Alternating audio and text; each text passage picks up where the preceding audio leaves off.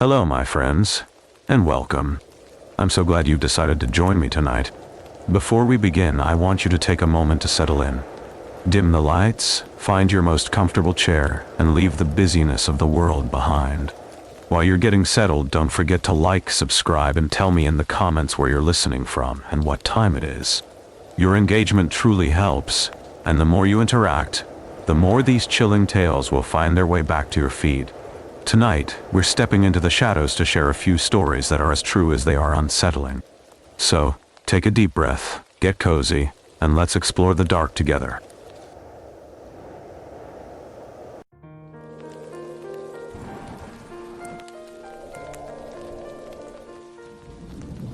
The weight of glass. The air in rural Pennsylvania carries a specific kind of weight in the early spring. It smells of wet earth, decaying leaves, and the sharp, metallic promise of rain. I sat on the porch of the farmhouse, my hands wrapped around a ceramic mug of peppermint tea. The heat from the cup seeped into my palms. It was a small comfort. The wood of the porch was weathered and gray. It felt rough beneath my boots. I have lived in this house for 3 months now. It belongs to my sister, Elena. She moved me here after the hospital said there was nothing left for them to do.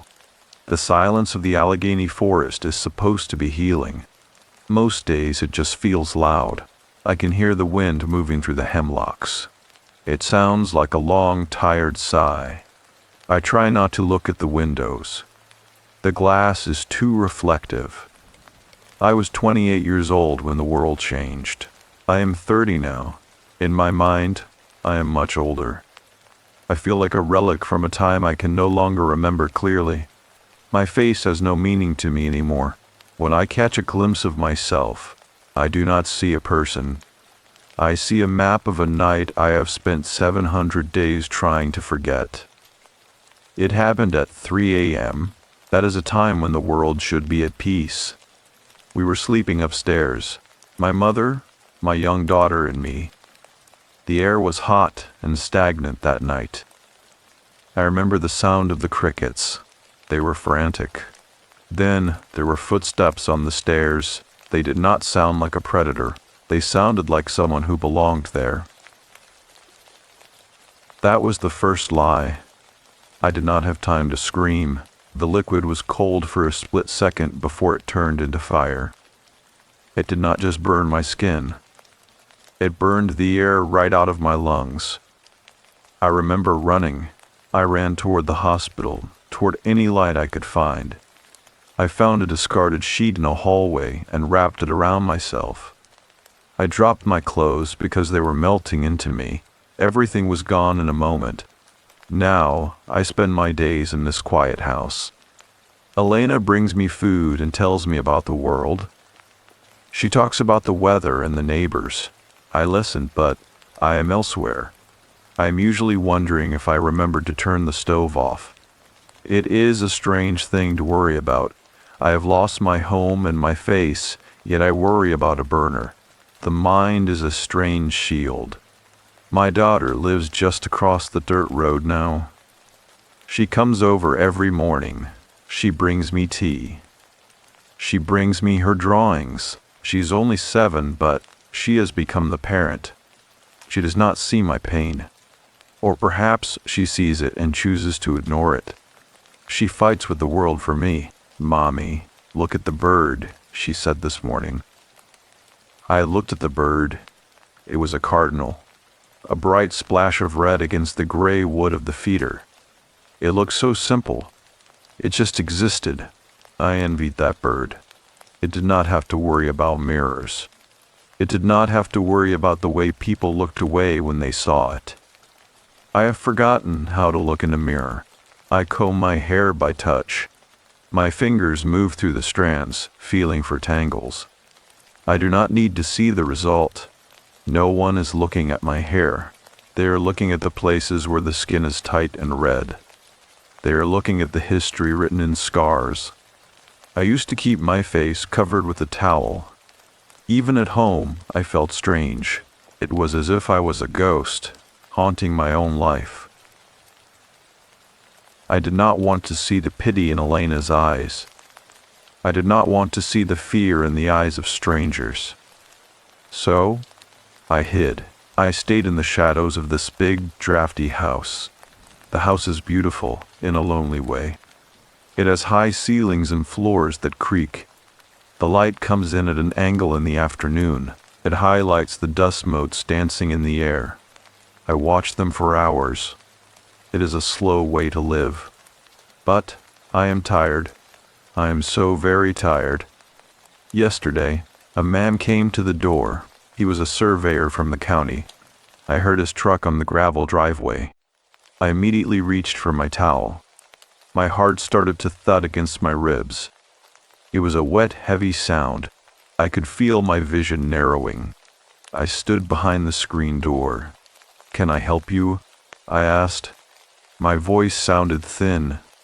It sounded like it belonged to someone else. The man looked up from his clipboard. He started to speak. Then he stopped. He did not scream. He did not run. He just blinked. Then he looked at the ground. "Just checking the property line, ma'am," he said. He did not look at me again. He finished his work and left. I watched his truck disappear down the road. The dust settled slowly. I felt a familiar hollow ache in my chest. It was not anger. It was just a profound sense of being finished. When I think about the future, I see darkness. It is like looking into a well with no bottom. I do not know what my daughter will do when I am gone. She sees me as a hero. I see myself as a casualty. It is a heavy burden to be someone's hero when you feel like a ghost. But then, there is the foundation. Sahim Mom sent me a letter last week. She calls herself a madam, but she feels like a mother. She knows the burn. She knows the way the sorrow consumes you from the inside out. She wants me to come to the city. She wants me to talk to people. "You are a survivor," she wrote, "not a victim." I read those words over and over. They felt heavy. They felt like a challenge. I am not sure if I am ready to be a survivor. Being a victim is easier. You just have to stay in the dark. You just have to let the world happen to you. The sun began to set behind the hemlocks. The sky turned a bruised purple. I finished my tea. It was cold now. The peppermint left a lingering medicinal taste on my tongue. I stood up and walked into the house. The kitchen was warm. Elena had left a loaf of sourdough bread on the counter. It was wrapped in a clean white cloth. I touched the bread. It was still soft. It was a small physical comfort. I decided then that I would answer the letter. I would not go to the city yet, but I would write back. I would tell her that I am still here. I sat at the kitchen table. The wood was smooth and polished. I picked up a pen. My hand shook slightly. I looked at the blank paper. The light from the overhead lamp was yellow and steady. It felt safe. I wrote the first line. "The air is turning cold here, but the bread is still warm." The silence of the Appalachian foothills during a late afternoon has a way of thickening the air until it feels like cool water. My sister Elena had left a bowl of Honeycrisp apples on the sideboard, and the scent of overripe fruit mingled with the faint, waxy odor of unscented candles. I sat in the armchair by the hearth, watching the dust motes drift through a single shaft of amber light. It was a Tuesday. 2 years and 4 months since the ceiling of my world collapsed. My hands, resting on the faded floral fabric of the chair, looked like pale porcelain that had been shattered and glued back together. I found myself staring at the frayed edge of the rug, wondering if the local hardware store sold the specific shade of navy blue thread needed to fix it. That mundane thought was a shield against the memory of the hospital corridors. I remember the sound of the air filtration system, a low hum that seemed to mock the frantic pace of my pulse. When the bandages finally came off, The doctor did not look at my face. He looked at his clipboard. He spoke in a voice that was practiced and detached, like a man reading a grocery list. I had realized then that my identity was no longer a person to the world, but a series of medical procedures and insurance codes. The reflection in the polished metal of the bedside tray had been a stranger, a map of red ridges and tight, shiny skin. I reached for an apple, the skin smooth and cold against my palm. The simple act of gripping the fruit felt like a victory, though a hollow one. My daughter was outside, her laughter muffled by the heavy timber of the house walls. She was playing with a wooden pull toy, the rhythmic clack-clack-clack of the wheels echoing in the yard. She has become a mother to my grief, a tiny sentinel who guards the door to my room as if she can keep the darkness out by sheer force of will. It is a reversal of roles that tastes like ash in my mouth. I should be the one comfort her, yet I am the one who flinches when the floorboards groan. A knock at the door broke the heavy quiet of the living room. It was not the sharp, aggressive rap of a stranger, but the soft, hesitant tap of someone who knew the fragility of the person inside. I pulled my cardigan tighter, the wool scratchy against the sensitive graft sites on my neck. It was Sahen Mom, the woman who had written to me from the city. She stood on the porch, her own face a testament to a similar fire, yet she carried herself with a stillness that I had not yet earned. She did not look away when I opened the door. "The path back to yourself is not a straight line," she said, her voice like smooth river stones. She stepped into the entryway, bringing with her the smell of rain and expensive, old-fashioned perfume. We sat together in the dim light, the only sound the ticking of the grandfather clock in the hallway. She told me about the others, the women who had emerged from the shadows to walk in the sun again. She spoke of courage not as a loud explosion, but as the quiet decision to breathe through the pain for one more minute. Her words were precise, each one chosen with the care of a jeweler. "You are carrying the weight of a night that is already over," she whispered, leaning forward. I looked at her, really looked at her, and for the first time, I did not see a victim.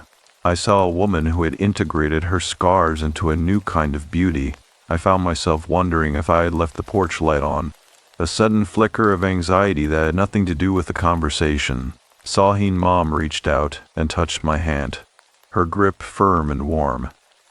It was the first time in 2 years that a touch did not feel like a threat. She stayed until the shadows stretched across the floor, leaving behind a small, hand-painted box that smelled of sandalwood and old secrets. The sandalwood box sat upon the small oak table, its scent cutting through the heavy, stagnant air of the hallway. My daughter had fallen into a deep sleep, her chest rising and falling with a rhythmic grace that I envied. I stood in the corridor, the darkness of the house pressing against my skin like a damp wool blanket. My vision seemed to narrow until only the intricate carvings on the lid of the box remained in focus. I wondered if the person who made this box had ever cut their finger on the wood. That fleeting thought was a small anchor, keeping me from drifting back into the memory of the night the stars felt too bright. I could hear the house settling, the old beams letting out sharp wooden cracks that sounded like distant gunfire. I reached out to touch the lid, my scarred fingertips feeling only a dull pressure instead of the detailed grain. The lack of sensation was a cold reminder of the nerve endings I had lost to the fire. It felt as if a part of my soul remained trapped in a silent, numb vacuum. I remembered the way the hospital sheets felt like sandpaper against my raw shoulders, a sensation that had redefined the meaning of agony. Every breath back then had been a conscious effort, a mechanical struggle against a body that wanted to give up. The surgeons had spoken of progress and percentages, but I only measured time in the intervals between doses of numbing medicine. I felt like a broken clock that someone was trying to wind with a heavy, rusted key. I opened the box, and the hinges let out a sound like a tiny silver bell. Inside lay a single, smooth piece of obsidian and a folded slip of heavy parchment. The stone was cool, a deep and bottomless black that seemed to absorb the dim light of the hallway. I held it against my cheek, the temperature of the mineral acting as a balm for the phantom heat that still lived in my skin. Sahin Mom had told me that the earth holds a memory of every fire, yet it remains solid and unmoving. I closed my eyes, trying to imagine my own heart as a stone, cold and impervious to the judgment of the world. The silence of the house grew even deeper, the kind of quiet that makes one's own heartbeat sound like a drum in an empty cavern. The mirror you carry inside is the only one that matters, the note read in a sharp, elegant script. I traced the letters with my thumb, the paper feeling thick and expensive against my palm. I found myself fixating on the ink, wondering if it was a custom blend or if it came from a standard bottle. These tiny diversions were the only way I could process the immense weight of the woman's kindness. I had spent so long hiding in the gray fog of my own shame that the light of her attention felt like a physical blow. I looked toward the bedroom door, where my daughter lay dreaming of a world that was still whole and kind. I felt a sudden, sharp pang of guilt for the shadows I had brought into her childhood. I walked to the kitchen and filled a glass with water from the tap, the pipes groaning in the basement like a slumbering beast. The water was metallic and bracing, a sharp contrast to the sweet, lingering scent of the sandalwood. I stood by the sink, looking out into the yard where the silhouettes of the trees moved in the night wind. They looked like long, skeletal fingers reaching for the moon, a sight that usually filled me with a quiet dread. Tonight, however, the fear felt distant, as if it belonged to a version of me that had finally stayed behind in the hospital room. I set the glass down and listened to the sound of a cricket under the floorboards, its chirp steady and brave in the vast dark. I returned to the hallway and placed the obsidian stone back into its wooden nest. The weight of the box felt different now, no longer a burden of mystery, but a promise of a quiet strength. I realized that the house did not feel like a cage tonight. It felt like a cocoon, a place where I could be soft without being broken. I began to walk toward my own bed, my footsteps light upon the creaking planks. I wondered if the moon was visible through the skylight, or if the clouds had moved in to cover the valley in a blanket of mist. I lay down and pulled the heavy quilt to my chin, the fabric smelling of lavender and the sun that had touched it on the clothesline. The wind outside began to pick up, whistling through the gaps in the window frame with a sound that felt almost like a lullaby. The morning light filtered through the kitchen window in thin, pale ribbons that illuminated the steam rising from a bowl of plain oatmeal. I found myself fixating on the tiny, systematic bubbles popping on the surface of the cereal. It was a distraction from the heavy, phantom sensation of a gaze lingering on the back of my neck. I had spent 730 days learning to decipher the language of shadows, yet the stillness of the farmhouse felt different today. The floorboards in the pantry emitted a sharp, sudden snap that made my pulse jump in my throat. I stood frozen, my spoon suspended midair, listening for a follow-up sound that never came. Grief is a slow, rhythmic tide that erodes the coastline of the mind until only the jagged rocks of memory remain. I remembered the way the paramedics spoke in hushed tones, their voices blurred by the roaring in my ears. They had used words like integrity and depth to describe the damage, as if my skin were a piece of architecture rather than a living thing. I felt a sudden, involuntary urge to check the expiration date on the milk carton in the refrigerator. The mundane task was a desperate attempt to anchor myself to a reality where things followed a predictable order. I stared at the stamped purple numbers until they blurred into a meaningless smear. My daughter sat across from me, her small fingers tracing the patterns on her placemat with a concentration that mirrored my own. She did not ask why I was staring at the milk. She simply pushed her half-eaten toast toward the center of the table. Her quiet understanding was a weight I did not know how to carry. I felt like a hollow tree, standing only because the surrounding forest refused to let me fall. The kitchen clock ticked with a mechanical aggression that seemed to fill the entire room. Each second was a reminder that the world was moving forward while I remained trapped in a static grayscale photograph. I walked to the back door and looked out at the garden, where the soil was dark and saturated from the overnight mist. A single crow landed on the fence post, its feathers oily and slick in the weak sun. It turned its head to the side, watching me with a singular black eye that felt uncomfortably knowing. I wondered if the bird could sense the chemical change in my body, the way the fear had become a permanent part of my biology. I reached for the door handle, but my fingers felt numb and unresponsive. The cold metal was a stark contrast to the internal heat that still flickered deep within my chest.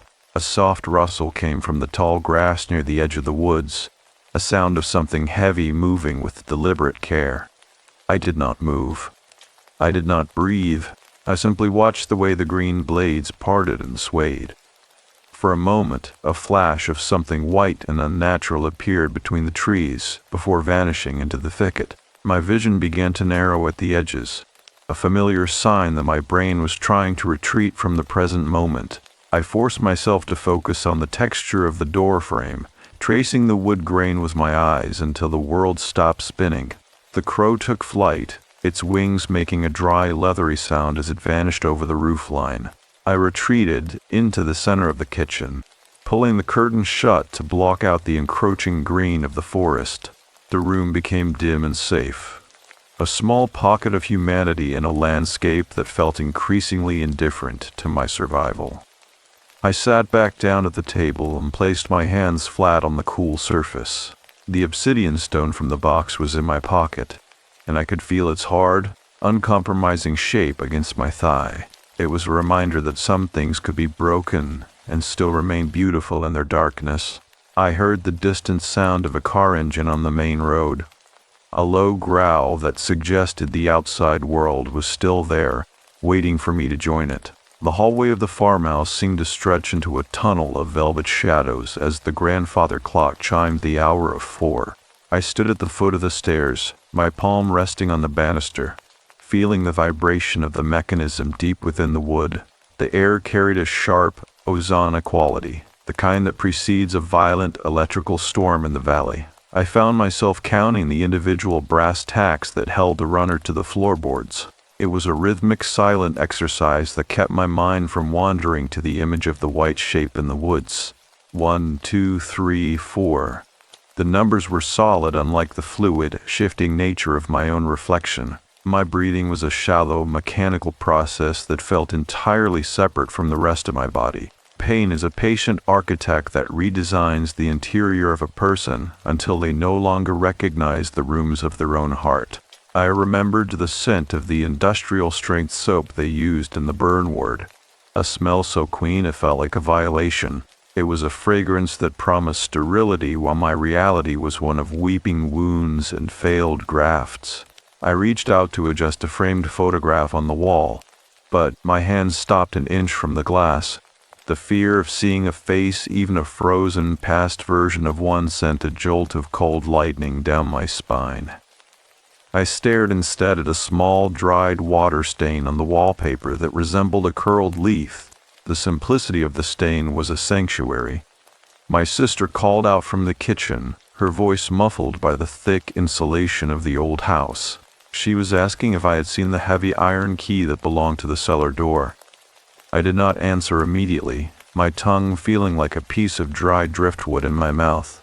The cellar was a place of damp stone and jars of preserved peaches, a subterranean world that felt honest in its decay. I finally forced a response, the words feeling heavy and cumbersome as they left my throat.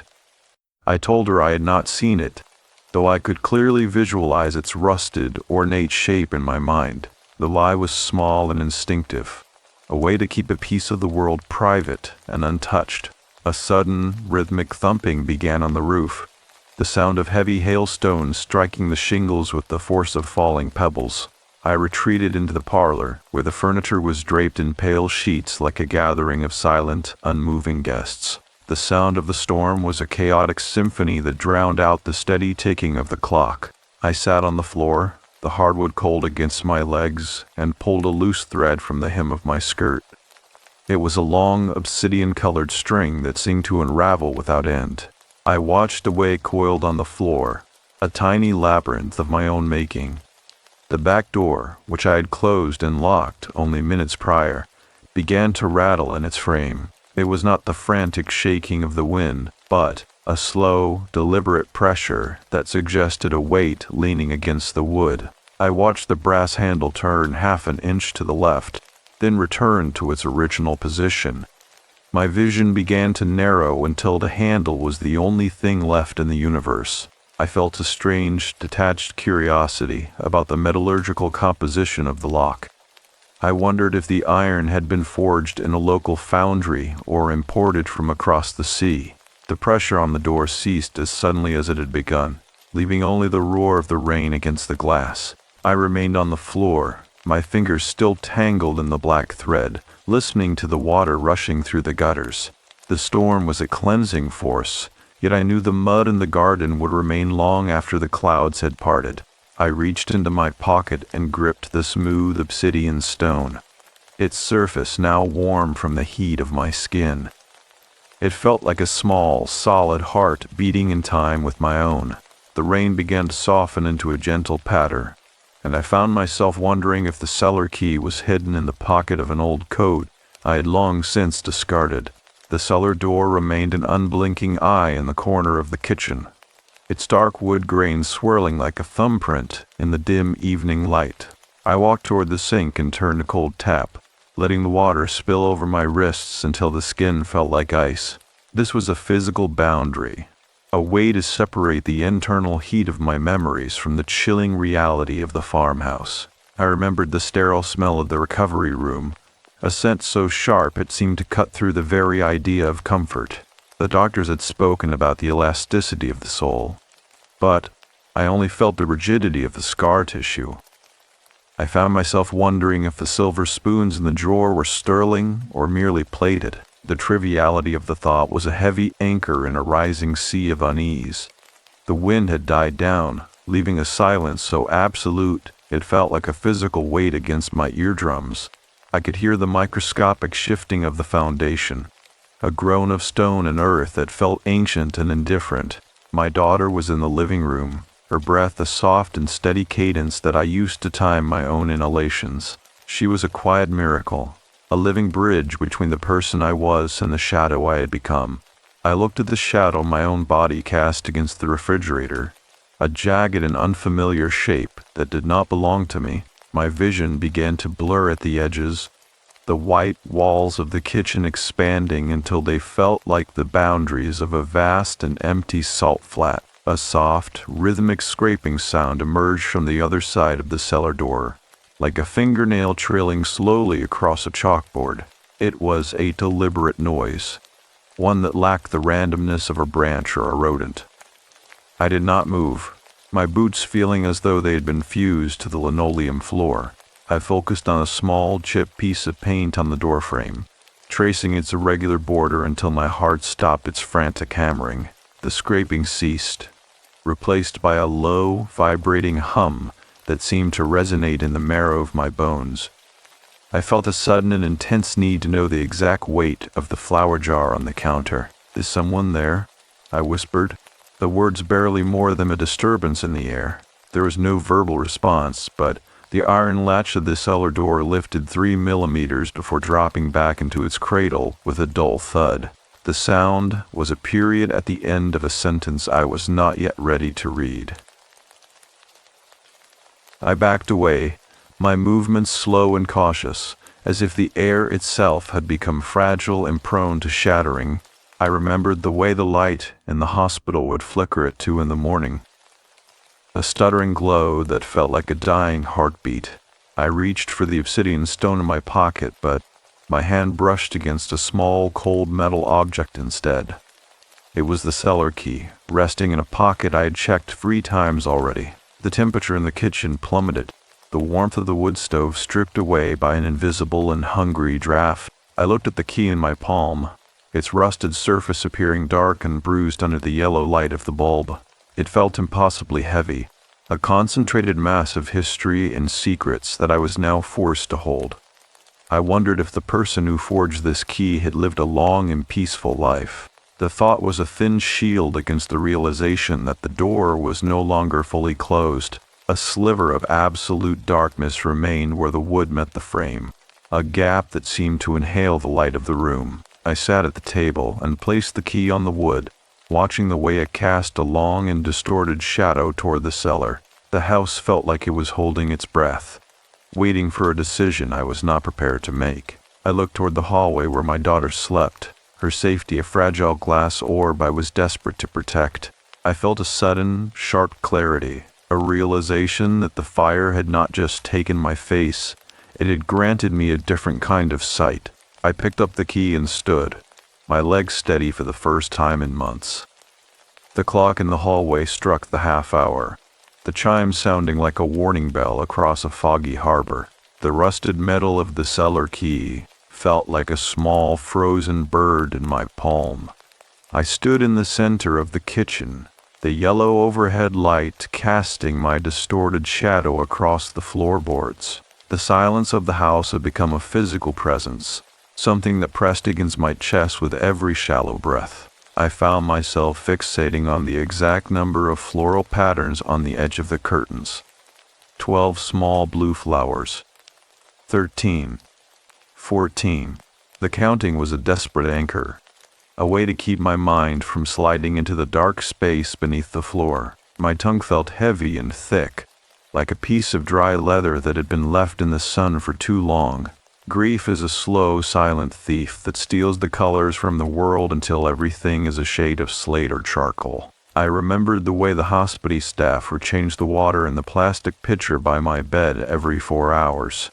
The sound of the ice clinking against the sides had been a tiny, sharp reminder that time was still moving outside of my pain. I felt a sudden, irrational urge to check if the salt shaker was completely full. I walked to the counter and shook the glass container, the white grain shifting with a soft, sandy hiss. The weight of it was comforting in its simplicity. It was a fact I could understand. The scratching behind the cellar door began again, but this time it was accompanied by a soft, wet sound. It was the noise of something heavy and damp being dragged across a stone floor. I did not move. I did not scream. I simply watched the way the sliver of darkness at the door frame seemed to widen by the width of a single hair. My vision narrowed until the only thing I could see was the iron latch. I felt a cold, prickling sensation on the back of my neck, the kind that comes when you realize you are no longer the only person in a room. The air in the kitchen began to smell of stagnant water and old, forgotten earth. "I have the key," I said, my voice sounding like a stranger's in the empty house. The dragging sound stopped instantly. A low, rhythmic breathing emerged from the gap in the door, a sound so steady and human that it made my stomach turn. It was the sound of someone who had been waiting for a very long time. I realized then that the fire had not just changed my face, it had changed the frequency of my soul. I was no longer tuned to the world of the living, but to the world of the things that hide in the periphery. I felt a sudden, sharp clarity about the thickness of the cellar walls. They were made of field stone, harvested from the valley over 100 years ago. I walked toward the door, my movements mechanical and devoid of grace.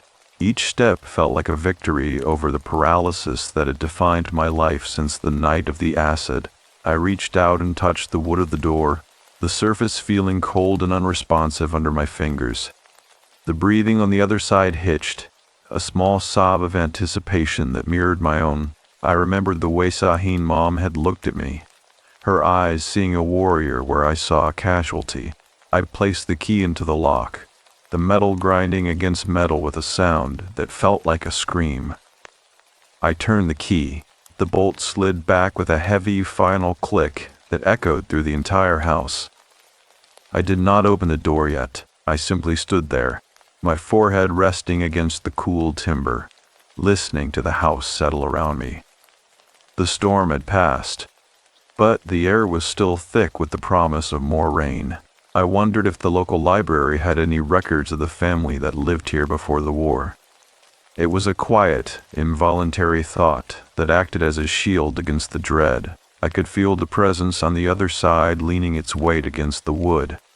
The handle began to turn slowly under my hand, a movement that felt less like an intrusion and more like an invitation. The heavy oak door swung inward with a slow, agonizing groan that seemed to vibrate through the soles of my feet. A wave of stagnant subterranean air rushed into the kitchen, carrying the scent of wet limestone and ancient, undisturbed dust. I stood at the threshold, my fingers white-knuckled around the iron handle. The darkness of the stairwell was absolute, a vertical tunnel that seemed to lead into the very center of the earth. I found myself wondering if the house had been built over a natural cavern, or if the basement had been hand-carved by the original settlers. This small academic curiosity was a thin barrier against the cold dread that was rising in my throat like a physical tide. Isolation is a silent architect that rebuilds the rooms of the mind until the doors no longer lead to the outside world. I remembered the way the hospital fluorescent lights would buzz with a high-pitched electric whine during the long hours before dawn. That sound had become the soundtrack to my displacement, a constant reminder that I was a passenger in a body that felt like a foreign country. I reached out to touch the stone wall of the stairwell, the surface feeling slick and unnervingly soft under my scarred palms. It was as if the house itself were a living organism, damp and breathing in the shadows. I felt a sudden, inexplicable urge to check the lint wrap in the dryer. The mundane impulse was a desperate attempt to maintain a connection to the life I had known before the fire. A soft, rhythmic sound emerged from the bottom of the stairs, a noise that resembled the slow turning of a page in a heavy book. It was followed by a faint, shimmering light that pulsed in time with the sound of my own heartbeat. I did not move, my vision narrowing until the staircase was the only thing left in existence. My breathing was a series of shallow, jagged gasps that felt like they were being scraped from my chest by a dull blade. I could hear the wind outside picking up again, a low and mournful whistle that sounded like a distant voice calling a name I had long since forgotten. The air around me grew heavy and thick, as if the darkness were a liquid that was slowly filling the room. "Who are you?" I whispered, though my voice felt like it was being swallowed by the stone walls. There was no verbal answer, but the shimmering light at the bottom of the steps grew brighter, revealing the silhouette of a tall, slender figure standing by a wooden loom. The figure was draped in a shawl of woven shadows, its hands moving with a fluid and hypnotic grace. It was the mirror weaver of the local legends, the one who was said to gather the broken reflections of the lost and stitch them back together. I felt a sudden and intense clarity about the number of steps leading down into the dark. 17 wooden planks, each one worn smooth by a century of footsteps. I began to descend, my movements slow and deliberate, as if I were walking through deep water. The temperature continued to drop as I reached the middle of the staircase, the warmth of the kitchen now a distant and fading memory. I looked at the weaver, and for the first time, I did not feel the need to hide my face. The figure did not have eyes, but a pair of deep, glowing hollows that seemed to reflect every star in the night sky. I realized that the fire had not just taken my identity, it had prepared me for this moment, this intersection between the seen and the unseen. I felt a strange, detached peace, a realization that the weaver was not a threat, but a witness to the history I carried in my skin. I reached the bottom of the stairs and stood on the cool earth floor. The weaver stopped its work and turned toward me, its movements as silent as the falling snow. It reached out a long, translucent hand and touched the air inches from my face. A spark of silver light jumped from its fingers to my skin, a sensation that was not hot or cold, but simply right. I found myself wondering if the local hardware store sold the specific type of brass polish needed for the kitchen faucet. The thought was a final flickering candle in the vast darkness of the cellar. I stood still as the weaver began to pull a thread of pure light from the air between us. The light began to expand, illuminating the jars of preserved peaches until they glowed like amber lanterns in the deep shadows of the room. The weaver pulled a strand of iridescent light from the stagnant air, the fiber glowing with a soft, pulsing violet hue. I stood in the cool, damp earth of the cellar floor, my boots making no sound as I shifted my weight. The creature did not possess a face in the way humans do, yet I felt a profound sense of being recognized for the first time in years. Its fingers moved with a mechanical precision that reminded me of a spider repairing a web after a summer storm. I found myself wondering if the local hardware store stocked a specific grit of sandpaper needed to smooth the banister upstairs. This fleeting thought was a necessary shield against the sheer impossibility of the luminous figure before me. My vision began to narrow until the only thing in the universe was the rhythmic movement of the weaver's hands. The fire that took my past had left behind a cold, hollow space that I had tried to fill with silence and shadows. I remembered the way the hospital staff would adjust the plastic blinds at sunset, the slats making a sharp, clicking sound that felt like a countdown. That noise had become a marker for the hours I spent waiting for a version of myself that was never coming back. I reached out to touch a nearby wooden support beam, the surface feeling rough and splintered against my sensitive fingertips. It was a grounding sensation, a reminder that the world of solid objects still existed despite the spectral light filling the basement. I felt a sudden, involuntary urge to verify the exact number of steps I had taken from the kitchen door. 8, 9, 10. The loom began to emit a low, vibrating hum that resonated in the very marrow of my bones. It was a sound that carried the weight of 1,000 whispered secrets, a collective sigh of those who had learned to live in the periphery of life. The weaver was not just stitching thread, it was weaving the fragments of my own scattered identity back into a cohesive whole. I watched as a piece of the silver light took the shape of a memory, a morning in the garden, before the world turned to acid and ash. I did not feel the usual sharp sting of grief when I saw it. Instead, I felt a strange, detached curiosity about the chemical composition of the silver light. I wondered if it was a form of bioluminescence or something entirely outside the periodic table. "You are more than the history written in your skin," a voice seemed to say, though the weaver's mouth did not move. The words did not enter through my ears, but seemed to bloom directly within my chest, warm and steady. I felt the tension in my neck and shoulders begin to dissolve, a physical release I had not experienced in over 700 days. The cellar, once a place of damp stone and dread, now felt like the interior of a great, quiet cathedral. I looked at the weaver and realized that the uneasy feeling I had carried was not a warning of danger, but a symptom of growth. I was shedding the heavy skin of a victim and stepping into the lighter frame of a witness.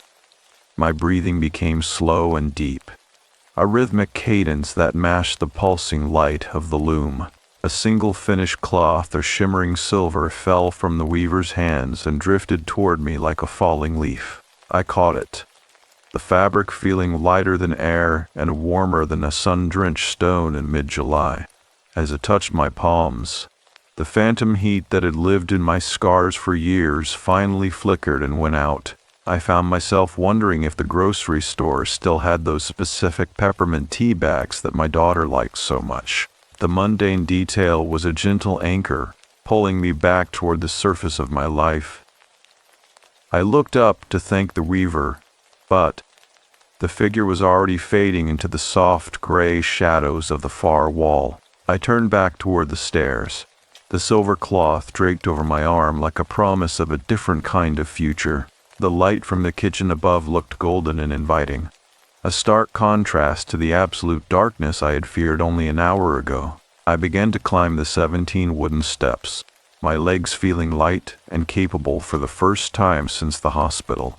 I could hear the distant rhythmic ticking of the grandfather clock, its sound no longer an aggression, but a steady, comforting heartbeat. I reached the top of the stairs and stepped back into the warmth of the house.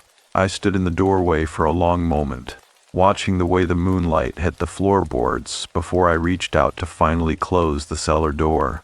The kitchen greeted me with the quiet, domestic hum of the refrigerator and the steady, comforting ticking of the clock. I stood by the table, The silver fabric draped over my arm like a spill of moonlight that refused to fade. The air in the room no longer felt heavy or thin, but balanced and clean, as if a great fever had finally broken. I found myself staring at a small ceramic sugar bowl on the counter, noting the way the blue glaze caught the morning light. It was a beautiful object, simple and functional, and for the first time in 2 years, I did not feel like a stranger in its presence. My breathing was rhythmic and deep, a slow tide that mirrored the peace of the valley outside. Forgiveness is not a loud proclamation, but a quiet, internal shifting of tectonic plates until the landscape finally levels. I remembered the way the hospital staff would speak in hushed tones behind the privacy curtains, their voices a blur of pity and clinical observation. That sound had been a wall between me and the rest of humanity, a barrier that made me feel like a specimen rather than a woman. I reached out and touched the cool surface of the kitchen table, my fingers tracing a familiar knot in the wood grain.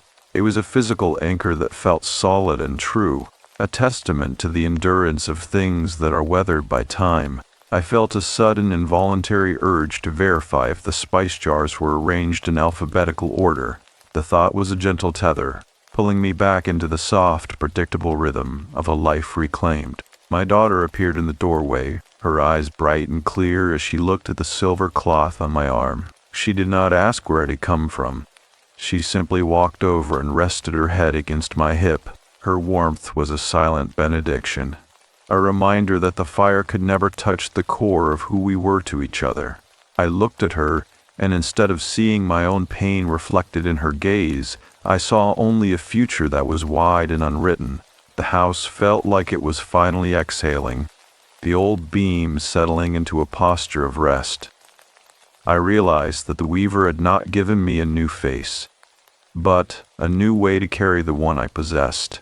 "The birds are singing early today," she whispered, her voice a soft melody in the quiet room. I looked toward the window and saw a pair of goldfinches landing on the feeder, their feathers a vibrant, joyful yellow against the green of the trees. They moved with a lightness that felt contagious, a simple celebration of the morning. I felt the last of the phantom heat leave my skin, replaced by a cool, steady sense of belonging. The scars were still there, a map of where I had been, but they no longer defined the destination of where I was going. I felt a profound sense of gratitude for the stillness of the Pennsylvania woods. It was a landscape that understood the necessity of shadows in order to appreciate the light. I walked to the stove and began to prepare a pot of tea, the familiar movements feeling like a sacred ritual. The water hissed and bubbled, a cheerful sound that filled the small kitchen with a sense of purpose. I used the silver cloth to polish a smudge from the window pane, watching as the world outside became even sharper and more vivid. I found myself wondering if the local nursery had started selling the specific type of heirloom tomato seeds I wanted to plant. The mundane detail was a final joyous anchor, securing me to a reality where growth was not only possible, but inevitable. I poured 2 cups, the steam rising in elegant, translucent ribbons. We sat together on the porch, the air smelling of pine needles and the sweet, damp promise of a new season. The sun began to climb over the ridge, casting a warm, golden glow across the fields and the forest. I watched the shadows retreat into the hollows, leaving behind a world that was bright and full of potential. I realized that I was no longer a ghost haunting my own life, but a woman sitting in the sun with her daughter. The story of the fire was over, and the story of the aftermath had finally found its peace. I closed my eyes and let the warmth of the sun rest on my face, listening to the quiet, steady heartbeat of the world.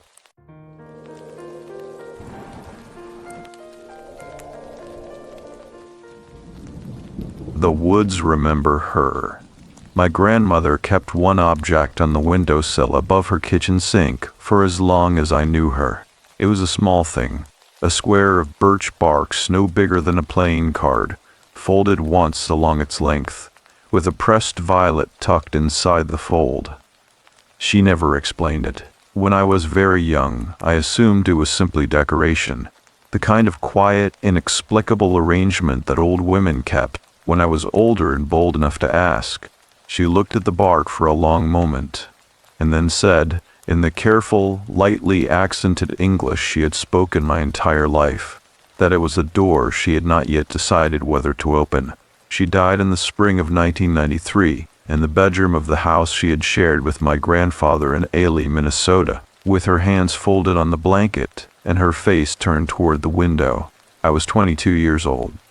I had driven up from the Twin Cities the moment my mother called, and I arrived 4 hours too late. The hospice nurse told me she had gone quietly, without distress, and I thanked her for saying so. And then I stood in the kitchen for a very long time looking at that square of birch bark on the windowsill and understanding, with a certainty I could not explain and still cannot, that I was meant to take it. I put it in my jacket pocket. It is the only thing of hers I kept. What I'm about to write down took place in the August of that same year, 3 months after her funeral. I have never written it out in full before now. I have told parts of it to 2 people, my husband, who believed me completely, and my sister, who did not. I am writing it now because I am 52 years old, and the weight of carrying it as a private thing has finally, quietly, become heavier than the weight of saying it plainly. My grandmother's name was Eva Marta Sorokina. She was born in a small village in what had been eastern Poland in 1931, and she came to the Iron Range of northern Minnesota in 1949. At the age of 18, through a sequence of events she described to me only once, in fragments, over the course of a single long afternoon when I was perhaps 16, and she believed she was running out of time to tell it. She had been a child alone in a forest. That is the simplest way to say it. The year was 1941. She was 10 years old. The village where she had been born was gone in a morning. Not metaphorically, not through slow decay, but literally, in one morning of fire and shouting in a mass grave dug in a field while a summer sun rose completely indifferent above the tree line. Her mother had told her to run. She ran. And for reasons she described to me as simply the luck of a person who has not yet used all of theirs up. She ran in the right direction, which was toward the trees, and not the wrong one, which was toward the soldiers. She walked those woods for 4 days. I am not going to tell you everything she told me that afternoon because it is not mine to give. Some of it she made me promise not to repeat, and I have kept that promise. But I will tell you the piece that matters for this account, because without it, nothing that followed in August of 1993 will make any sense at all. She told me that on the second night, when she was so exhausted and so frightened that her mind had stopped working in its normal way and had begun producing images instead of thoughts, she saw a light in the forest, not a fire. She knew what fire looked like. This was smaller, cooler, a pale blue-white glow moving between the trees at a distance she could not accurately judge because her depth perception had collapsed from fatigue. She told me she followed it for what felt like a long time, and then it stopped. And when she got close enough to see what had made it, there was nothing there, only a square of birch bark on the ground, folded once with a violet pressed inside.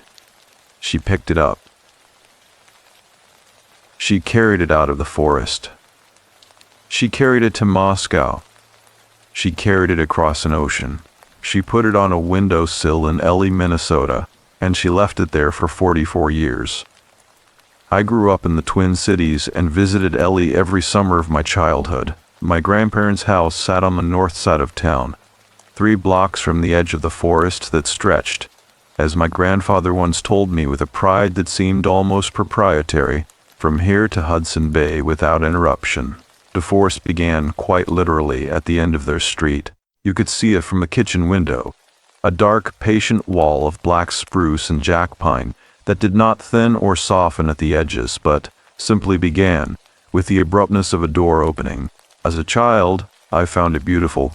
As an adult driving back into town on the 3rd of August 1993, with the birch bark in my jacket pocket, and 3 months of grief sitting in my chest like cold standing water, I found it something else entirely.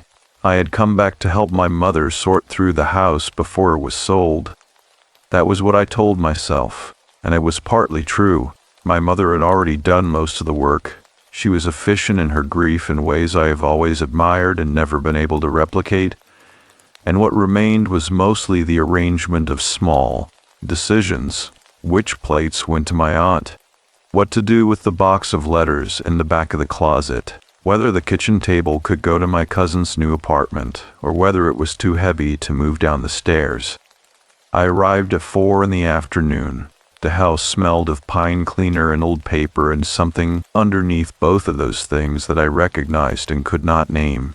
My mother made coffee, and we sat at the kitchen table, which was, in the end, going to be too heavy to move, and talked about practical matters for 2 hours. And I kept my eyes very deliberately away from the windowsill, where the birch bark was no longer sitting, because it was in my pocket, and looking at the empty space where it had been made something in my throat do a thing I was not prepared for in front of my mother. That night I slept in the small back bedroom I had always used as a child, under a quilt my grandmother had made from squares of her old dresses, and I lay in the dark listening to the forest, which made no sound at all, and that absence of sound was somehow louder than anything I had heard in months. I had left the birch bark on the nightstand. I told myself I was tired from the drive. I told myself the strange weight I felt in the room was grief, which it was, and nothing more than that, which it was not.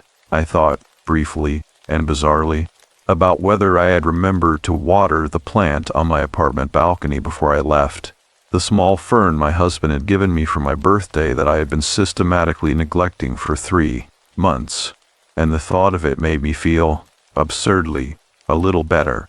Something small and ordinary, and mine. I fell asleep with the window open, and the forest pressed its silence against the screen all night, and in the morning when I woke, the birch bark was still there, and the violet inside it had opened slightly, the way pressed flowers sometimes do in humidity, as though something in the air of that room had coaxed it back toward a shape it had held a very long time ago. I told myself that flowers did what flowers did, and that it meant nothing, and I almost believed it.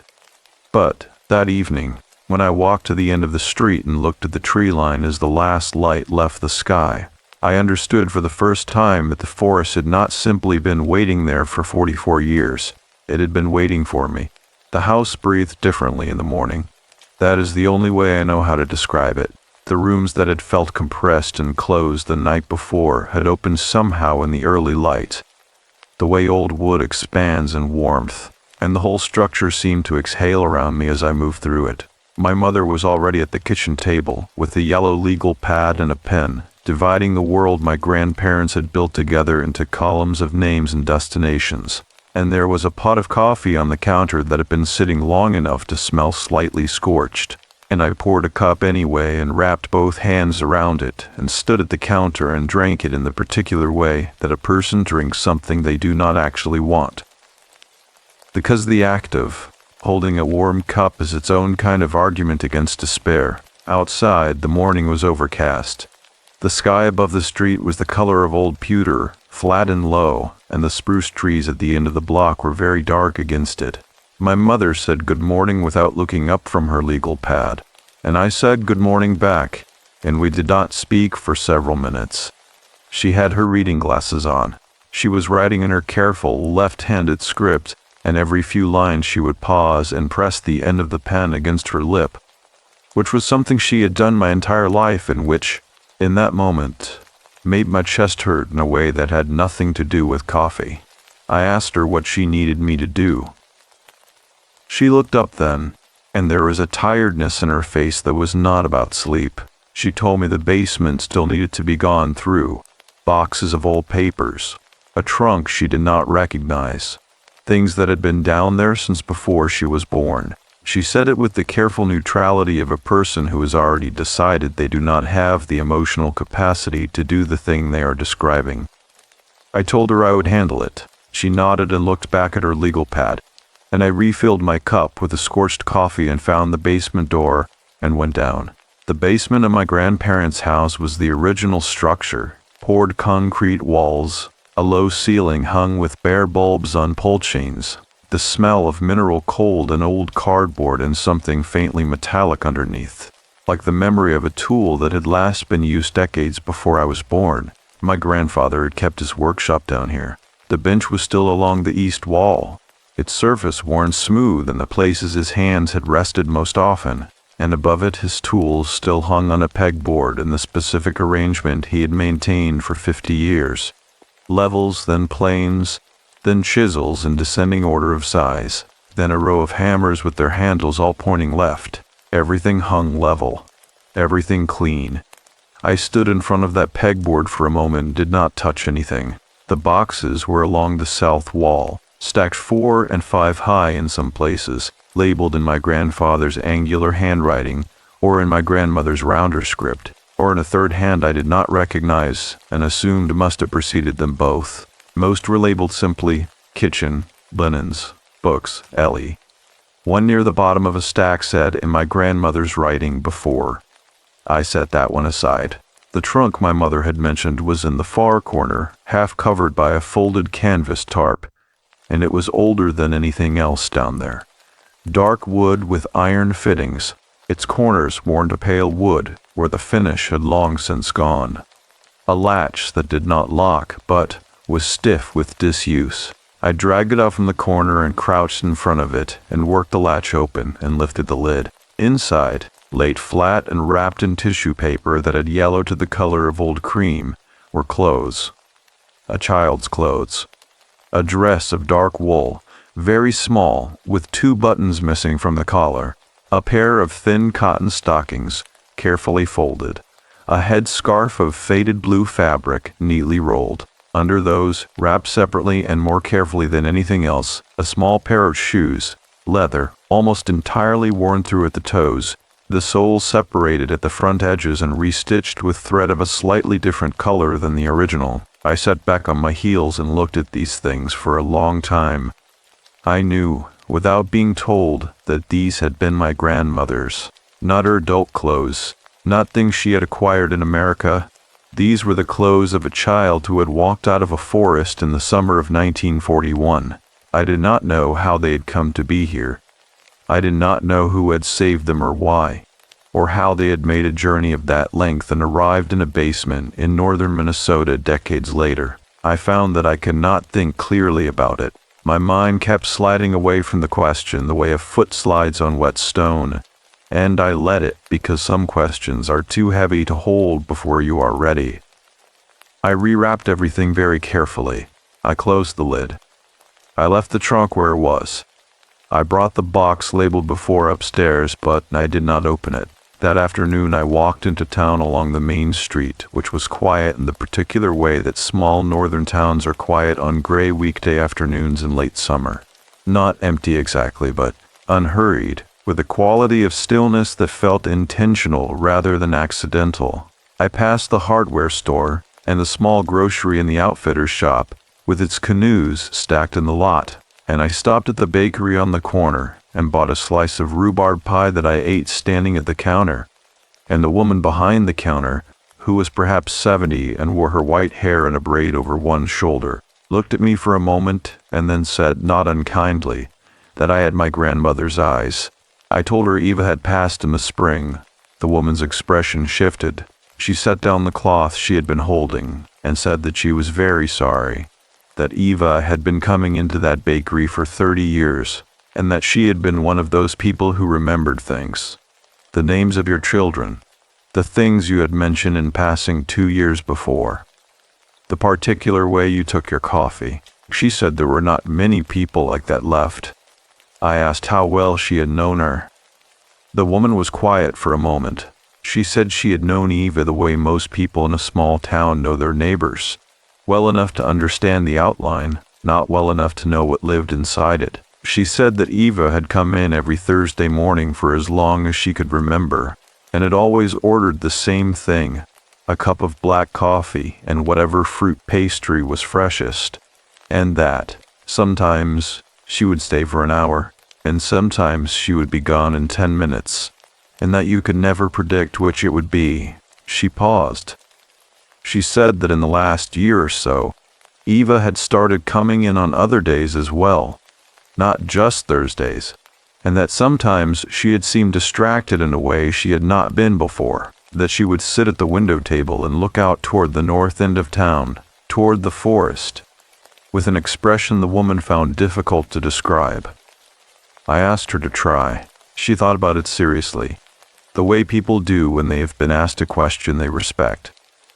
She said it was the expression of a person who was expecting something to arrive. I walked back to the house by a different route, a longer one that took me past the elementary school and along the street that ran closest to the tree line, and I walked slowly, and the overcast sky pressed its pewter weight down on the top of the spruce trees, and the air smelled of the particular green and mineral cold that I had associated with this part of the world my entire life, not unpleasant, not threatening, simply itself, a smell as familiar to me as my own name.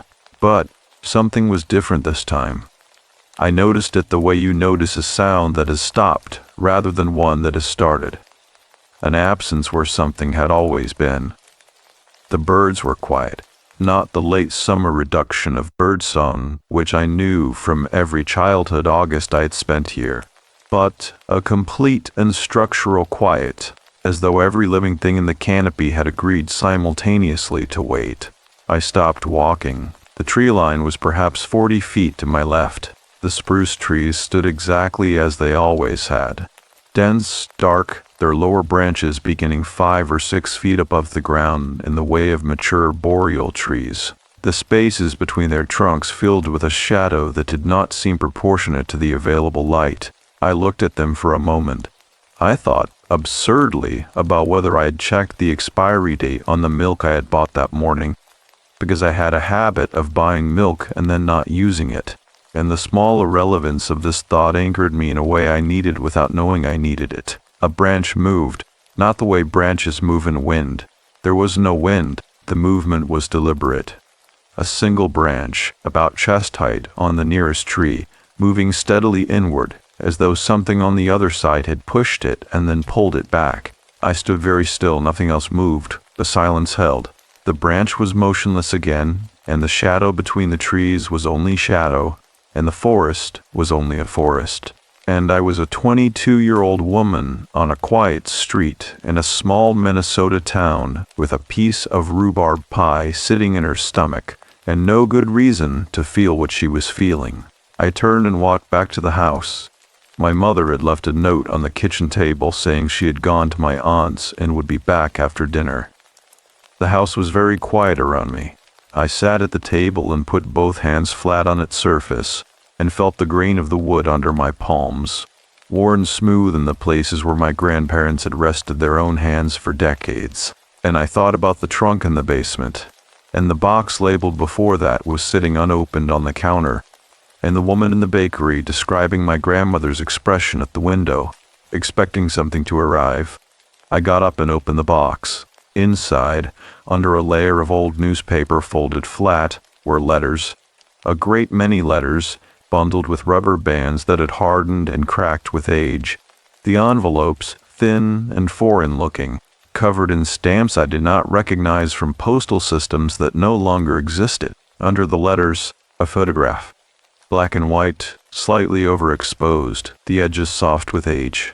A group of people in a village street. Women in headscarves, men in dark jackets, children at the edges of the frame in the way that children always stand at the edges of things. On the back, in my grandmother's handwriting, a single word, home. I turned the photograph over and looked at those faces for a long time in the quiet kitchen of the house my grandmother had made in the country that had taken her in. And outside the kitchen window, the sky had begun to darken, and somewhere at the far end of the street, the forest stood in its patient silence, and the only sound in the whole house was my own breathing, which had gone very quiet and very careful. The photograph was still in my hand when the light went out of the sky completely, and I realized I had been sitting there for nearly an hour, which meant something in me had needed the stillness more than I had understood, and that underneath the stillness, moving quietly and steadily the way cold water moves under ice, something had begun that I would not be able to stop. The photograph stayed on the table overnight. I did not put it back in the box, and I did not move it to the windowsill. and I did not tuck it into my jacket with the birch bark. I simply left it there, face up, the way you leave something you are not finished with. And in the morning when I came downstairs, it was the first thing I looked at, and I stood over it in the gray early light, and studied those faces again with the particular attention that grief gives you. That new, unwilling sharpness. And I noticed something I had not seen the night before. In the far left corner of the photograph, at the very edge of the frame, there was a tree line. Not a constructed background, not a field or a road or a fence. A forest, dark, dense, beginning with the same abruptness that I had been looking at from the window of this house for the past 2 days. I could not tell from the photograph whether the trees were spruce or pine or something else entirely. They were simply dark, and they began without transition. And they stood at the edge of that village street in eastern Poland in some year before 1941, the way the forest stood at the end of this street in northern Minnesota in August of 1993. I made coffee. I drank it standing up. I did not sit down again at the table. My mother came downstairs at 8 o'clock, and we ate toast and talked about the remaining boxes. And I watched her move around the kitchen with the efficient, contained sadness of a person who has decided to keep moving because stopping is the more dangerous option. I recognized this because I had been doing the same thing for 3 months. We were not a family that discussed such mechanisms out loud, and I loved her very much, and we talked about the boxes. After breakfast, she drove to the hardware store for more packing tape, and I went back to the basement. I was not going to the trunk. I told myself that plainly and specifically, the way you tell a child not to touch something. I am not going to open that trunk again this morning. And I stood at the bottom of the stairs for a moment, looking at my grandfather's tool bench and the pegboard above it, and the orderly row of hammers with their handles all pointing left. And then I crossed to the south wall and began working through the remaining boxes in the methodical, deliberate way that felt like the only available protection against thinking too clearly about what I had found in the one labeled before. Most of what I went through was ordinary. The accumulated documentation of 2 people's American lives.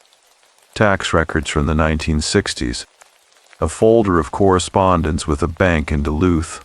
Christmas cards going back decades bundled by year. Some of them from people whose names I did not recognize and would never now be able to ask about. A small box of photographs from my grandfather's side.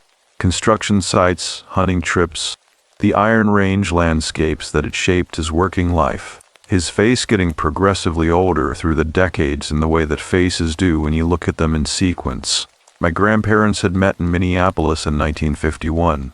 He was second-generation Slovenian, a miner's son who had become a carpenter, steady and careful and slow to speak. She was a recent immigrant with accented English and a quality of watchfulness that some people found uncomfortable, and that he, apparently, had found beautiful. They were married within a year of meeting. I had always known this outline. What I had not thought about carefully, sitting in that basement on a gray Minnesota morning, was what my grandmother had carried into that marriage. Not the trunk, not the letters, but the interior weight of a person who had seen her entire world destroyed when she was 10 years old and had spent the following 8 years surviving the wreckage. I sat on an overturned crate and thought about this for a while, and the basement was cold around me, and the single bare bulb above me cast its flat, patient light, and I understood something I had been circling for days without landing on. My grandmother had never talked about the forest. She had talked in fragments about the village, about her parents, about the journey westward after the war, the displaced persons camps, the crossing. She had mentioned, once, the 4 days in the woods, mentioned them the way you mention a passage between 2 more significant places, as a fact of transit rather than a thing with its own interior life. But she had never described what the forest looked like. She had never described what she heard there, or what she saw in the dark between the trees, or what it had felt like to be 10 years old and completely alone inside something that large and that indifferent. She had described finding the birch bark, and then she had stopped. I went back upstairs. My mother was not yet home. I put on my jacket and walked outside. and this time I did not hesitate at the tree line. I walked directly to it and stood at its edge and looked in. The forest floor was dim, even in morning. The canopy so dense that the light arrived in pieces rather than in any continuous way, lying in pale, irregular shapes across the needle-covered ground. The smell was very strong here. Pine resin and wet soil, and the particular mineral sharpness of cold water somewhere nearby, a small creek or a drainage channel. Its sound just audible underneath the silence. The trees were mature black spruce and jack pine, their trunks straight and close, the spaces between them filling with shadow at a depth of perhaps 30 feet. I was not going in. I was simply looking, the way you look at a door that does not belong in a wall you thought you understood. And then I saw the marks. They were on the nearest spruce tree, at about shoulder height, not carved or scratched, but pressed into the bark somehow, a shallow depression in the shape of a small hand, a child's hand, fingers spread, the heel of the palm at the bottom. The bark had grown partially around the edges of it over what must have been a very long time. The way bark grows around anything that stays against it long enough, softening and absorbing the edges until the shape becomes part of the tree rather than an intrusion upon it. A child's handprint. On a tree at the edge of this forest, grown over with decades of slow bark. I looked at it for a long time without moving. My own hands were in my jacket pockets, and I was aware of the weight of the birch bark against my left palm through the fabric. And I thought with sudden, almost startling clarity about the fern on my apartment balcony, and whether 3 months of irregular watering had finally finished it, and whether I should call my husband that evening. And these thoughts arrived with the particular desperate mundanity of a mind that has reached the edge of what it is able to absorb, and is manufacturing small concerns as insulation. The handprint was not new. That was the thing I kept returning to as I stood there. This was not something made recently, not a child from the neighborhood playing against the tree. The bark had been growing around those edges for a very long time. I could not have said how long, but long enough that the indentation had softened and settled, the margins blurred, the shade preserved not by sharpness but by the tree's own patient incorporation of it. Long enough to have been made before the houses on the street were built. Long enough to have been made by someone who had stood at this tree line when this was the edge of wilderness in every direction. I took my hand out of my pocket, the hand that was not holding the birch bark, and I held it next to the print without touching. My adult fingers were longer. The palm was wider. The proportions were entirely wrong for me. They were right for a child of about 10. I walked back to the house. I sat at the kitchen table and put both palms flat on the wood and breathed carefully and evenly for several minutes, the way you breathe when you are trying to remain in the register of the rational. I told myself there were explanations. I told myself that old handprints on trees were not inherently significant, that children had been playing near this forest for as long as people had lived in Ely, that the coincidence of size and age was exactly that, a coincidence, the kind that grief manufactures constantly because grief is a machine for finding patterns in noise. My mother came home with the packing tape and called out from the hallway, and I answered her, and my voice sounded entirely normal, which surprised me. That evening, after dinner, I asked my mother if she had ever heard Grandmother Eva talk about the forest. She set down her fork. Something moved across her face. Not surprise exactly, but the particular expression of a person who has been waiting for a question they were not sure they wanted to answer. She said that Grandmother Eva had walked in the forest. I waited. My mother said that she had known for years, since she was a teenager and had come up to visit one summer, and had woken very early on a Tuesday morning and looked out the window. She had seen her mother walking up the street toward the tree line in the gray pre-dawn, unhurried, dressed as though she were going somewhere specific. She had watched her walk to the edge of the trees and stand there for a long time. And then she had watched her put one hand flat against a spruce tree, not leaning, not resting, but pressing, deliberately, palm open, the way you press your hand against a door to feel whether there is heat on the other side. And then she had walked back to the house, and come inside and made coffee, and never said a word about it. My mother said she had asked about it once, years later. She said Eva had looked at her for a long moment and then said, quietly and without any particular emotion, that the forest in his country was the same forest, that all forests at the deep root were one forest, and that she had left something in a forest a very long time ago, and that sometimes she went to the edge of this one to check whether it had been returned yet. My mother's voice was entirely steady as she told me this. She was a very steady woman. I had inherited almost none of it. I asked what she thought Eva had left there. She was quiet for a long moment. Outside, the darkness had come in completely, and the house was warm against it, and the kitchen light made a small bright island of the table between us. She said she did not know. She said she had always assumed it was something from before she was born, something that happened in the war, in the forest, that her mother had never been able to put into words, and perhaps had decided she would not try to put into words, and that the visits to the tree line were her way of staying in conversation with something she could not name directly. We did not speak for a moment. Then my mother said, carefully, she went more often in the last year. I heard this and felt it settle somewhere below understanding, in the place where the body registers significance before the mind catches up. And that night, lying in the small back bedroom with the dark pressing against the window and the forest somewhere at the end of the street in its patient silence, I understood that I had not come here to help my mother pack boxes. I had come here because something in the forest had finished waiting, and it had needed me to know that. I did not sleep well that night, and I did not pretend that I had. I lay in the dark for a long time after my mother turned her light off, listening to the house in the particular way that you listen when you are not sure what you were listening for.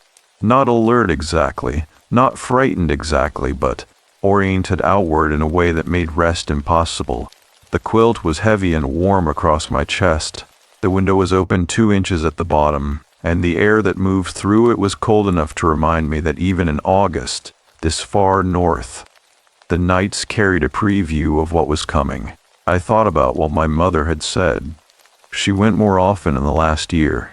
I turned this over in my mind the way you turn a stone you have found in an unusual place, examining it from different angles, trying to determine whether its presence is accidental or deliberate. My grandmother in her late 80s, in the last year of her life, waking before dawn and walking up the street to the tree line and pressing her palm against a spruce tree in the gray pre-dawn light, not distressed, not agitated. My mother had not used either of those words, simply going. The way a person goes to a place they have an appointment with. I thought about what the woman in the bakery had said, expecting something to arrive. At some point I stopped thinking and simply lay there, and the cold air from the window moved across my face, and somewhere very far away in the forest a loon called once and then went quiet, and the sound of it crossed the dark like a sentence that ends before it is finished, and eventually I slept. In the morning I went back to the tree line alone. My mother was on the telephone with my aunt when I left, and I told her I was going for a walk, and she nodded without turning from the window, and I went out into the thin early light, with my jacket zipped and my hands in my pockets, and the birch bark in my left hand, which had become a habit I had not consciously formed. I simply always knew where it was, the way you always know where a loose tooth is, pressing against it without meaning to. The street was empty. The sky was the same pewter as the day before, perhaps slightly lighter, with a quality of diffused brightness that suggested the sun was there behind it, but had decided, for reasons of its own, not to commit. The air smelled of rain that had not yet fallen. I walked to the nearest tree and looked at the handprint. It was still there, of course. It had been there for decades. It was not going anywhere. I looked at it for a long time, and then, without making a specific decision to do so, I looked past it, into the forest. The interior was very dim this morning, the light arriving even more reluctantly than it had the day before. The ground was soft-looking, decades of fallen needles composted into something almost springy, a surface that would absorb footsteps without complaint. The trees were close, but not impenetrable, and between them, perhaps 20 feet in, there was what appeared to be a faint path.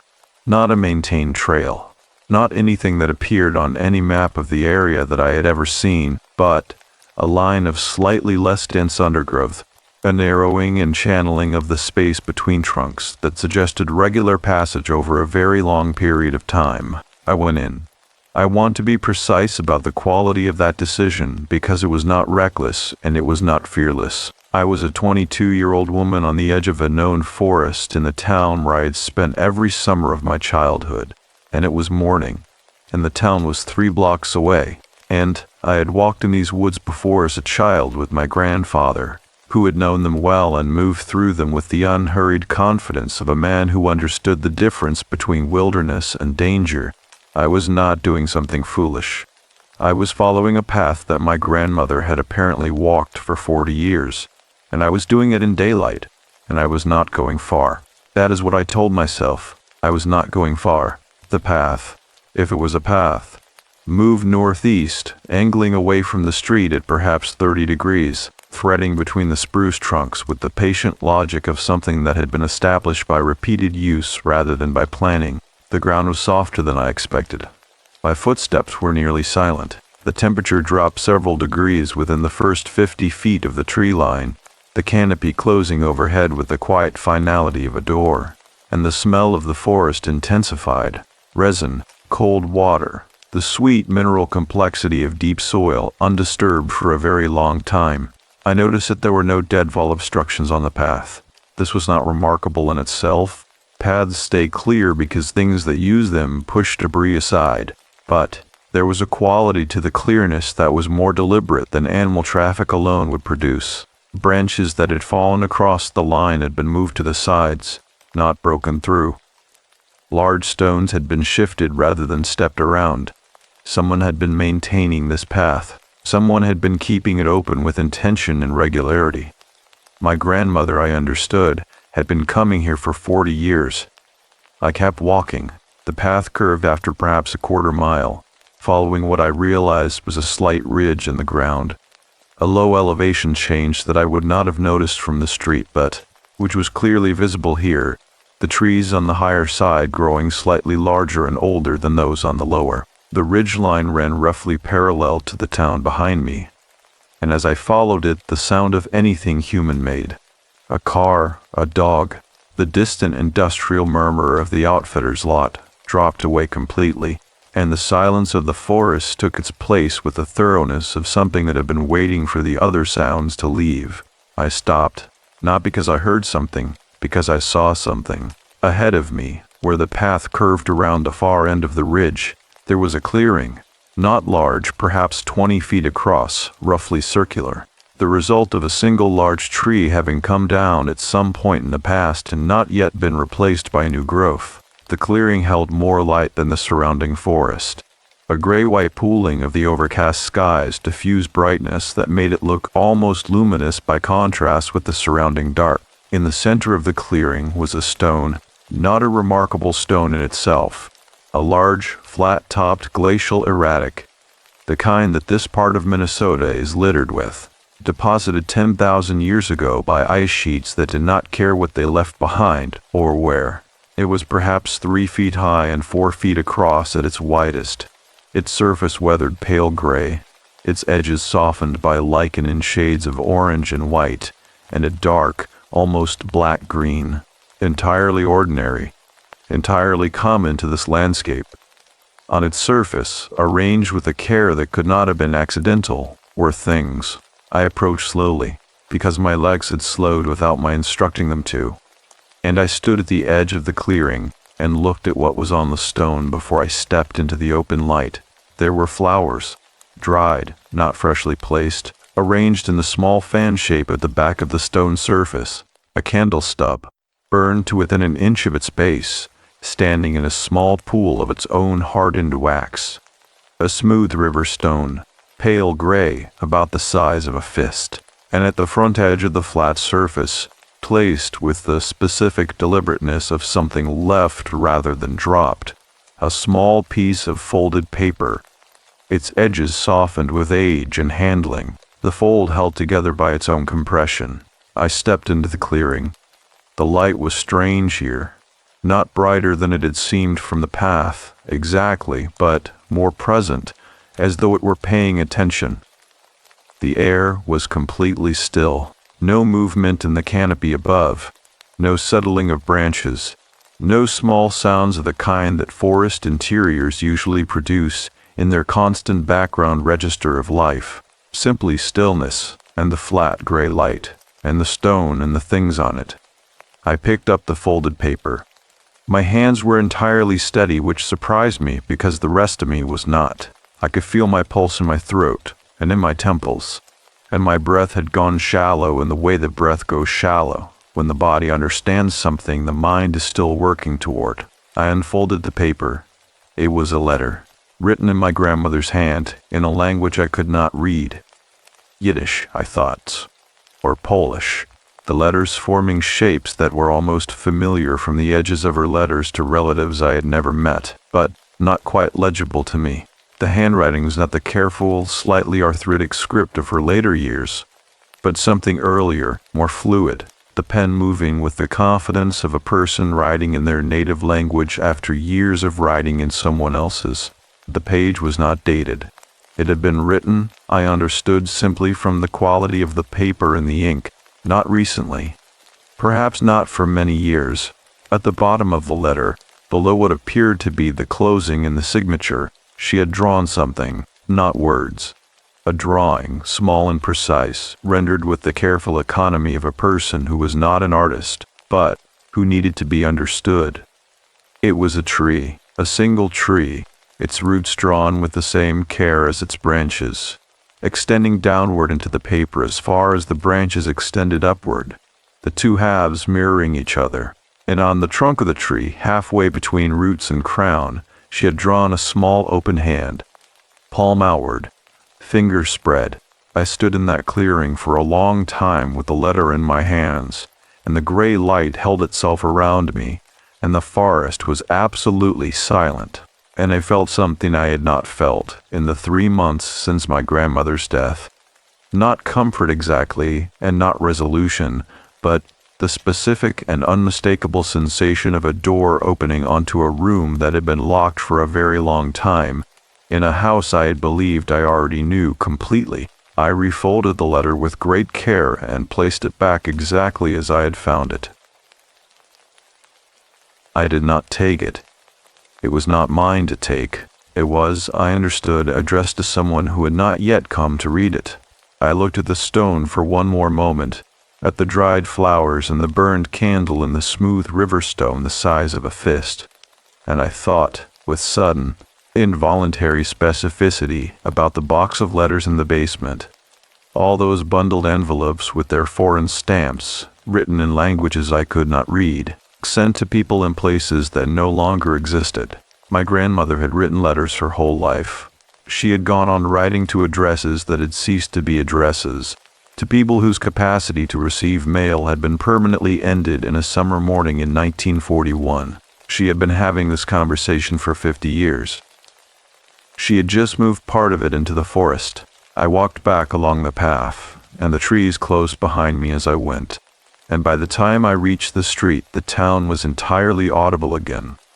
A delivery truck on the main road, the sound of a screen door 2 houses down, and the ordinary world reassembled itself around me with the brisk efficiency of something that had simply been waiting for me to step back into it. My mother was still on the telephone when I came inside. I went to the kitchen and poured a glass of water and drank it at the counter, and looked at the empty rectangle on the wall where a calendar had hung for decades and had recently been taken down, and the pale square of wallpaper it had left behind was a shade lighter than everything around it, the way all protected things are. And I thought about that for a moment, about the things we shelter without meaning to, simply by placing ourselves in front of them, and what gets revealed when we are no longer there. Something had been waiting in that clearing for a very long time, patient in the way that forests are patient, which is to say without urgency, without impatience. without any particular relationship to the passage of time at all, and now that I had found it, the patience had shifted into something else entirely, something that felt, in a wordless register below language, less like waiting and more like recognition. I did not tell my mother about the clearing. I want to be honest about that, because the withholding was not accidental, and it was not casual.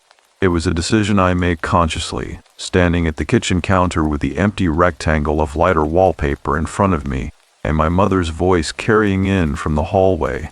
Still on the telephone, her words indistinct but her tone recognizable, practical, managing, the voice she used when she was organizing the world into a shape she could navigate.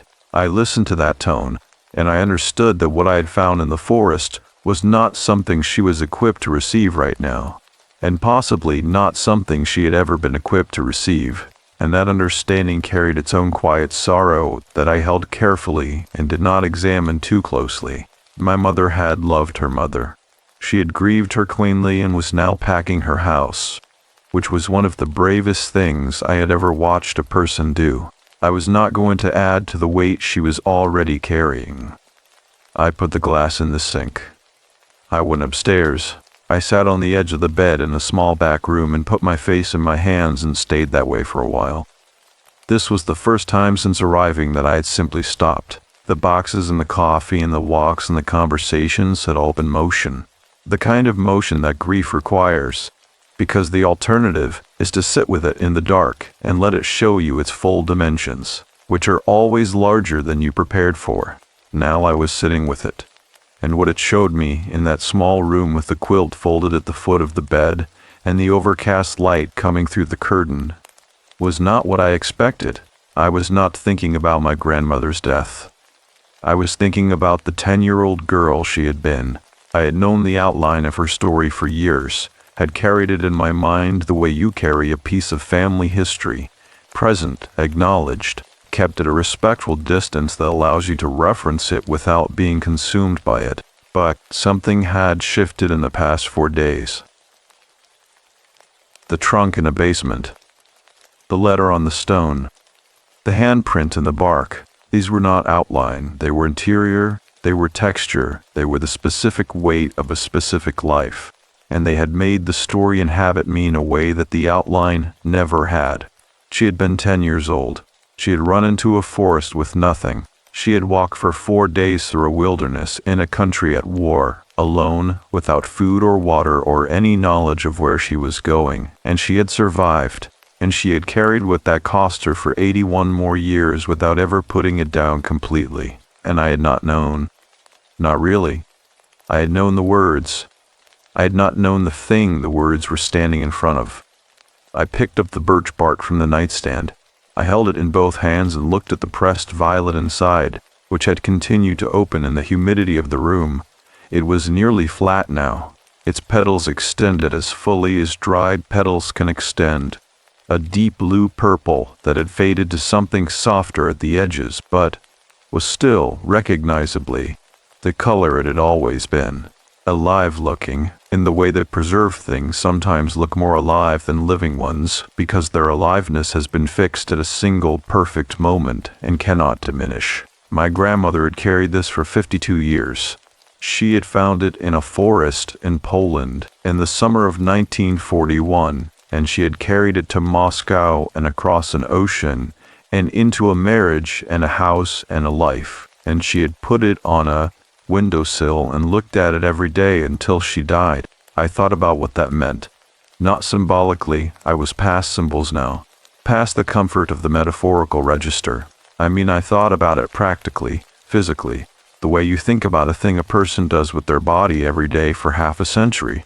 Every morning she had stood at that sink and washed her hands or made her coffee or looked out at the street, and that piece of bark had been in the corner of her vision. Every morning for 52 years she had chosen not to put it away. That is not decoration, that is devotion. The question that arrived then was one I had been keeping at arm's length since I opened the box labeled before, since I found the clothes in the trunk, since I stood in the clearing and held the letter I could not read. The question was simply this: what was she devoted to? not the bark itself. The bark was a vessel. What she had carried was not a piece of tree.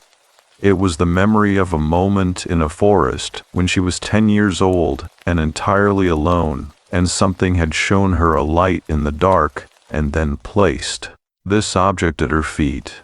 What she had been devoted to for 52 years was the question of what that had been, and now I was here, and she was not, and the path in the forest was clear, and the stone in the clearing had things on it that she had placed there over decades of Thursday mornings and early pre-dawn walks, and her letter was folded on the stone surface and addressed, in a language I could not read, to someone who had not yet arrived to receive it. I understood, sitting on the edge of that bed, that I was the someone, not because I was special, not because I had been chosen in any dramatic sense, but because I was the person she had given the bark to in the only way she could give it, by leaving it on a windowsill in a house I would eventually come back to, in a room I would eventually stand in alone, long after she was gone and therefore unable to answer questions.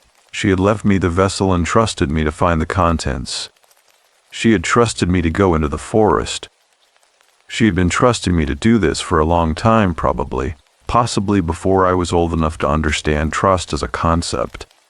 I sat with this for a while. The room was very quiet. Downstairs I could hear my mother moving to the kitchen. The sound of cabinet doors and the particular rhythm of someone wrapping breakable things in newspaper, and the domesticity of those sounds made the thing I was sitting with feel more real rather than less, because the real and the extraordinary were not opposites. They had been living together in this house for decades, one doing the dishes while the other pressed its hand against a spruce tree in the pre-dawn dark. I thought, involuntarily and with the sharp randomness of a mind that will not stay where it is put, about a sweater I had left on the back of my office chair in Minneapolis. It was a green one, a good one, and I had been meaning to bring it home to wash for 3 weeks, and had not. And it would smell of the office by now, and this thought arrived with such specific and useless clarity that I almost laughed, and did not, and recognized the thought for what it was, the mind finding a small, retrievable problem to hold against the weight of one that was not. I set the bark down on the nightstand and went to the window. The street below was empty. The light had changed while I was sitting.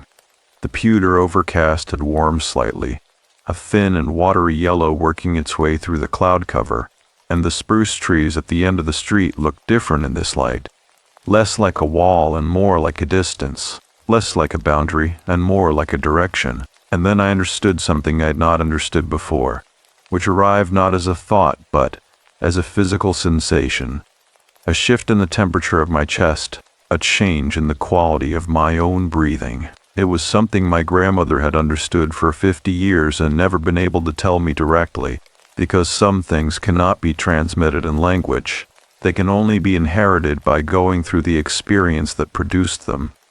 She had not been visiting the forest because she had left something there. She had been visiting the forest because the forest had given her something, and she had been going back to say thank you.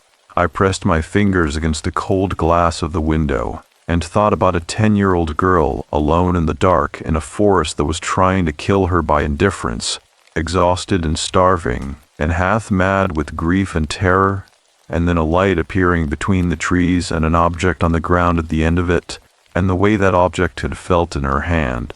The smoothness of bark, the impossible delicacy of a flower surviving in a place where survival seemed like a category error. Someone had placed that flower there. Something had placed it there. The woods had their own memory, their own way of holding things that had been carried into them and left behind. And what my grandmother had left behind when she walked out of that Polish forest in the summer of 1941 was not an object.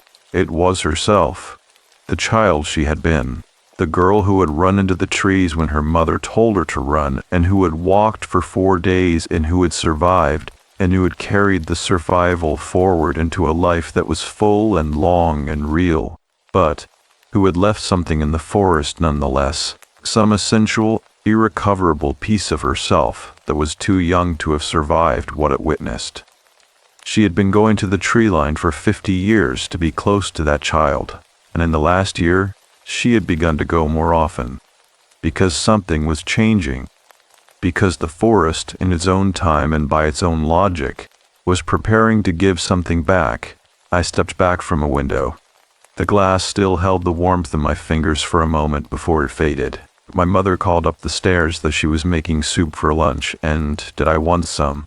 And I said yes, and my voice came out entirely steady, which was remarkable to me, because I had just understood something that rearranged every room inside me, and the rearranging was not finished, and probably would not be finished for a very long time.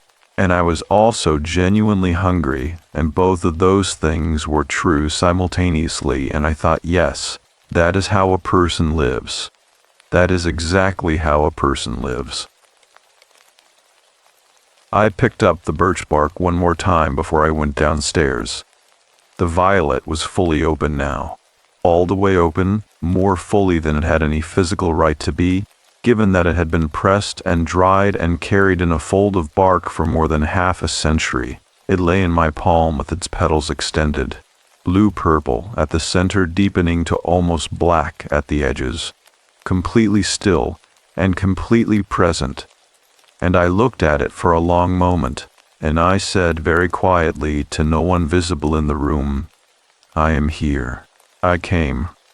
The words felt old in my mouth, as though they had been waiting there for a long time, and I had only now learned how to say them. That afternoon I helped my mother wrap the kitchen plates in newspaper and stack them in boxes, and we talked about ordinary things in the warm soup-smelling kitchen. And outside the sky slowly cleared for the first time all week, and by evening a pale clean light lay across the street all the way to the tree line, and in that light, for the first time, the forest did not look as though it were keeping something from me. It looked as though it were keeping something for me. The sky was clear the following morning for the first time since I had arrived. I woke before 6 to a quality of light I had not seen all week. Sharp and angled and very clean. The kind of early northern light that arrives in late summer like a correction, as though the sky is briefly showing you what it is capable of before the season turns and takes it away. It came through the curtain in a single pale band across the wall above the nightstand, and I lay and watched it for a moment without moving, the quilt warm across my chest, the air in the room carrying the particular crispness of a night that had gone down into the high 40s. I felt, for the first time in 3 months, that I had slept, not long, perhaps 5 hours, but deeply, in the way that sleep is sometimes deep after a significant thing has been understood rather than simply experienced. Something had settled in me the night before in the kitchen, watching my mother wrap plates, talking about ordinary things in the warm room, and the settling had continued through the night, and I woke with it still in place, which was not peace exactly, but was the nearest thing to peace I had felt since April. I dressed quietly and went downstairs. My mother's door was still closed. I made coffee carefully, without noise, and took the cup out the front door and sat on the porch step and drank it in the early light, while the street was still entirely empty and the shadows of the spruce trees at the far end lay long and straight across the road in the low angle of the sun. The coffee was good. I had made it properly this time, the right amount of grounds, not left too long on the heat, and the simple correctness of it felt like something worth noticing. I thought about what I needed to do.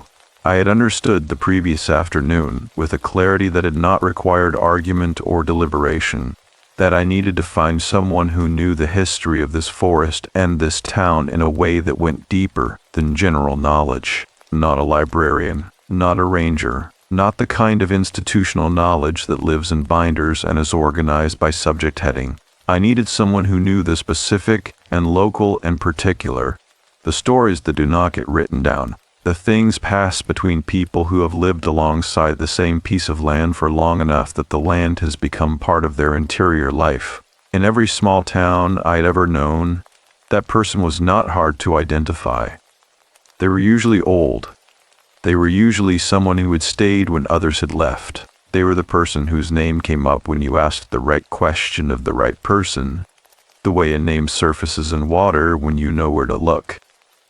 I finished my coffee, I went back inside and left a note for my mother and walked into town. The bakery was open. The woman with the white braid was behind the counter, and she looked up when I came in and said good morning with the easy familiarity of someone who had decided, after our conversation 2 days before, that I was a person she knew.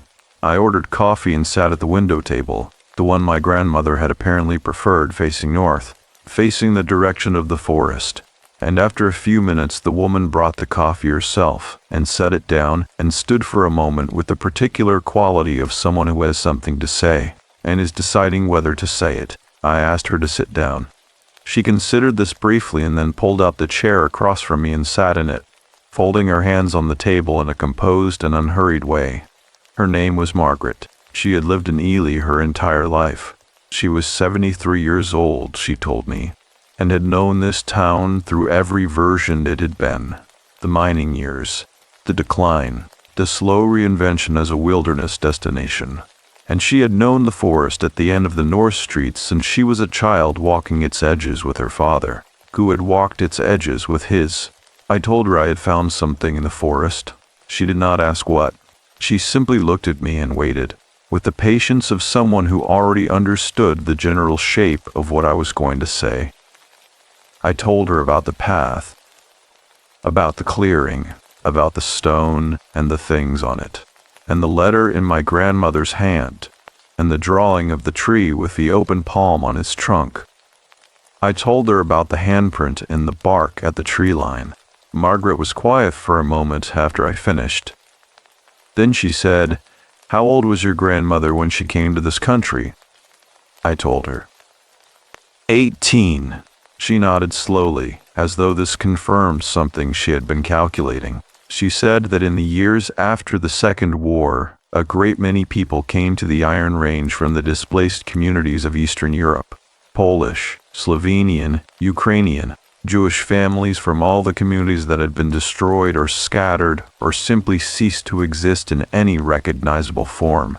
They came because there was work in the mines and the forests, and because the landscape here, the boreal forest and the cold lakes and the specific quality of the northern light, was close enough to what they had left that it did not feel entirely foreign. She said this without sentiment, as a plain fact of local history. She said that many of these people brought things with them that were not objects. I asked her what she meant. She looked at me steadily. She said she meant beliefs, practices, ways of relating to the natural world that were old enough to predate any formal religion and specific enough to have survived every attempt to replace them. She said that in the community she was describing, the forest was not simply trees. It had its own memory, its own moral weight, its own capacity for relationship with the people who lived alongside it. Not metaphorically. Actually, she said there was a word, in several of the languages these communities spoke, for the practice of carrying grief into a forest and leaving it there deliberately, not as abandonment but as a form of stewardship. The idea was that the forest could hold what a person could not, that its scale and its patience and its deep indifference to human time made it capable of bearing witness to things that no human structure, no community, no ceremony, no language could hold without breaking. You brought the thing you could not carry anymore to the edge of the forest, and you walked it in, and you placed it somewhere specific, and you named it in whatever words you had, and you left it. And then, she said, you came back regularly. You maintained the relationship. You did not abandon the thing you had left. You visited it the way you visit a grave. The forest held it, but you remained responsible for it. You remained in conversation with it. I sat with this for a moment. The morning light was coming through the bakery window at a low angle, lying warm across the table between us, and the coffee was cooling in my cup, and I was thinking about Thursday mornings and pre-dawn walks and a woman pressing her palm flat against the bark of a tree. I asked Margaret how the practice ended. She looked at me carefully. She said it did not end. Not exactly. She said that what she had described was not a ceremony with a fixed conclusion. It was an ongoing relationship. And like all ongoing relationships, it had its own terms and its own duration. And it ended when what had been left in the forest was ready to be returned, not retrieved, she said with emphasis, not taken back, but returned in the way that a thing changes form without ceasing to exist. The forest did not give back what you had given it. It gave back something that had been transformed by the holding. I asked what that meant in practice. She was quiet for a long moment.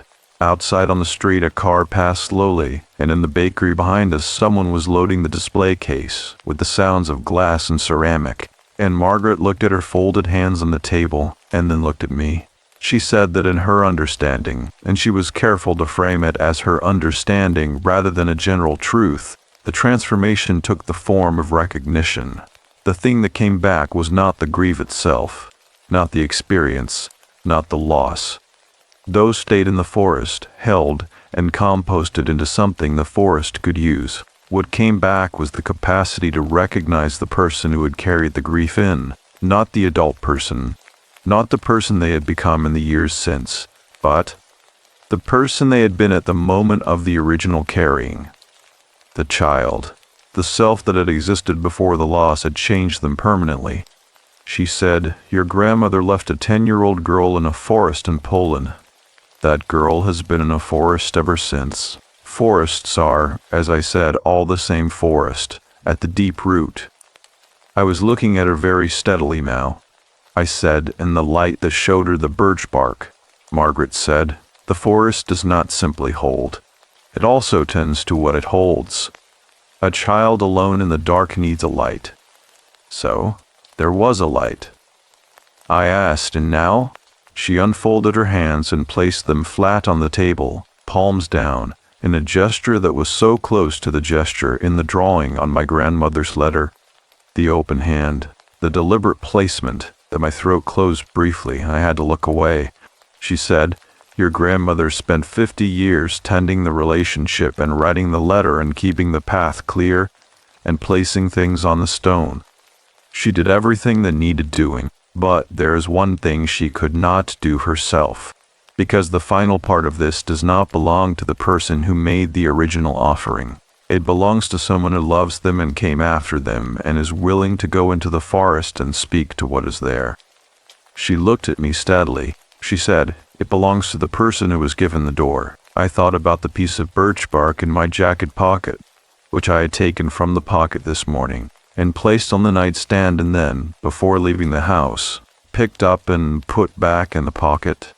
In the specific way that you return to a thing you thought you could leave behind and discover you cannot. I thought about my grandmother looking at me across her kitchen table when I was 16 years old and choosing slowly and carefully what to tell me, how much, in what order, what to leave for me to find myself. She had been preparing me for this for a long time.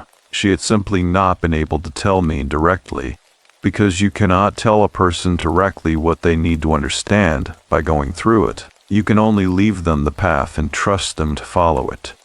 I asked Margaret what I needed to do in the forest. She said I needed to go to the stone. I needed to read the letter, not with my eyes, since I could not read the language, but aloud with my voice giving it sound, because the language did not matter and the meaning did not need to be understood by me. What mattered was that the words were spoken by a living person in that specific place. The letter had been waiting for a voice. She said I needed to bring something of my own, not a significant object, not something weighted with ceremony, something ordinary and true, something that was genuinely mine. That would tell the forest who I was and why I was there, and that I had come in good faith. She said I needed to go at dusk, not dawn. That had been my grandmother's time, the time of maintenance and visiting. Dusk was the time of completion. I sat for a moment in the warm light of the bakery window and let all of this settle into the structure of what I already knew. And it settled cleanly, without resistance, the way a last piece settles into a space that has been waiting exactly its shape. I thanked her. She said there was nothing to thank her for. She said my grandmother had been sitting at this same window table for 30 years, and that she had known for some time that this conversation was coming, and that she was glad it had arrived before the house was sold and the opportunity was lost. I stood to leave. She remained at the table, hands folded again, looking out the window toward the north end of town. At the door I stopped and turned back. I asked how she knew all of this. She looked at me with an expression I recognized. The expression of a person who has also been to the forest, and who has also stood at a stone with something in their hands, and who has also walked back out into the ordinary world carrying something permanently changed. She said, "My mother came from Canis in 1947. She left something in a forest there too." I walked back through the clean morning light with the birch bark in my pocket, and Margaret's words moving through me in a steady, unhurried way, settling into the places they were meant to settle. And by the time the house came into view at the end of the street, I understood that everything I had done since arriving had been preparation, and that this evening, when the light changed, the preparation would be finished. The afternoon was the longest of my life, not in the way that terrible afternoons are long, not stretched by dread or hollowed out by waiting, long in the way that a thing is long when it is full, when every hour contains more than it should, when the ordinary weight of time has been replaced by something denser that moves more slowly and leaves more behind it. I helped my mother through the last of the upstairs rooms, wrapping and labeling and carrying boxes to the front hall, and I was entirely present for all of it. Her voice, the sound of tape being pulled from the dispenser, the specific smell of old paper that filled every room we worked through, and simultaneously I was somewhere else, somewhere interior and very quiet, where I had been since the bakery. My mother noticed something. She did not ask about it directly. She was not a person who asked directly, but twice during the afternoon she looked at me for a moment longer than the task required, with an expression that combined concern and a particular kind of recognition, and each time she found something that satisfied her and looked away again. I understood, watching her, that she had her own relationship with what was happening, her own form of knowing that did not require the specific details I was carrying. She had grown up in this house. She had watched her mother press her palm against a tree. She knew the shape of this day even if she did not know its contents. At 4 o'clock, she said she was going to drive to the grocery store, and that she would be gone about an hour. She said it with the careful neutrality of someone giving another person space without announcing that they are doing so. I told her to take her time. After her car backed down the driveway, I sat at the kitchen table for a few minutes and did nothing. Just sat. The house was very quiet around me, and the afternoon light came through the kitchen window at a long flat angle that told me the day was past its midpoint, declining now toward the hour Margaret had named. I put my hands on the table and felt the wood under my palms and thought about my grandmother's hands on the same surface. Every morning of her American life, that I went upstairs and sat on the edge of the bed and looked at what I had. The birch bark, which had been in my pocket for 6 days, was in my left hand. The violet inside it was fully open, and I held it in my palm and looked at it for a long time and thought about what Margaret had said about bringing something of my own, something ordinary and true, something that was genuinely mine. I looked around the small room. My jacket was on the chair. My overnight bag was on the floor, open, somewhat disordered, in the way that bags become disordered after several days in one place. On the nightstand beside the lamp was the glass of water I had brought up the night before and not entirely finished. My phone, which I had been checking with decreasing frequency as the week progressed. The news and messages from Minneapolis feeling more remote each day, as though the city were slowly moving away from me rather than the other way around. I thought about what was genuinely mine. Not objects. I have plenty of objects. I meant what was genuinely mine in the interior sense. The thing that was most specifically and irreducibly me at this moment in my life. At 22 years old, 3 months after my grandmother's death, sitting on the edge of a bed in her house in August of 1993, what was mine was the grief. That was the most honest answer. It was mine in the way that all grief is specific, not grief in a general sense, not sorrow as an abstraction, but this particular configuration of loss, the exact weight and texture of missing this exact person, which no one else in the world was carrying in precisely this form. and which I had been carrying since April without putting it down for a single day. I thought about what form that took. What object, what small and ordinary thing could carry it accurately? I looked at the glass of water on the nightstand, had brought it up the night before and held it in both hands for a while before setting it down, the way I sometimes did when I could not sleep. A habit from childhood, the specific comfort of a glass of water on a nightstand, present and available, more reassuring in its proximity than in any actual use. My grandmother had kept a glass of water on her nightstand every night of her life. My mother did. I did. A small inheritance so ordinary it had never been named as such. I picked up the glass.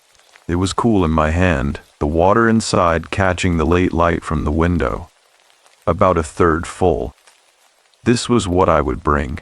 I dressed for the evening, my heavier jacket, warmer socks, my boots, and I came downstairs and went out the front door and walked up the street toward the tree line in the long, declining light of a northern late summer evening, carrying the birch bark in my left hand and the glass of water in my right, and the street was quiet around me and the shadows were long, and the air had already begun its cool descent toward night. At the tree line I stopped. The forest in the evening light was entirely different from the forest I had entered in the morning. The light did not penetrate here the way morning light had. It lay against the outside of the canopy rather than filtering through it, and the interior of the forest was very dark already, the darkness beginning sharply at the tree line, as though it had been poured in from above and had settled, dense and patient, among the trunks and roots. The path was visible for perhaps 10 feet before it disappeared into that darkness. I stood at the edge for a moment. I was not afraid. I want to be precise about that, not because I am trying to sound brave, but because the quality of what I felt was genuinely not fear, and misrepresenting it would be dishonest. What I felt was the particular gravity of a threshold, the specific weight of a moment that has been approaching for a long time and has now arrived, and which requires simply that you step through it. Fear would have been easier in a way. Fear would have given me something to argue with. What I felt instead was the absence of argument, a stillness where the resistance usually lives, a silence where the objections usually form. I stepped into the forest. The darkness adjusted around me as I moved deeper, the way darkness in a known space adjusts, not gone, but navigable, the shapes of the trees becoming legible as my eyes reset to the available light. The path was there. I followed it. My footsteps were silent on the needle-covered ground, and the forest was completely still around me in its evening register, which was different from its morning register, less watchful, more interior, the way a room feels at night when everything in it has been still for hours and has settled into its own quiet weight. I walked for what felt like longer than it had in the morning, though I did not think the distance had changed. Time moved differently here in the evening, more slowly, with more texture. When the clearing opened ahead of me, I stopped at its edge. The stone was there, in the evening light, without the gray-white pooling of the overcast sky.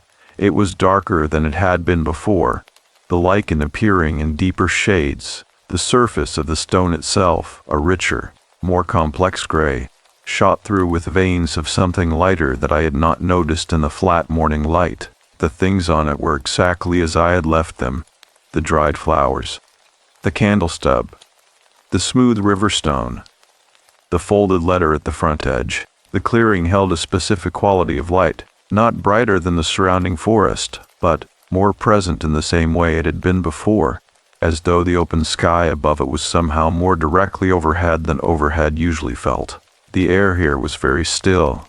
I could not hear the town at all. The only sound was my own breathing, which I made deliberate and even. I crossed the clearing and stood before the stone. I placed the glass of water on the stone surface, near the candle stub, with the care of someone placing something in a specific and correct location. The water caught what light there was and held it, a small column of pale luminescence on the dark surface of the stone. Then I picked up the letter. It was lighter than I remembered, The paper, which had felt substantial in my hands that morning, felt thin now, almost transparent, as though the 4 days since I had first seen it had altered its weight somehow. I unfolded it carefully and held it open before me and looked at my grandmother's handwriting in the evening dimness. The flowing, confident script in the language that was not mine, the words moving across the page in lines that curved very slightly, as her handwriting always did, as though the sentences were reaching towards something just beyond the page's edge. I began to read. I cannot tell you what the words sounded like because I do not know the language, and what I produced was not reading in any conventional sense. It was the sound of the written shapes, my voice attempting to honor the forms of the letters without being able to give them their correct phonetic value. A kind of sounding out that was neither the original language nor anything else, simply the closest approximation my voice could make. I read slowly. I read every line. My voice was steady and quiet in the still air of the clearing, and the forest around me was completely silent. And I did not stop until I reached the bottom of the page. At the bottom, below the closing and the signature, was the drawing of the tree. I looked at it for a long moment. The roots mirroring the branches, the trunk, the open hand at its center. I placed my own hand over the drawing, palm open, fingers spread, and I said in my own language, in the plainest words I had, "She loved you. She never forgot you. She kept you safe the only way she knew how, and she came back to you every week for 50 years, and she is gone now, and I am here. And I am telling you what she would have told you if she had been able to come herself. You do not have to stay in the forest anymore. You can come home." The silence that followed was the most complete silence I have ever experienced. Not the absence of sound exactly, but the presence of something that does not make sound and does not need to. A listening without ears, an attention without eyes. The candle stub on the stone began to burn. There was no match, no flame that I had brought or applied. It simply began to burn, the wick catching a small yellow-orange flame that held itself very still in the motionless air, and the flame did not gutter or lean, and the light it cast on the surface of the stone was warm and very steady, and illuminated the glass of water beside it so that the water inside caught the light and fractured it into small, moving pieces on the stone surface. And the small moving pieces of light were the most alive thing I had seen in 3 months. I stood very still, and then, from somewhere in the forest to my left, not close, not far, perhaps 50 feet into the trees, in the direction of the ridgeline I had followed on the path, I heard a sound. It was brief. It lasted no more than 2 or 3 seconds. It was the sound of a child moving through the forest. Quick, light footsteps in the dry needles, the small sound of a branch being pushed aside and released, a rustle of undergrowth that was too high and too quick to have been made by an adult, or by any animal I knew. And it moved away from me as I listened, moving deeper into the forest in the direction I had come from, moving toward the tree line, moving toward the street, moving toward the house at the end of the block, where a glass of water had sat on a nightstand every night for 50 years, and then the sound was gone.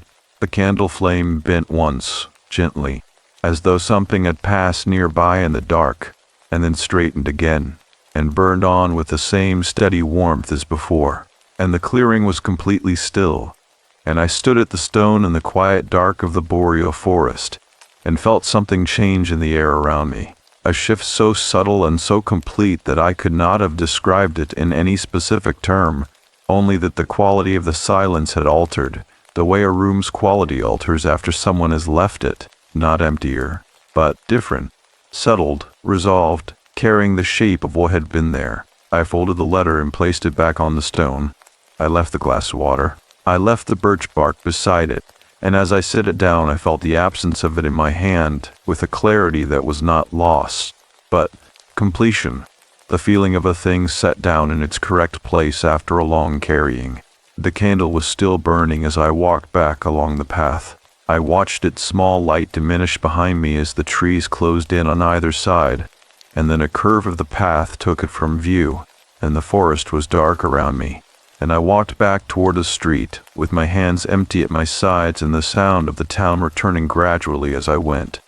A dog somewhere, a screen door, the distant low hum of the town's accumulated evening, and all of these sounds were exactly what they were, and they were enough, and they were good.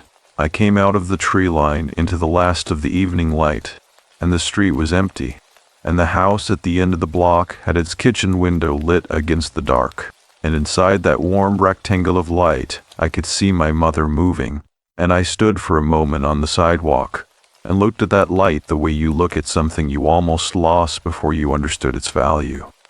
And then I walked toward it. My mother was at the stove when I came in.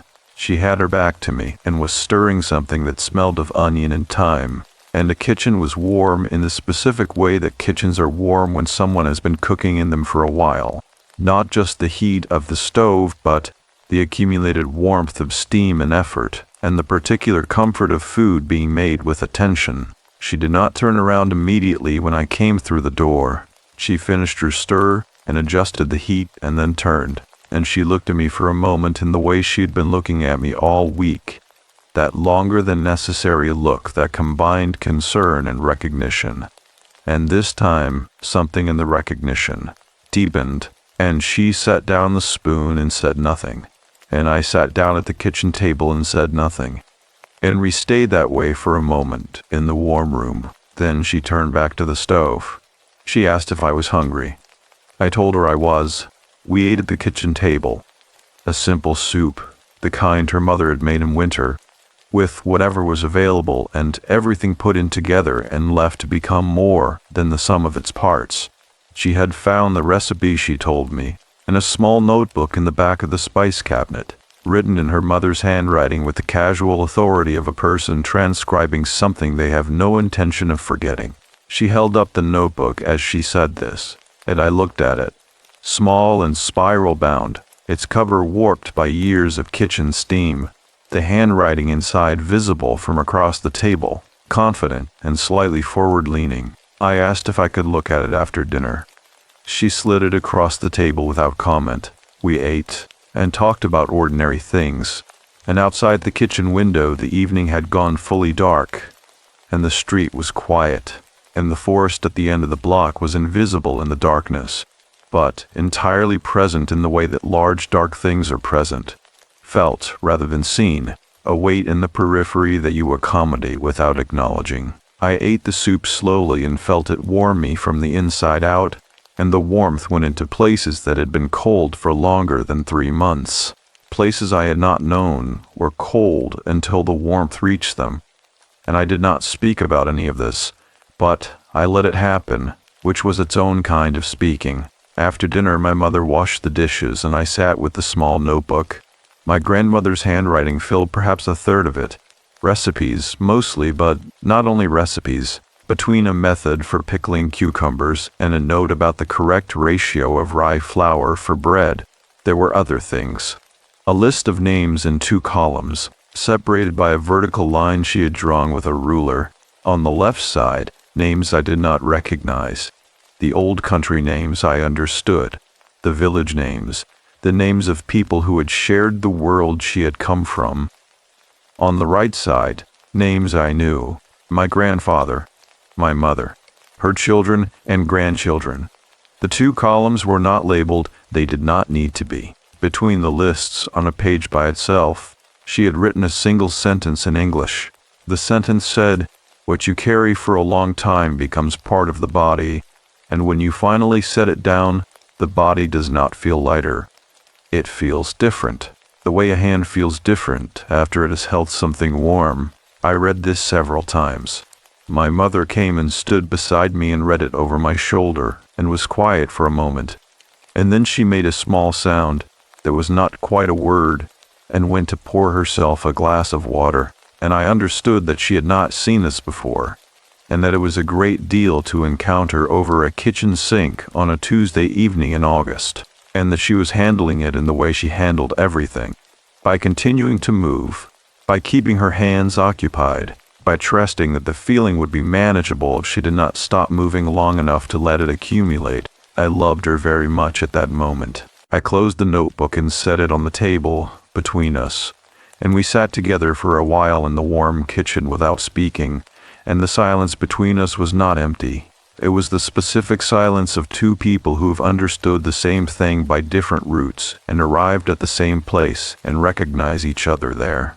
At some point my mother said quietly that she thought her mother had been ready, that in the last months she had seemed, not happy exactly, but arrived. As though something she had been making her way toward for a long time had finally come into view, and the making her way had eased into something more like approach. I told her I thought she was right. She asked if I wanted to tell her what had happened this week. I thought about this carefully, not about whether to tell her.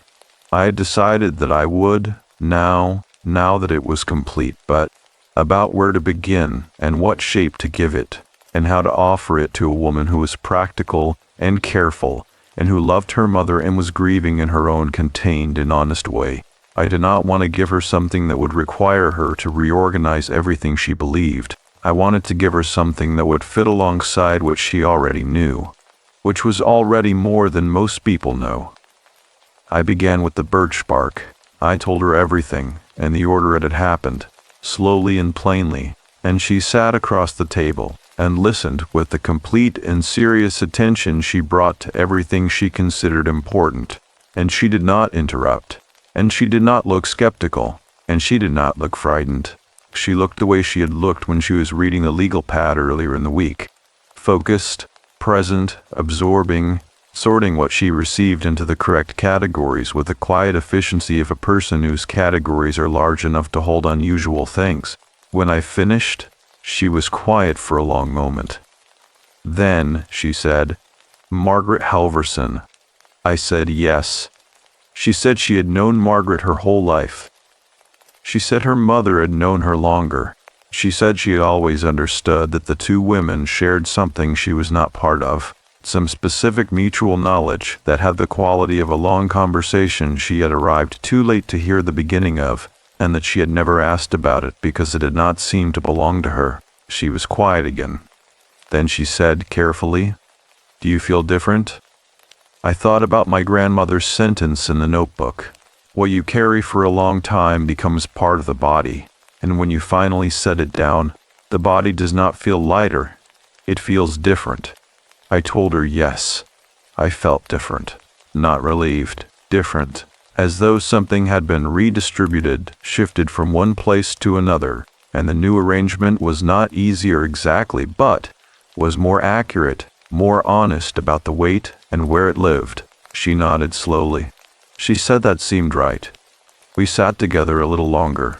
The kitchen clock moved its quiet minute by minute through the late evening, and outside the window, the northern dark held everything in its patient keeping, and the warm smell of the soup still hung in the air. And at some point my mother got up and covered the remaining soup in the pot and put it in the refrigerator, and I watched her and felt a tenderness so large and so specific that it seemed to require a different word than tenderness. I slept that night without the window open.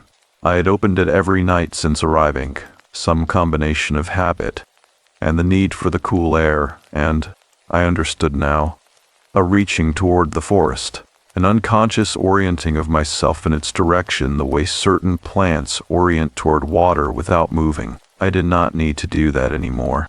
I closed the window and lay under the quilt, and the room was warmer than it had been, and the silence was simply silence, neither weighted nor watchful, and I fell asleep quickly and slept without waking until morning. In the morning I called my husband. I had been calling him every day or two, brief, practical calls about the drive, the boxes, whether I needed him to come up and help load anything. This call was different. I was sitting on the porch step in the early light with my second cup of properly made coffee, and when he answered I said his name, and then I did not say anything else for a moment, and he understood something in the quality of that pause because he said gently, "Tell me." So I told him. All of it, the way I had told my mother, slowly and plainly and in the correct order. He was quiet throughout, listening with the complete attention he brought to things he understood to be important. He asked only 2 questions. The first was whether I was all right. I told him I was, genuinely, not performatively. The second was whether I had kept the birch bark. I told him I had left it on the stone. He was quiet for a moment. Then he said, "Good."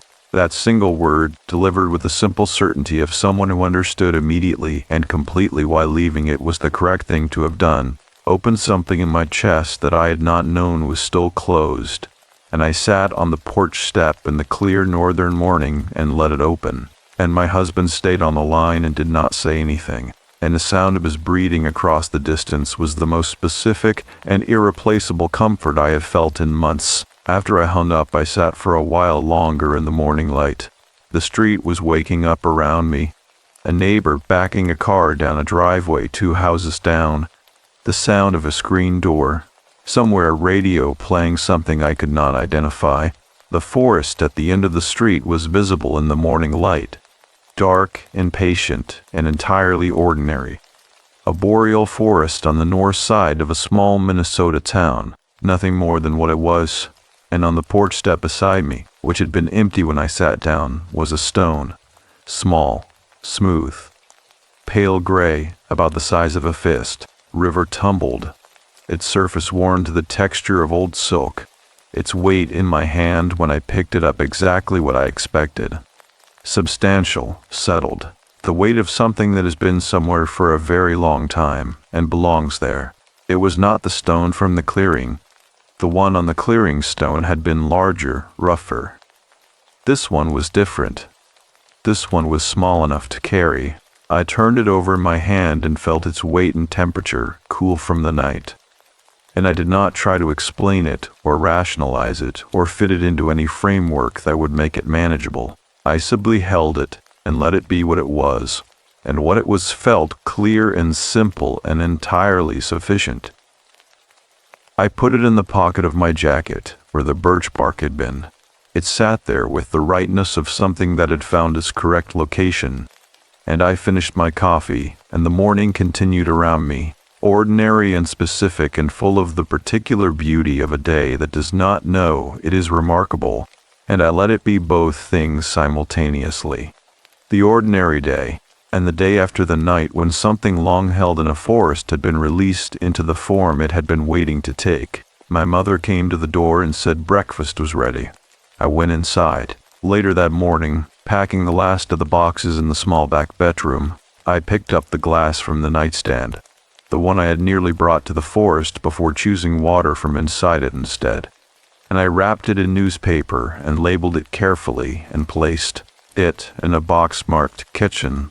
And as I did, I understood that some objects carry their meaning in their use rather than their keeping, and that to use a thing honestly and then release it was its own form of devotion, and that my grandmother had known this for a very long time and had tried in her careful and unhurried way to show me. The fern was still alive when I got home. This surprised me more than it should have. I had been gone 11 days, and the last time I had watered it properly was before my grandmother died, which meant it had been surviving on intermittent attention and the particular stubbornness of a plant that has decided, for its own reasons, to continue. It sat on the balcony in its terracotta pot, looking slightly diminished, but fundamentally intact, its fronds a little dry at the tips, but still green at the center, still reaching in the particular direction it had always reached, which was toward the gap between the neighboring buildings where a narrow corridor of sky was visible from its position on the railing. I watered it thoroughly and stood on the balcony for a while looking at the Minneapolis skyline in the late August heat, which was a different heat from northern Minnesota. Heavier, more complicated, the air holding the warmth of pavement and glass and the accumulated breath of a very large number of people living in close proximity to one another. It was not unpleasant. It was simply different, and the difference was measurable in a way it had not been before I left, as though 11 days in the boreal forest had recalibrated something in me, and I was now more sensitive to the specific qualities of the air I moved through. I had been home for 4 days before I began to notice the changes. They were not dramatic. They did not announce themselves. They arrived in the specific, unhurried way that genuine changes arrive, which is to say, not all at once, but in a series of small recognitions, each one quietly confirming something I had not yet put into words. I noticed the first one on a Wednesday morning, standing at the kitchen counter in the apartment while my husband made coffee behind me, the sound of the beans grinding filling the room with its particular thick fragrance. I was looking out the window at the alley below. Dumpsters, a chain-link fence, a strip of sky between the buildings, and I realized that I was not bracing. I had been bracing for 3 months. Bracing was the word I found for it later, but in the moment, I simply recognized its absence. The particular muscular tension in the chest and shoulders that had been present since April, the constant low-level preparation for the next wave of grief, the way the body holds itself when it has been repeatedly surprised by pain and has decided that anticipation is the only available protection. It had been there so continuously that I had stopped noticing it the way you stop noticing a sound that has been present for a long time. And now it was gone, and its absence had the quality of a room that has been rearranged while you were sleeping. You know something is different before you can identify what. My husband set a cup of coffee on the counter beside me without being asked, the way he sometimes did when he understood something without being told, and I picked it up and held it in both hands and let the warmth of it travel up through my palms, and I said, mostly to myself, something is different. He said he knew. He said he had noticed it when I came through the door 11 days ago. Not the day I arrived, but the day I came back, which was not the same day. I asked him what he had noticed. He thought about it seriously. The way he always thought about things, I asked him seriously. He said it was the way I set things down. He said that before, I had been placing things, objects, words, plans, interactions, with a kind of carefulness that was not precision but anxiety. The carefulness of a person who is afraid of what will happen if something falls. And since I came back, I was setting things down. Simply setting them down in whatever place was appropriate without the anxiety underneath. I stood with this for a while. He was right. The stone was on the nightstand, and every morning when I woke and saw it there, I felt a brief, clean moment of orientation. Not comfort exactly, but location. The feeling of knowing precisely where I was in relation to something that mattered. It was a small, smooth, pale gray stone the size of a fist, and it had no objective significance, and it was the most important object in the apartment. The weeks that followed had their own texture, distinct from the weeks before. I went back to work at the firm where I had spent the past year doing junior drafting work, mostly residential, occasional small commercial. The careful and repetitive practice of learning a profession by doing its least glamorous work attentively. I had told my supervisor before leaving that I needed time for a family emergency, and he had been decent about it. And when I returned, he asked only if everything was resolved, and I said that it was, and something in my face or my voice apparently confirmed this, because he nodded and assigned me a new project and did not ask further. The work was the same work it had always been. What was different was how I sat with it. I had always been competent at the work and intermittently engaged by it, which is the honest description of a person doing appropriate work before they have found the work that is specifically theirs. But in those weeks after Minnesota, I found myself more patient with the parts I had previously found tedious. The precise and repeated measurements, the attention to the specific tolerances of materials, the way a structure has to account for every force that will act upon it before it can be said to be sound. I sat longer with each problem. I considered what each element was bearing and what it was connected to, and what would happen to the whole if it were removed or altered. My supervisor noticed. He did not comment on it directly, which was his way, but he began assigning me slightly more complex work, and once he paused behind me while I was at the drafting table and looked at what I was doing for a moment, and then said only, "Good," and moved on. Good was the full extent of his available vocabulary for approval. In October, about 6 weeks after Minnesota, I called my mother. We talked every week, had done so my whole adult life, but this call was different in the way that some conversations are different because both people in them have been preparing for it without arranging to. She said she was doing well, and I believed her, which was also different, because for months when she said she was doing well, I had been reading it as a performance. a courtesy extended in my direction to prevent me from worrying. Now when she said it, I heard it as a report. She told me she had been to see Margaret. I asked what they had talked about. She said they had talked about her mother, mostly, and about the house, which had been sold to a young family from Duluth, who had 2 small children, and who had apparently spent the first weekend there letting the children run up and down the street. She said this with a warmth that surprised and then did not surprise me. She said Margaret had told her one additional thing which she had been waiting for the right moment to pass along. She said Margaret had said that the practice, the old practice, the forest tending, the stone, the path, had not ended when I left. It had completed. These were different things. A completion was not a closing. It was an opening of a different kind, a shift from one form of relationship to another. What had been maintained through visits and letters and pressed flowers and candle stubs now existed in a different register entirely. I asked what register. My mother was quiet for a moment, and I could hear her breathing and the small sounds of her kitchen in the background. And I had the sudden, specific image of her standing at her own counter with the telephone cord pulled taut the way it always was, because she always drifted away from the base while she talked and never noticed. She said, "The living one." I understood this, not in an abstract sense, but in the specific sense of understanding something that your body already knew before your mind caught up with it. The stone on the nightstand, the fern still reaching toward its corridor sky, my husband's hand on my shoulder in the morning before he was fully awake, the gesture so habitual it had become structural, part of the architecture of how I lived, the work on the drafting table and the patience I brought to it now, the attention to what each part was bearing and how it was connected.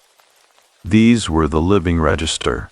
This was where the 10-year-old girl in the forest had arrived, after 52 years of being tended and returned, not as a ghost, not as a presence in any dramatic or locatable sense, as the quality of aliveness in a person who had received something back that had been held a long time, something that changed the temperature of daily life in ways too small and too pervasive to isolate. The way iron in the blood is not something you can point to, but is the reason everything works. In November I began writing. Not this account, not yet. I began with smaller things, private things, notes to myself in a journal I had not kept since university, observations about the work and the city and my husband and the fern, which had fully recovered and was producing new growth from its center in the tentative, determined way that recovering things produce new growth. I wrote about my grandmother. I wrote about the photograph with the word home on the back. I wrote about the stone. I wrote one evening the thing I had said in the clearing: "You do not have to stay in the forest anymore. You can come home." I looked at these words for a long time after I wrote them, in the specific way that you look at something you said in a moment of necessity, and are now encountering again in the deliberate light of reflection. They did not embarrass me. They did not seem insufficient. They seemed, reading them back, like the truest thing I had said in a very long time, not because they were eloquent, but because they were exact, because they said precisely what needed saying and nothing else, and because the moment in which I said them had required exactly that kind of precision and nothing more. Outside the apartment window, the first snow of the year was falling in the thin, exploratory way that first snows fall, as though the sky is testing whether the ground is ready. Minneapolis in November has a particular quality of early dark that I had always found oppressive. The afternoon light going before 4 o'clock, the city pulling itself inward against the coming winter.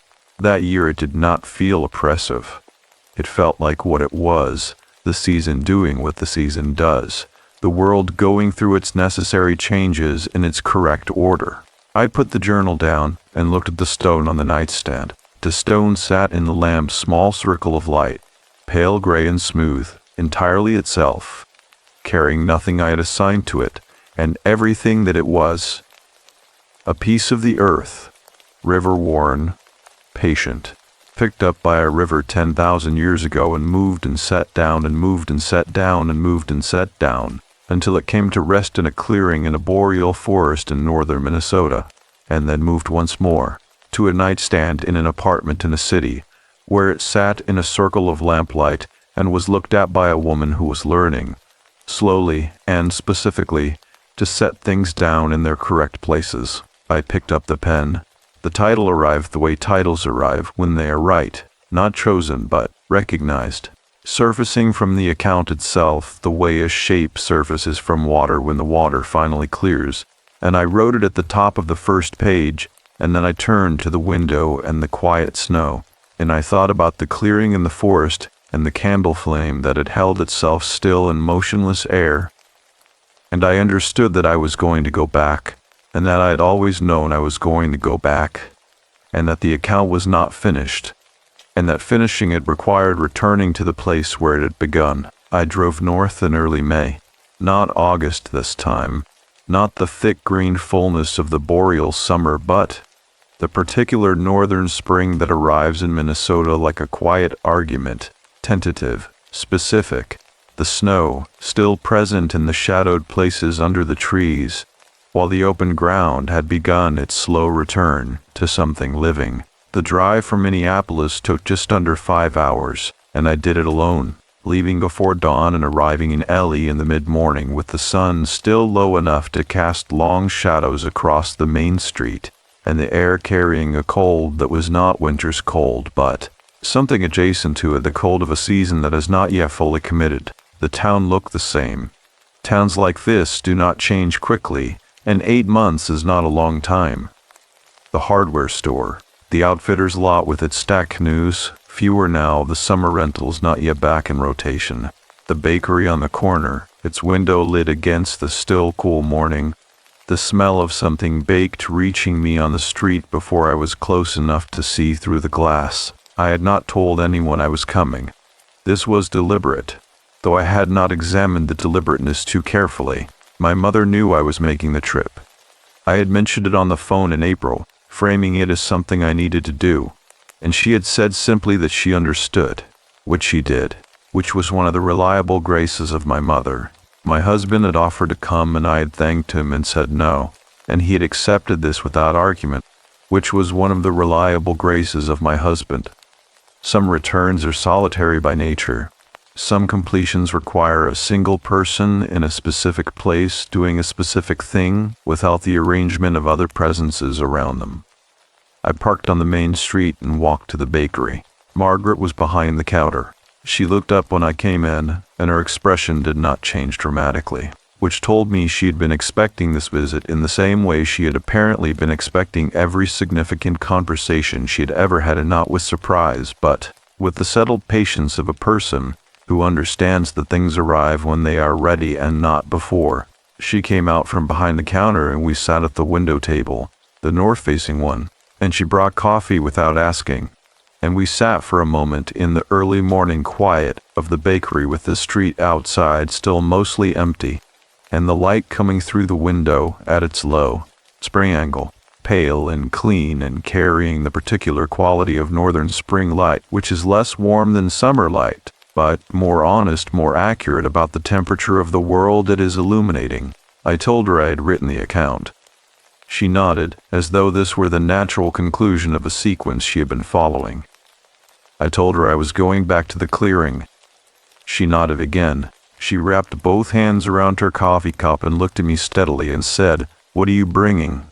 I had thought about this carefully, over months, in the specific way that you think about a thing when you understand that the thinking is part of the preparation and not separate from it. I had considered and discarded several possibilities with the same methodical patience I had been bringing to my work, examining each option for its accuracy, its honesty, its fit with what was actually true rather than what seemed appropriately significant.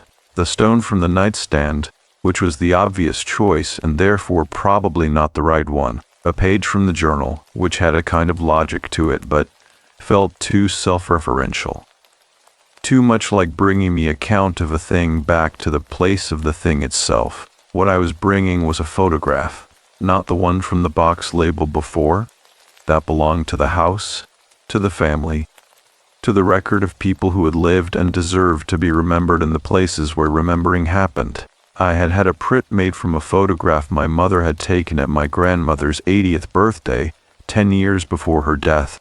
In it, my grandmother was sitting at the kitchen table. The same table, the same kitchen, with both hands flat on the wood surface and her face turned slightly toward the window. Not quite in profile, the particular quality of her attention visible even in a still image, that watchfulness that some people had found unsettling, and that I had always found simply honest. She looked like herself. Not the immigrant, or the survivor, or the keeper of the forest, or the woman who had pressed her palm against a spruce tree in the pre-dawn dark for 50 years. Simply herself, Eva Marta Sorokina, 80 years old, at her kitchen table in the morning light. I told Margaret what I was bringing and why. She was quiet for a moment, her hands around her cup.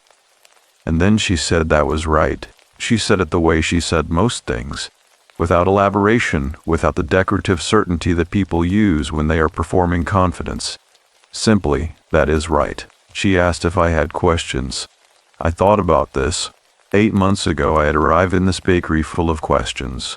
Waited with them, carrying them the way I had been carrying the grief, accumulated, urgent, pressing forward into every available space. Now I sat across from this woman in the morning light, and found that most of the questions had been answered not by being resolved, but by becoming less necessary, the way questions sometimes do when you have lived alongside them long enough that the living itself constitutes a kind of answer. I had one question remaining. I asked her whether she had gone back. After her own visit, after whatever had happened with the forest and the thing her mother had left there, had she returned, and what had the returning been like? Margaret looked out the window at the street for a moment. The morning was brightening outside, the low sun lifting incrementally, the shadows on the pavement shortening by degrees too small to observe, but accumulating into a visible change over the course of minutes. She said she had gone back every spring for 40 years. She said it was not the same each time.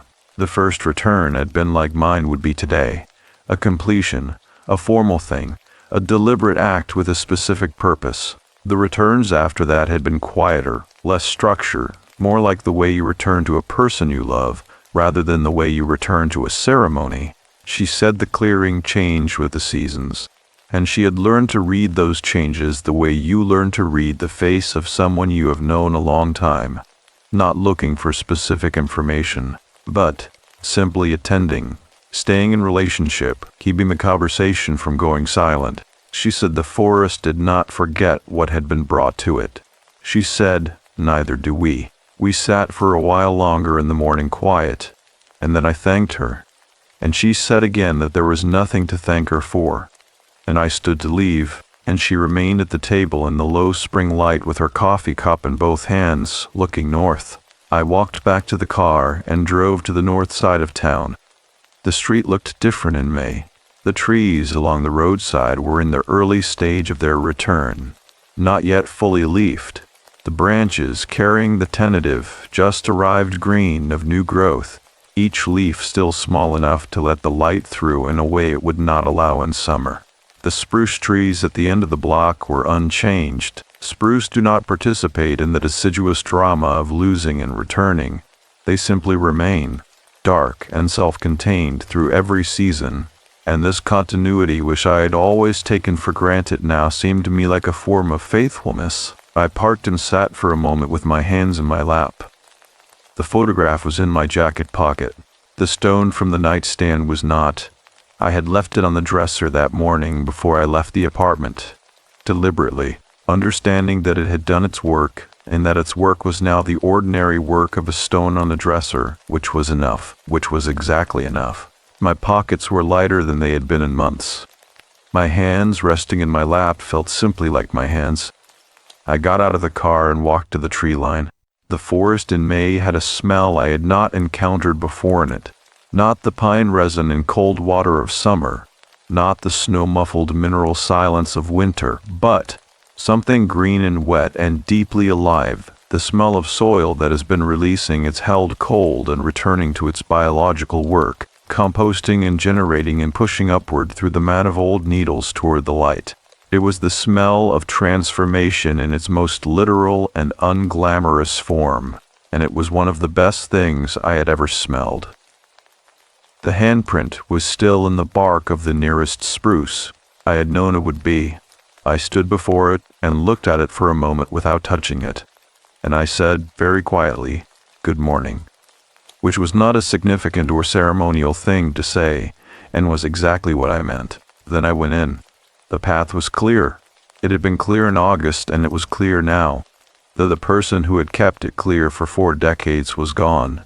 And I understood as I walked that the clearing now fell to me, that maintenance was a form of love that did not end with the person who had established it, but passed to the person who came after, and that I was the person who had come after, and that this was not a burden and was not a duty in the onerous sense, but was simply what you did when something had been given to you that was worth keeping. The ridge line was visible in May in a way it had not been in August. The bare branches of the deciduous trees among the spruce showing the shape of the land beneath them. The low elevation change reading clearly in the way the trunks arranged themselves along it. I followed it northeast, and the clearing opened ahead of me, and I stepped into it. The stone was there. The things on it had changed over the winter. The dried flowers were gone, broken down by snow and melt, and the patient chemistry of weather. And the candle was gone too, and the folded letter was gone. And I stood for a moment, considering this absence and understanding that it was not loss. Winter had cleared the surface the way winter clears everything, returning what was placed there to the larger system, completing the composting that my grandmother had described in her deepest understanding of what the forest did with what was brought to it. The stone surface was clean and pale and slightly damp, carrying a faint skim of lichen growth at its margins that had not been visible in August. The smooth river stone was still there. It sat at the center of the surface exactly where it had been, undisturbed by 8 months of weather, pale gray and fist-sized and entirely itself. I looked at it for a long moment and felt something in my chest that was not grief, and was not its absence, but was the specific feeling of a relationship that has changed form without ending, and I let the feeling be what it was without naming it further. I took the photograph from my pocket.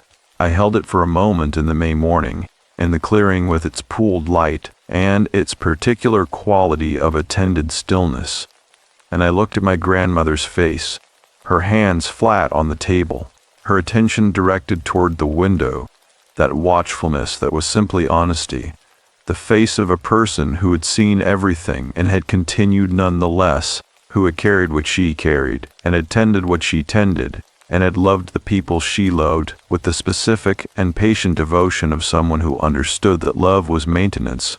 Maintenance was love, and neither of them ever fully ended. I said her name, not aloud, or perhaps aloud, I am not certain. The distinction between interior and exterior speech had become permeable in that clearing in a way I did not try to analyze. I said her name, and I said thank you, and I said that I understood now what she had been keeping and what she had been returning to and what she had trusted me to complete, and that I was grateful for the trust and intended to be worthy of it, and that I would come back in the autumn and in the winter and in the next spring and in all the springs after that, because the path was mine to keep clear now, and I would keep it. I placed the photograph face up on the stone's surface, weighted at one corner by the smooth river stone, so that the May wind, when it moved through the clearing, would not take it. My grandmother looked up at the open sky. I stood for a while longer in the clearing without doing anything, simply being present in it, which Margaret had told me was itself a form of tending. And I believed her. And I let the morning move around me, the light shifting as small clouds crossed the sun, the new green of the emerging canopy moving in a light wind above the clearing's open circle, a bird somewhere in the trees behind me producing a free note call I did not know how to identify and did not need to. When I was ready, I turned and walked back along the path. The forest was entirely ordinary around me, and entirely extraordinary, and these were not contradictions. The path was clear underfoot. and the smell of the living soil rose around me with every step. And the trees stood in their patient arrangement on either side, dark and continuous and rooted so deeply that the word rooted barely reached them, and I walked among them in the particular way that a person walks when they are not going away from something but simply returning to the life that has been waiting for them at the other end of the path. The street came into view between the last trees. I walked out of the forest and into the May morning, and the town was there around me, ordinary and specific, and full of the sounds of a Tuesday in early spring. Somewhere a lawnmower starting its first run of the season, a child's voice 2 streets over, the distant bell of the school at the end of the main road marking some hour of the ordinary day. The sun was higher now, and the shadows had shortened, and the air had warmed by several degrees since I had entered the trees, the kind of warming that happens in northern spring when the sun clears a certain angle, and the accumulated warmth of it becomes suddenly perceptible. A gentle and reliable daily miracle. I stood on the sidewalk and turned my face toward it. There are losses that do not heal, and there are losses that change form, and learning to tell the difference is most of what grief asks of us. And the asking takes as long as it takes, and there is no shame in the length of it. My grandmother had known this for 81 years, and she had tended the difference faithfully, and she had left me the path to find it myself, and I had found it. And the finding was not an ending. It was the first morning of something I did not yet have a name for, which was exactly as it should be, and the sun was warm on my face, and I stood in it for a long time before I walked back to the car.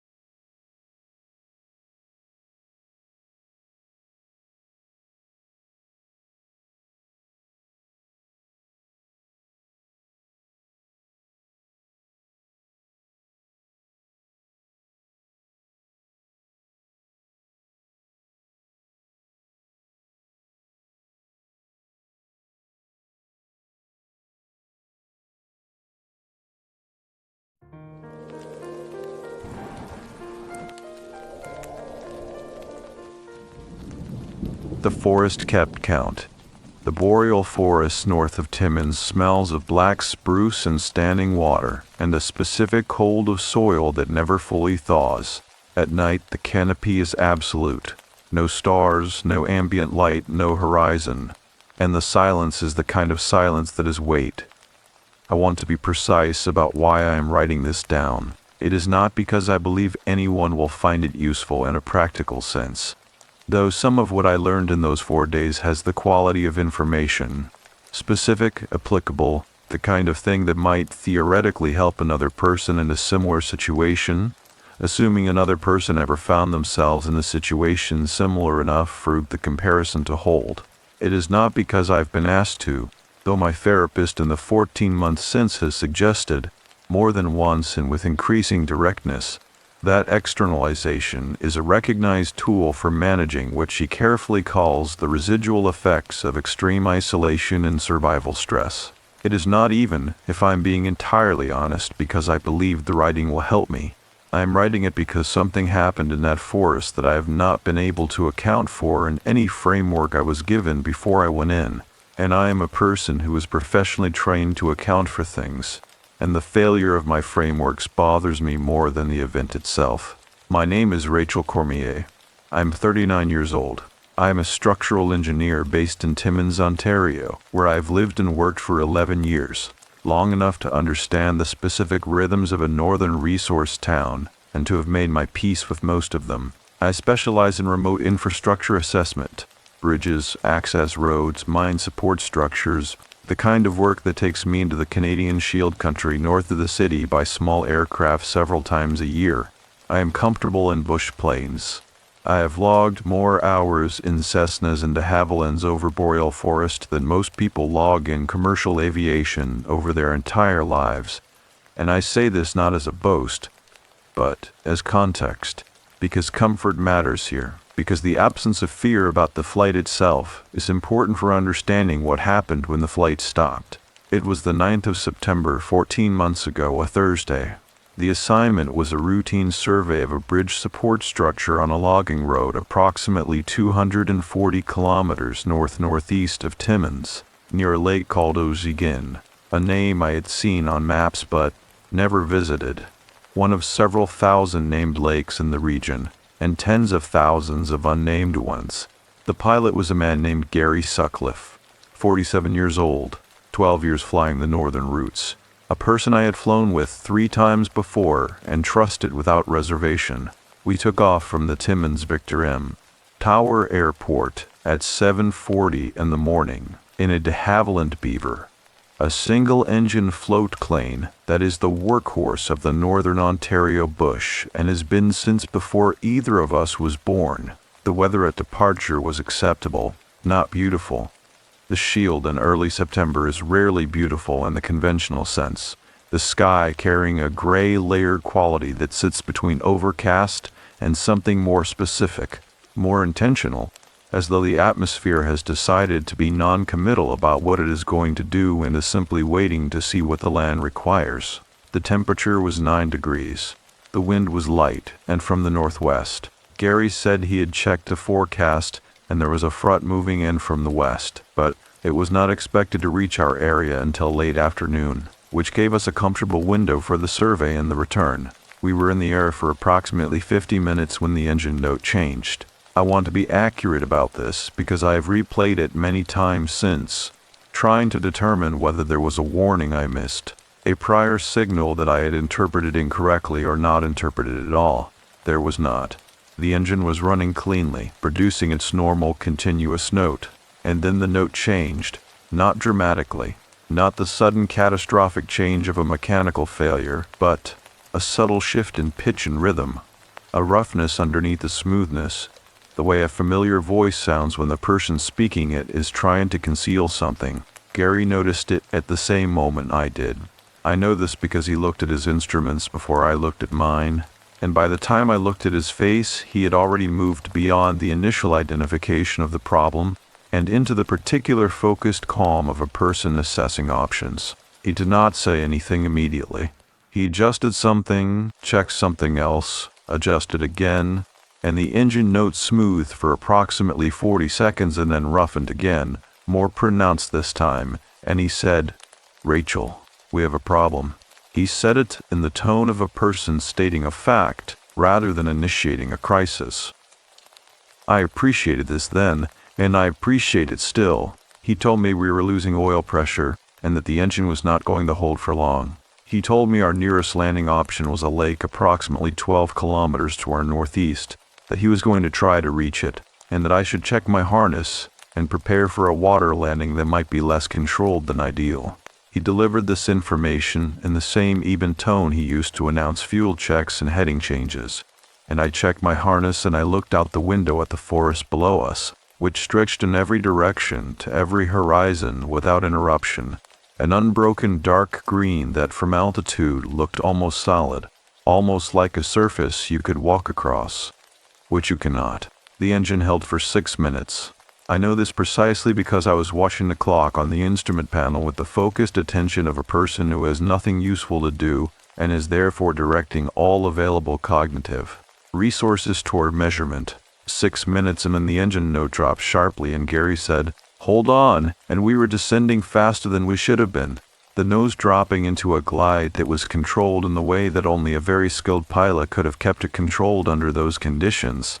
And below us through the windscreen I could see the lake, not large, perhaps a kilometer across, its surface a flat gray that matched the sky above it so precisely that the horizon between them was barely legible. We did not reach the lake. The trees came up faster than I understood they would. One moment the lake was ahead of us, and below us, and reachable, and the next moment the trees were filling the windscreen, very large and very close, and Gary said something I did not hear, because the first impact had already arrived. Not an explosion, not the dramatic catastrophe of film and imagination, but a progressive and horrifying series of collisions as the floats caught the canopy and the aircraft began to break apart in the slow and methodical way that aircraft break apart when they are decelerating through solid matter, each impact transferring energy, redistributing the structure, rearranging everything that had been arranged correctly into something that was not, and then it was quiet. The quiet that followed was the most complete quiet I had ever been inside. Not peaceful. The word is entirely wrong. Complete in the way that a closed room is complete. A bounded thing with edges, as though the sound had not simply stopped, but had been contained and sealed, and the seal held, and nothing from outside was getting in. I was still in my seat. This surprised me. I ran the standard inventory that you run in the immediate aftermath of something that should have killed you. Head, neck, shoulders, arms, torso, legs, feet, moving each part carefully, testing its range and its response to instruction. My left forearm was bleeding from a cut I did not remember receiving.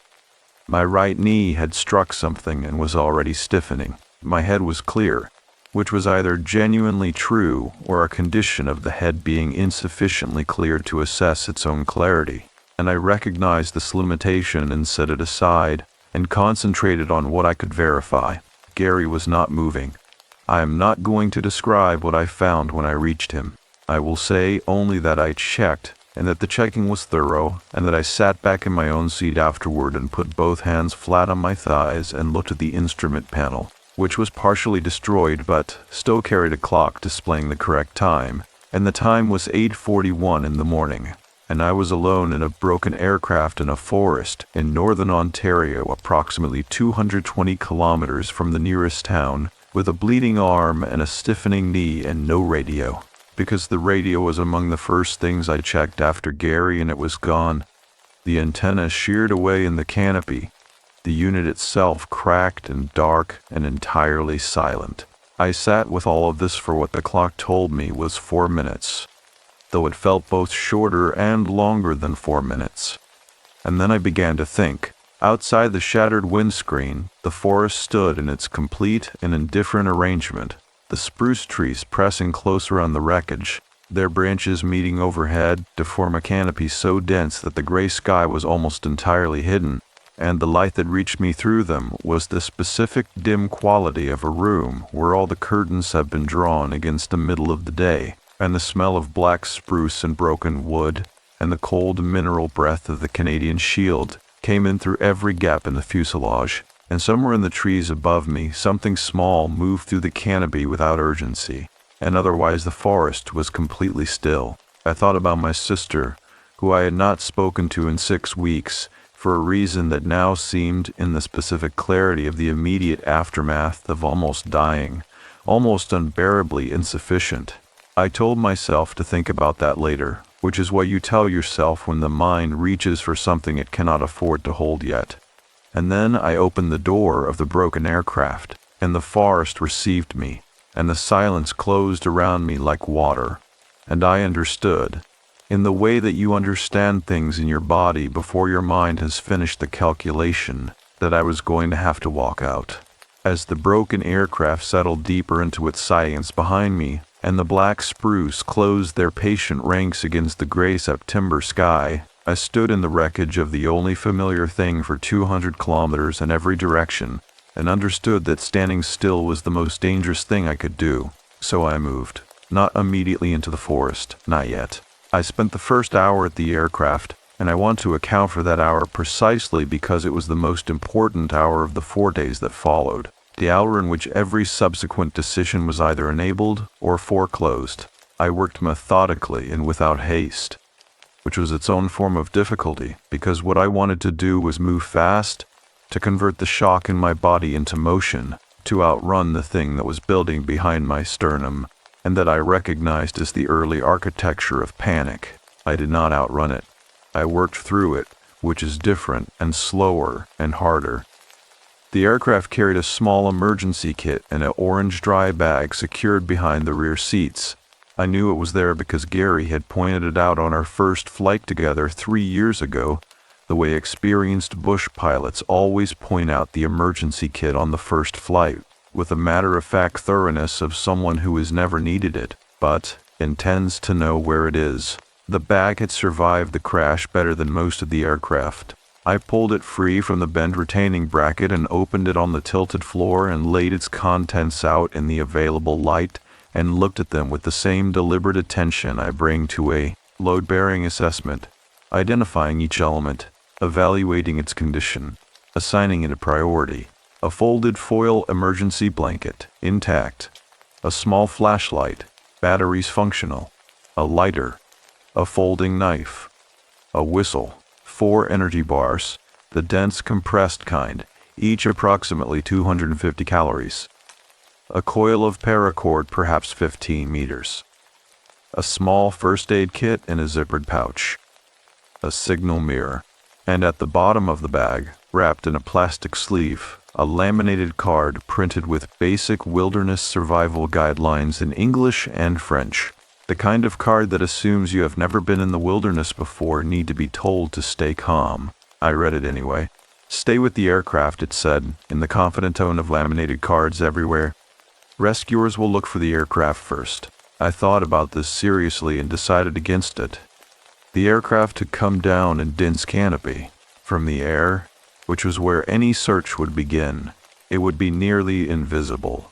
The spruce had closed around it with the completeness of something that had been waiting to absorb exactly this kind of intrusion, and the floats and tails section that might have been visible from above were already buried under bent and broken branches. More critically, I did not know precisely where we were, which meant I did not know whether search aircraft would even be looking in this general area. Gary had altered our heading twice during the descent trying to reach the lake, and I had not been tracking our position with the attention I would have needed to reconstruct our exact location from memory. What I did know was the general direction of the lake.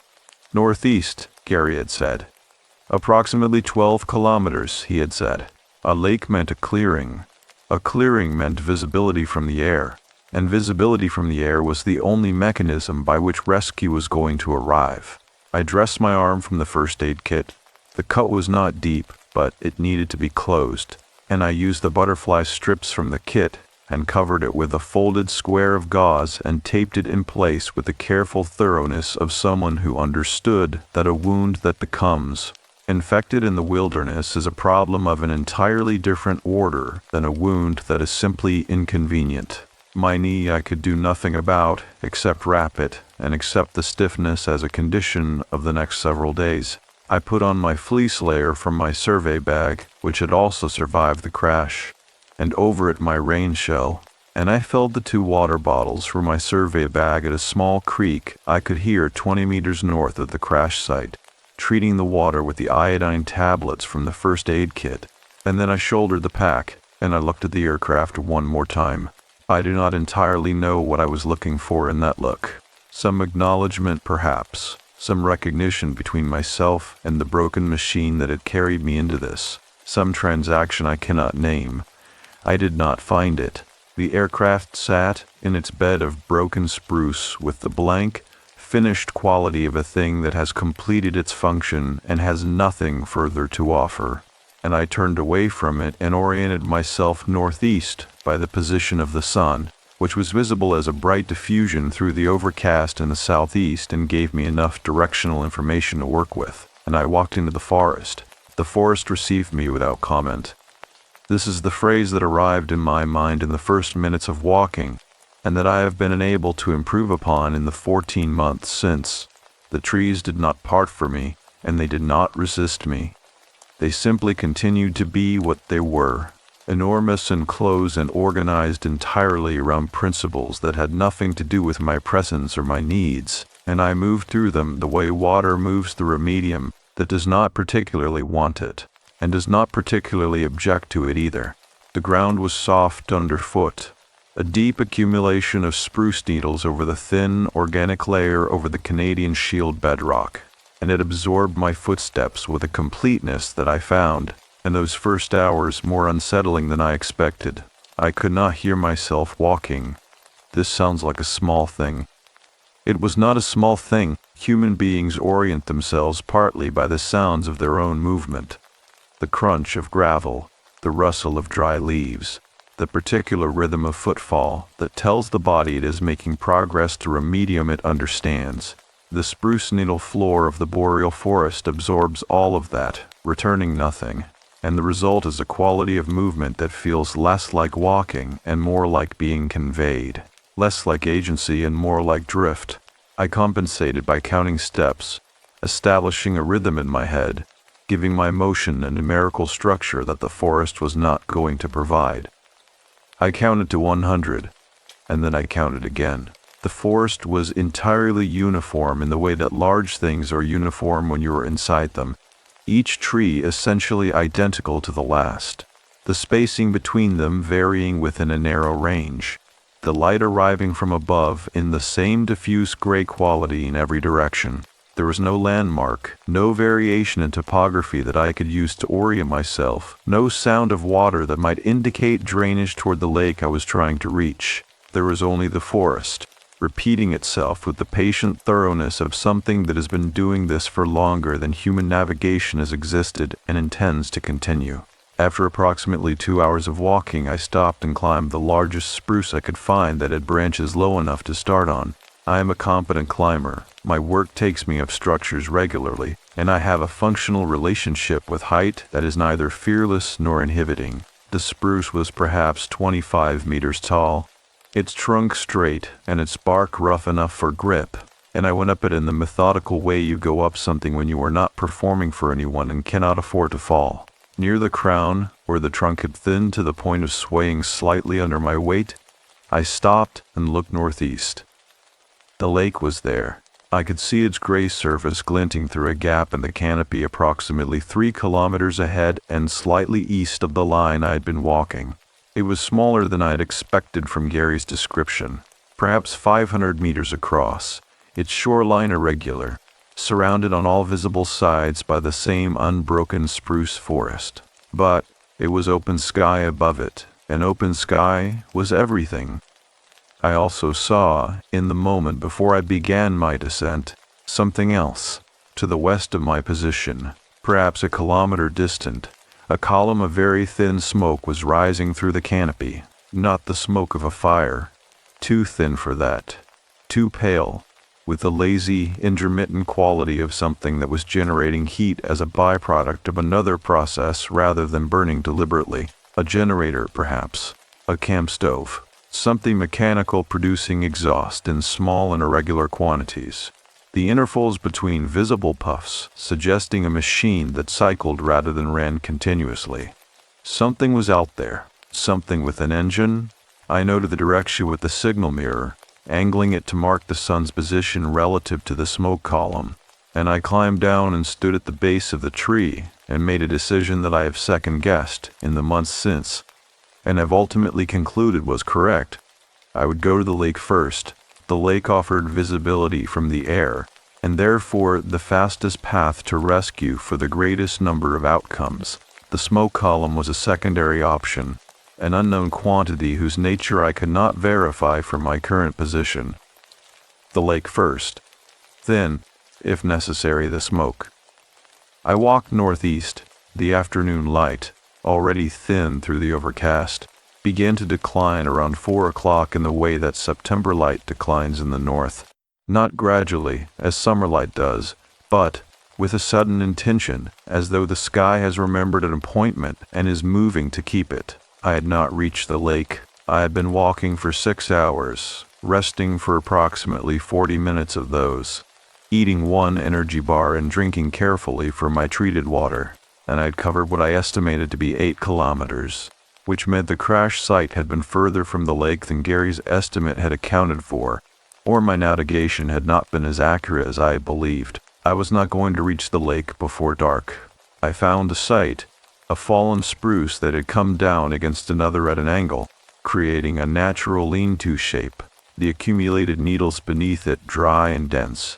and I gathered additional branches and built up the enclosure with the focused, unhurried attention of someone converting a problem into a task. I ate my second energy bar. I drank.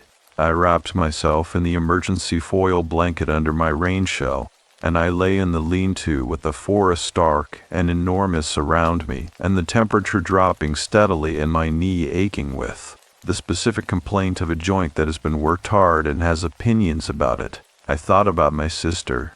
Her name was Claire. She lived in Thunder Bay, 4 hours south by road, and we had spoken every week for most of our adult lives until 6 weeks ago, when I had said something during an ordinary conversation that was not ordinary at all, something I had been carrying too long and had released without adequate preparation, and she had gone quiet in the way that she went quiet when she was deciding something, and then she had said she needed time, and I had said of course, and we had not spoken since. 6 weeks. The longest silence between us in 37 years of being sisters. I had been meaning to call. I had drafted the call in my head a dozen times, assembled its components, the acknowledgement, the context, the specific and honest apology that the situation required, and each time I had decided to wait one more day for the right moment, the right frame of mind, the right conditions under which a difficult conversation could be had. There were no right conditions. I understood this now with a clarity that the lean-to and the dark and the cold and the 200 kilometers of boreal forest surrounding me had provided free of charge. I closed my eyes and the forest settled around me in its night register, which was different from its day register in ways I was only beginning to learn to read. And somewhere in the middle distance a sound arrived that I had been expecting and dreading in equal measure since I entered the trees that morning. A howl. Low, sustained, carrying, the sound traveling through the dark with an ease that made the distance impossible to estimate. Then a second howl from a different direction. Then, after a pause in which the forest held its breath, a third. I lay very still in the lean-to with the foil blanket pulled close, and the folding knife in my right hand and the flashlight in my left, and I thought about the laminated card in the orange bag that had told me to stay calm. And I thought that whoever had written it had never heard 3 wolves locate each other in the dark 200 kilometers from the nearest town. And then I thought, with the desperate mundanity of a mind that will not stay where it is put, I left my phone charger plugged in at the office. It was still plugged in. I was almost certain of it. A small white cube in a wall socket beside my desk, charging nothing, drawing its tiny current from the building's supply for however many days I was going to be out here. And my office mate Martin would notice it eventually and might unplug it, or might leave it. And this thought was so specific and so irrelevant and so completely mine that it held me in the present moment like a hand on my shoulder. The wolves called to each other twice more, and then were silent. The forest dark pressed against the lean-to with the full weight of a September night in the Canadian Shield. And I lay in it and breathed carefully and counted my remaining resources with the precision of a structural engineer assessing a load, 3 energy bars, approximately 1 liter of treated water, a knife, a light, a blanket, a mirror, a whistle, a lighter, 15 meters of cord, and the direction of a lake I had not yet reached. It was enough. It had to be enough. It did not occur to me until much later, until I was home. Until I was warm, until I had replayed those first hours with the careful attention of someone trying to account for every element, that from the moment I entered the forest, I had not once felt entirely alone, and that the feeling had not been comfort, and had not been fear, and had not been anything I had a word for and any framework I had been given before the forest took me in. The cold woke me before the light did, not dramatically. Not the sudden violent cold of exposure, not the cold that signals something has gone medically wrong, but the specific and insistent cold of a September night in the Boreal that has been working on you steadily for hours and has finally accumulated to the point where the body decides sleep is no longer an adequate response. I woke with my hands pulled inside my sleeves and my knees drawn up, and the foil blanket crinkled around me in the particular way that foil blankets crinkle when you have been moving unconsciously against them for hours, trying to find warmth that they can reflect but cannot generate. I lay still for a moment and ran the inventory. Head clear, arm painful but not hot, which meant the wound was not yet infected, which was the most important piece of information available to me at that moment. Knee stiff and swollen, the joint having spent the night consolidating its complaints into a single focused objection that I was going to have to negotiate with for the rest of the day. Core temperature adequate.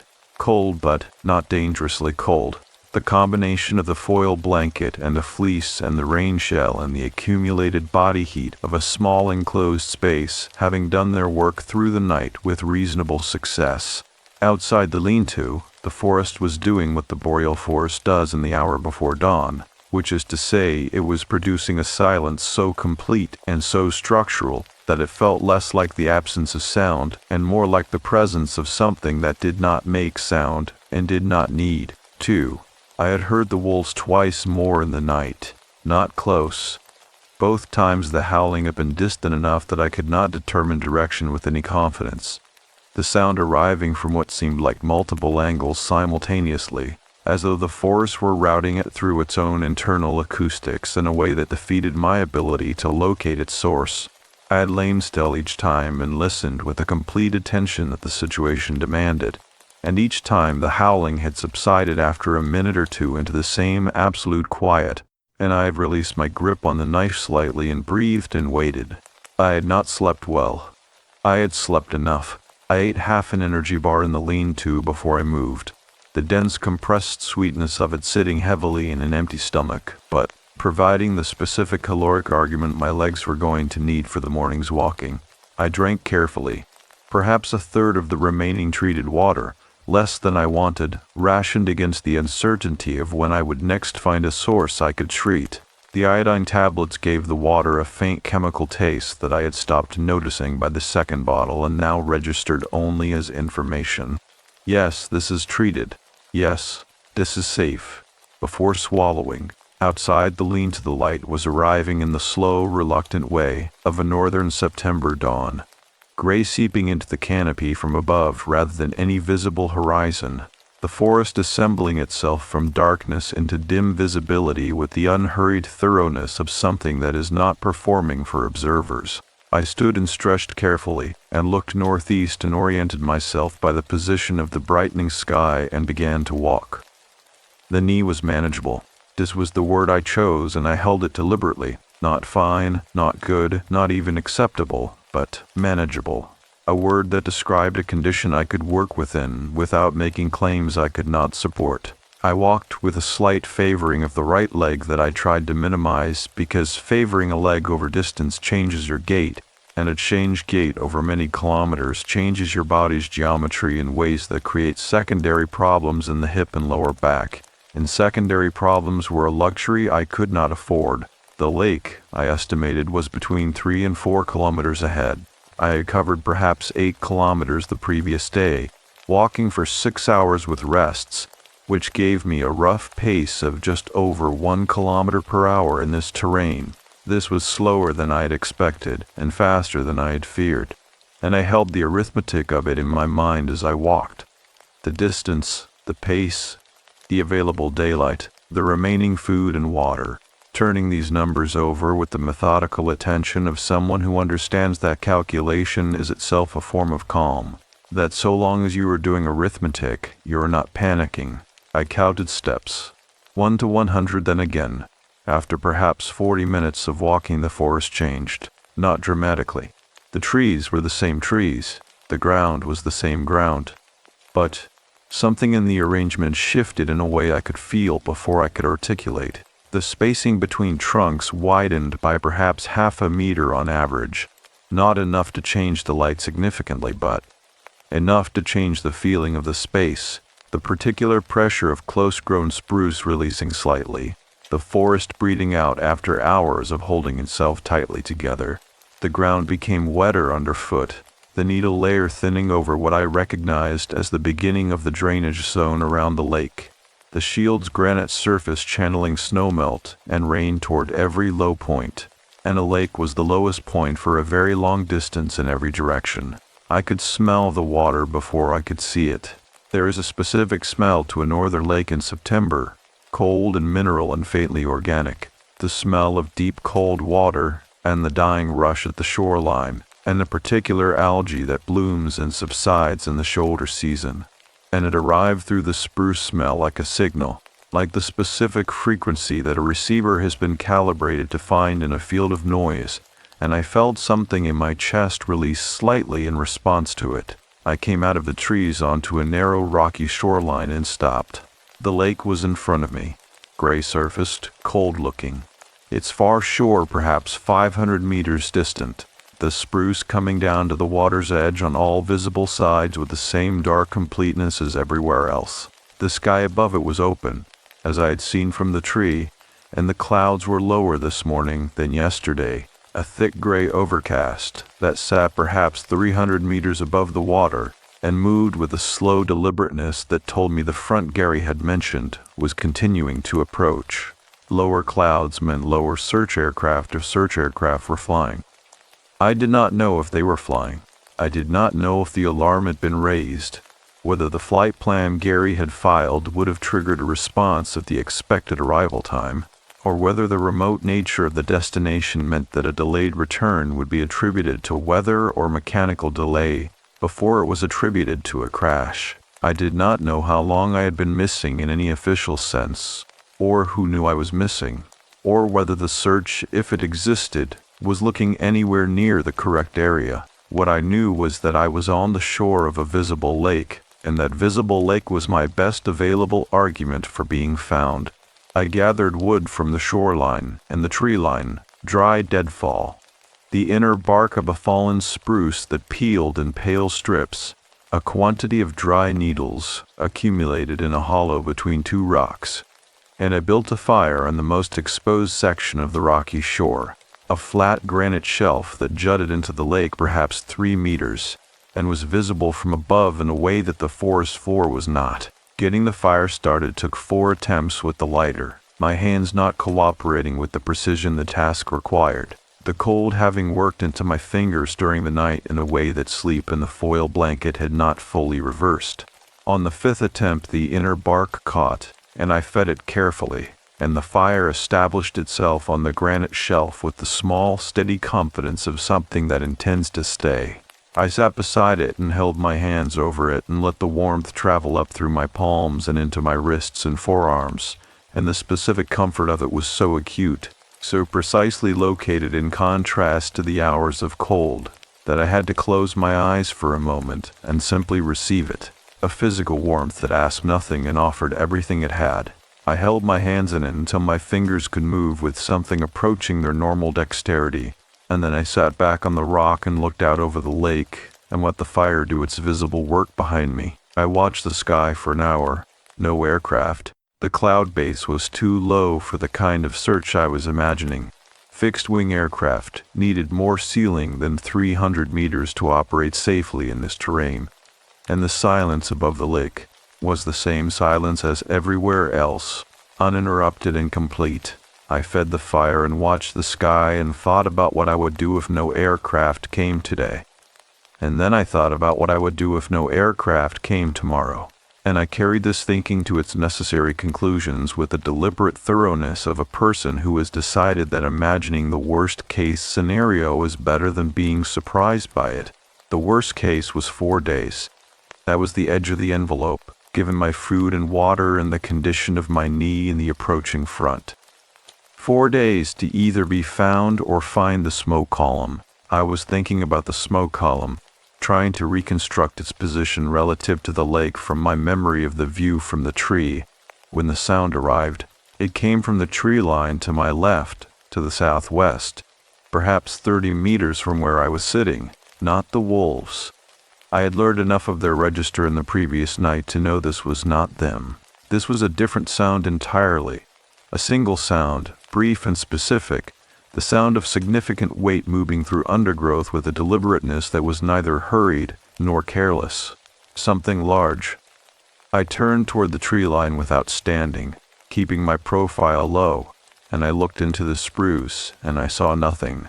The trees were dim, even in the morning light, the undergrowth between their trunks consisting of low shrub an accumulated deadfall, and the specific deep shadow that Boreal forest generates even in daylight, and whatever had made the sound was inside that shadow and entirely invisible. I did not move. The fire crackled behind me. The lake surface moved in a light wind that had picked up since dawn.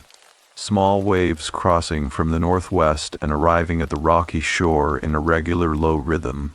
The trees to my left were still and silent. Then the sound again. Closer. Weight on the needle floor, moving without haste. I had the knife in my hand. I did not remember taking it out.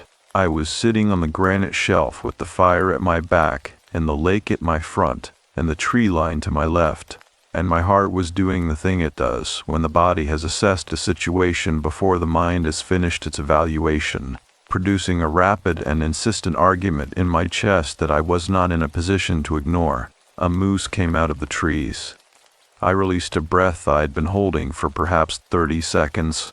It was a cow, large and dark and entirely unconcerned by my presence, moving along the shoreline with the unhurried authority of something that has no predators worth worrying about in this forest on this morning and knows it. She walked to the water's edge, perhaps 20 meters from where I sat, and lowered her enormous head and drank, and I watched her and felt the specific compound relief of a threat that resolves into something benign. The adrenaline metabolizing slowly through my system and leaving behind a residue that was almost like affection. She drank for a long time. She raised her head and looked at me with the flat, patient gaze of a large animal that has evaluated a situation and found it manageable. Then she turned and walked back into the trees and was gone. I sat with the relief for a moment, and then I set it down and returned to the fire and the sky and the arithmetic. It was in the 20 minutes after the moose, in the specific quiet that follows an encounter that turned out to be harmless, that I first had the clear and unambiguous sense of being watched. Not by the moose. She was gone, her sounds in the undergrowth fading steadily northeast. Not by the wolves, whose presence had a specific quality I was beginning to recognize. A directional pressure that arrived from a defined location and moved. This was different. This had no direction. It was present in the way that air is present, surrounding, ambient, exerting its pressure from every side simultaneously, not threatening and not welcoming, and not anything I had a specific word for in the frameworks I had been given before the forest received me. I looked at the tree line in every direction. Nothing moved. Nothing was visible between the trunks that should not have been there. The fire burned steadily on the granite shelf, and the lake moved behind me, and the sky above was empty of aircraft, and empty of everything else that I could name. I told myself it was the aftermath of the adrenaline, the nervous system running its checks, finding threats in the quiet after a threat had resolved, the alarm system cycling through its protocols after being briefly activated. I told myself this was a known phenomenon, well documented, a predictable artifact of a body that has been frightened and is now deciding whether it is safe to stand down. I told myself this with considerable conviction. I almost believed it. What I could not account for, and what I have not been able to account for in the 14 months since, was the temperature. The fire was burning well. I was sitting close to it within its radius of warmth, and the morning air, despite the overcast, was several degrees warmer than the night had been. By every available measurement, the conditions around me on that granite shelf were warmer than they had been at any point since the crash. The cold that settled over me in those 20 minutes was not atmospheric. It arrived from no direction, and it left from no direction, and it was not the cold of wind or water or shade or the proximity of the lake. It was the cold of being seen by something that generated no warmth of its own, and was drawing the warmth from the air around it, simply by being present in that air, the way a very cold object chills the space it occupies. I sat in it without moving and looked at the tree line and listened to the fire and waited. After perhaps 4 minutes it lifted, cleanly, completely, with the same lack of transition with which it had arrived, present and then not present, the warmth of the fire reasserting itself against my skin with a sudden and almost startling normality, as though a switch had been returned to its original position, I looked at the tree line for a long time after that. Then I fed the fire because the fire was real and its warmth was real and its smoke was visible from above, and being found was still the most important task available to me. And I was a structural engineer from Timmins who dealt in loads and tolerances and the specific accountability of things that could be measured. I fed the fire and I watched the sky, and I did not look at the tree line again for a very long time, because looking at it had begun to feel like an invitation, and I was not yet certain what I would be inviting. The morning passed in its slow gray way, and the clouds lowered further, and no aircraft came, and the fire burned on its granite shelf with its small, steady conviction. And I sat beside it and thought about Claire, not the call I had not made, not the 6 weeks of silence, but the specific sound of her voice when she laughed, which was the sound I wanted most in the world at that moment, and which the forest, for all its ancient, impatient attention, could not give me. 2:28 p.m. I left the lake at midday. This decision did not come easily, and I want to account for the difficulty honestly, because the difficulty was not irrational, and I am not interested in retroactively editing my thinking into something cleaner than it was. I had come to the lake because the lake offered visibility from the air, and visibility from the air was the fastest route to rescue, and leaving the lake meant abandoning that argument in favor of a different one that was less certain. The smoke column was real. I had seen it from the tree, but I did not know what it was, how far it was, or whether it would still be producing smoke when I arrived at its source. I did not know whether the source was inhabited or whether it was simply a piece of machinery running on a timer in a camp that had been empty for weeks. What I knew was that the clouds were at 200 meters and dropping, that fixed-wing search aircraft could not operate in those conditions, that the front Gary had described was now clearly overhead and showed no signs of moving through quickly, and that sitting on a granite shelf burning my remaining dry wood for a fire that no searching aircraft could see through the cloud base was converting my resources into smoke with no return. I knew one other thing, which I accounted for in my decision and have accounted for honestly in the months since. I did not want to spend another night on that shoreline. This was not cowardice. I want to be precise about the distinction. Cowardice is the avoidance of a necessary risk. What I felt on that shoreline was the specific and calibrated discomfort of a person who has assessed a location and determined that it is not safe in a way that her instruments cannot fully measure, and who trusts that assessment because she has learned through 11 years of professional practice that the readings her body takes of a structure are worth including in the overall evaluation even when they cannot be quantified in any standard unit. The shoreline fell wrong in a way that the fire and the arithmetic and the 14 months of subsequent reflection have not been able to fully explain away. I extinguished the fire carefully, not stamping it out, but drowning it with lake water carried in my water bottle. The granite shelf hissing and steaming in the cold air, the smoke of the extinguished fire rising briefly in a pale column before the wind took it. And I shouldered my pack and I oriented myself west-southwest by the position of the sun, which was invisible behind the cloud but whose direction I could still determine from the quality of the diffused light.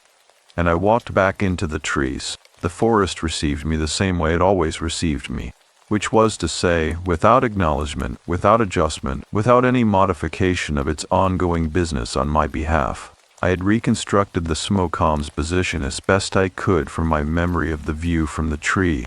It had been west of the lake, which from my current position on the lake's eastern shore meant I needed to cross behind the lake's northern end and then push west-southwest for what I estimated was between 1 and 2 kilometers. If my navigation held and the source was still active, I could be there before dark. If my navigation held, the boreal forests in overcast conditions is one of the most navigationally featureless environments on Earth. I had known this academically before I went in, and I knew it experientially now, the knowledge having been absorbed through 11 hours of walking in it, and the experiential version was significantly more instructive than the academic one. Every direction looked like every other direction. The trees were the same trees. The ground was the same ground. The sky above the canopy was a uniform gray that provided light without directionality, and the specific visual cues that human beings use unconsciously to maintain directional orientation. Shadows, distant landmarks, the subtle gradient of a slope, were either absent or so attenuated as to be unreliable. I navigated by the moss. This is not a myth. Moss does grow more densely on the north-facing sides of trees in the northern Boreal. Not universally and not with the precision of a compass, but with enough consistency to function as a directional reference when cross-checked against multiple trees over a consistent sample. I had known this from a wilderness training course I had taken 7 years ago when I first started taking remote survey work, a 2-day course in Sudbury that I had attended with moderate attention and had not thought about since, and which now returned to me with the specific vividness that useful things acquire when they become urgently necessary. I checked the moss on every 5th tree. I kept a running average in my head. I adjusted my heading when the average drifted. I counted steps between adjustments. It was slow.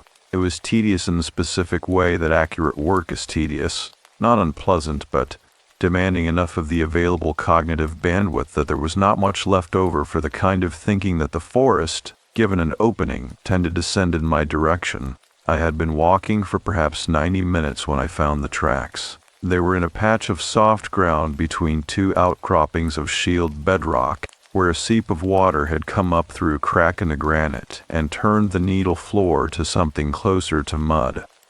A small area, perhaps 2 meters across, surrounded by the dry needle accumulation of the rest of the forest floor. The tracks crossed this patch diagonally, northwest to southeast, and they were wolf tracks, large ones. The impressions deep enough to suggest an animal of significant weight moving at a walk rather than a run. 4 sets of tracks. Perhaps 5, the individual prints overlapping in places, the edges still sharp enough to indicate that they had been made within the last several hours. I crouched beside them and looked at them for a moment with the same deliberate attention I had been giving to the moss. The tracks were moving southeast. I was moving west-southwest. Our paths had crossed at this point, which meant the pack was somewhere to my southeast. Behind me, not ahead of me, which was the better of the available configurations. I filed this information and stood and adjusted my pack and kept walking. 20 minutes later I heard them, not howling this time, not the long carrying call of the previous night, the pack locating itself across distance. This was different, a lower sound, closer, the sound of animals moving through undergrowth at a pace that was not quite urgent, but was considerably more directed than a casual movement. I stopped and turned slowly and looked into the trees behind me. 4 of them, perhaps 5. It was difficult to count because they were among the trees rather than in a clearing. They are gray-brown shapes moving between the trunks with the fluid ease of animals that have been navigating this specific terrain for their entire lives. They were not running. They were not approaching directly. They were moving at an angle that kept them parallel to my path, tracking rather than pursuing, maintaining a distance of perhaps 30 meters with the casual confidence of animals that know they have time. I turned forward and kept walking. I want to be precise about what I felt in that moment, because the honest answer is complicated and the complicated answer matters. I was frightened. That was present. Clearly and physiologically, my heart doing its rapid and insistent work in my chest, my mouth dry in a way that had nothing to do with dehydration. But underneath the fear there was something else, something that I struggled to name then and have only partially named since. A recognition, perhaps, or something close to it, the sense of being incorporated into a system that had its own logic and its own terms, of being assigned a role in an ongoing process that had been in operation long before I arrived and would continue long after I left. The wolves were not hunting me. I understood this with a confidence I could not entirely justify from the available evidence, but which held nonetheless, the way structural intuitions hold when you have been working in a field long enough that your body has internalized the patterns your mind has not yet fully articulated. They were doing something else. Something that had the character of assessment rather than predation, of accompaniments rather than pursuit. They were keeping pace. I walked. They walked. And the distance between us held at 30 meters with a consistency that felt almost deliberate, as though they were maintaining a specific interval that had been established for a specific purpose. I counted steps. I checked the moss. I watched the light declining through the canopy above me, and thought about the remaining distance to the smoke source, and whether I would reach it before dark. And these thoughts were useful and necessary, and I held them against the other thing, the feeling that had returned from the shoreline, that ambient, directional, temperature-dropping presence that was not the wolves, and was not anything I could locate or name. It had followed me from the lake. I was certain of this in the way that I was certain of things I could not prove, not with evidence, not with measurable data, but with the kind of comprehensive bodily certainty that is its own form of knowing. The wolves were real and visible and 30 meters to my left. This other thing was not visible and not locatable and not warm, and was significantly closer than 30 meters. I thought, with the specific involuntary randomness of a mind under pressure, about a structural report I had not finished before leaving on Thursday. It was sitting on my desk in a half-completed state. 2 sections written and the third outlined but not drafted, and it was due the following Wednesday, and Martin would not know how to finish it because Martin was a civil engineer, and the third section required someone with my specific background and load-bearing assessments under freeze-thaw conditions. And this thought was so completely, specifically, reliably mine that I held it like a rope and pulled myself along it through the next 10 minutes of walking. The smoke smell reached me before the sound did. It arrived first as a faint chemical thread beneath the spruce and cold water smell of the forest. Not wood smoke, not the clean combustion of a fire, but the specific petroleum exhaust of a small engine, the smell of a generator or a pump running on gasoline. And it arrived from the southwest with a steadiness that told me the source was continuous rather than intermittent, that whatever I had seen from the tree as occasional puffs was now in full operation. The wolf stopped. Not gradually, all at once, the parallel movement to my left simply ceasing, and when I turned to look, the trees to my southwest were empty. No shapes between the trunks, no movement in the undergrowth. The forest in that direction simply itself. Undifferentiated, giving nothing away. I stood very still and looked at where they had been, and thought about why they had stopped. Animals avoid human habitation. This is the standard understanding, the default framework. The smell of generators and gasoline and cooked food and all the chemical signatures of a human camp are deterrents. And a pack that has been following a person through the wilderness for several kilometers will stop at the perimeter of a camp because the camp represents a threshold they have decided not to cross. This was the logical explanation. I also noted with the careful honesty of a person trying to account for every element, that the other presence, the ambient, surrounding, cold and directionless thing that had come with me from the shoreline, had also stopped, at exactly the same point, at exactly the same moment. I turned and walked southwest toward the smell of gasoline, and the trees thinned ahead of me in the specific way they thin when they are approaching a clearing, the spacing widening, the undergrowth opening, the light arriving from a slightly wider angle, and then the trees ended, and a camp was in front of me. 3 plywood structures on a gravel pad, a generator running beside the nearest one, a stack of cut timber to the right. A single work light mounted on a pole illuminating the gravel pad in a yellow-white circle against the late afternoon dark, and a man in a red jacket standing at the edge of the gravel pad looking directly at me. He said something I did not immediately understand, and then I understood that he was not speaking English or French, and then I understood that it did not matter, because his expression was completely clear, surprise and concern and the immediate, uncomplicated intention to help. And I walked toward him across the gravel with my bad knee and my bandaged arm and my 4 energy bar wrappers in my 200 kilometers of boreal forest. And I said, "There was a plane crash. I need to use your phone. There are no survivors except me, and I need to use your phone." He nodded before I finished the sentence and turned and led me into the nearest structure, and inside it was warm in a way that hit me like a physical impact. The specific, overwhelming warmth of a heated interior space after 27 hours of the Canadian Shield in September, and there was a camp stove with a pot of something on it, and a table and a bench, and a radio unit on a shelf beside the window, and 4 other men who looked up when I came in with the same expression the first man had worn, and the warmth of the room entered me through every available surface, and I sat down on the bench without being asked, because my legs had decided that the emergency was over, and they were done. I held my hands in front of me and looked at them for a moment, the bandaged left forearm, the right hand still holding the folding knife that I did not remember keeping hold of through the last hour of walking. And I set the knife on the table and folded both hands in my lap and breathed. The man in the red jacket was at the radio. He spoke in his language and then switched to a heavily accented but entirely functional English and said, "They are survivors. 1 person, there has been a plane crash, we need rescue." He read coordinates from a map on the wall beside the radio. Someone put a mug of something hot in front of me. Tea. Very sweet.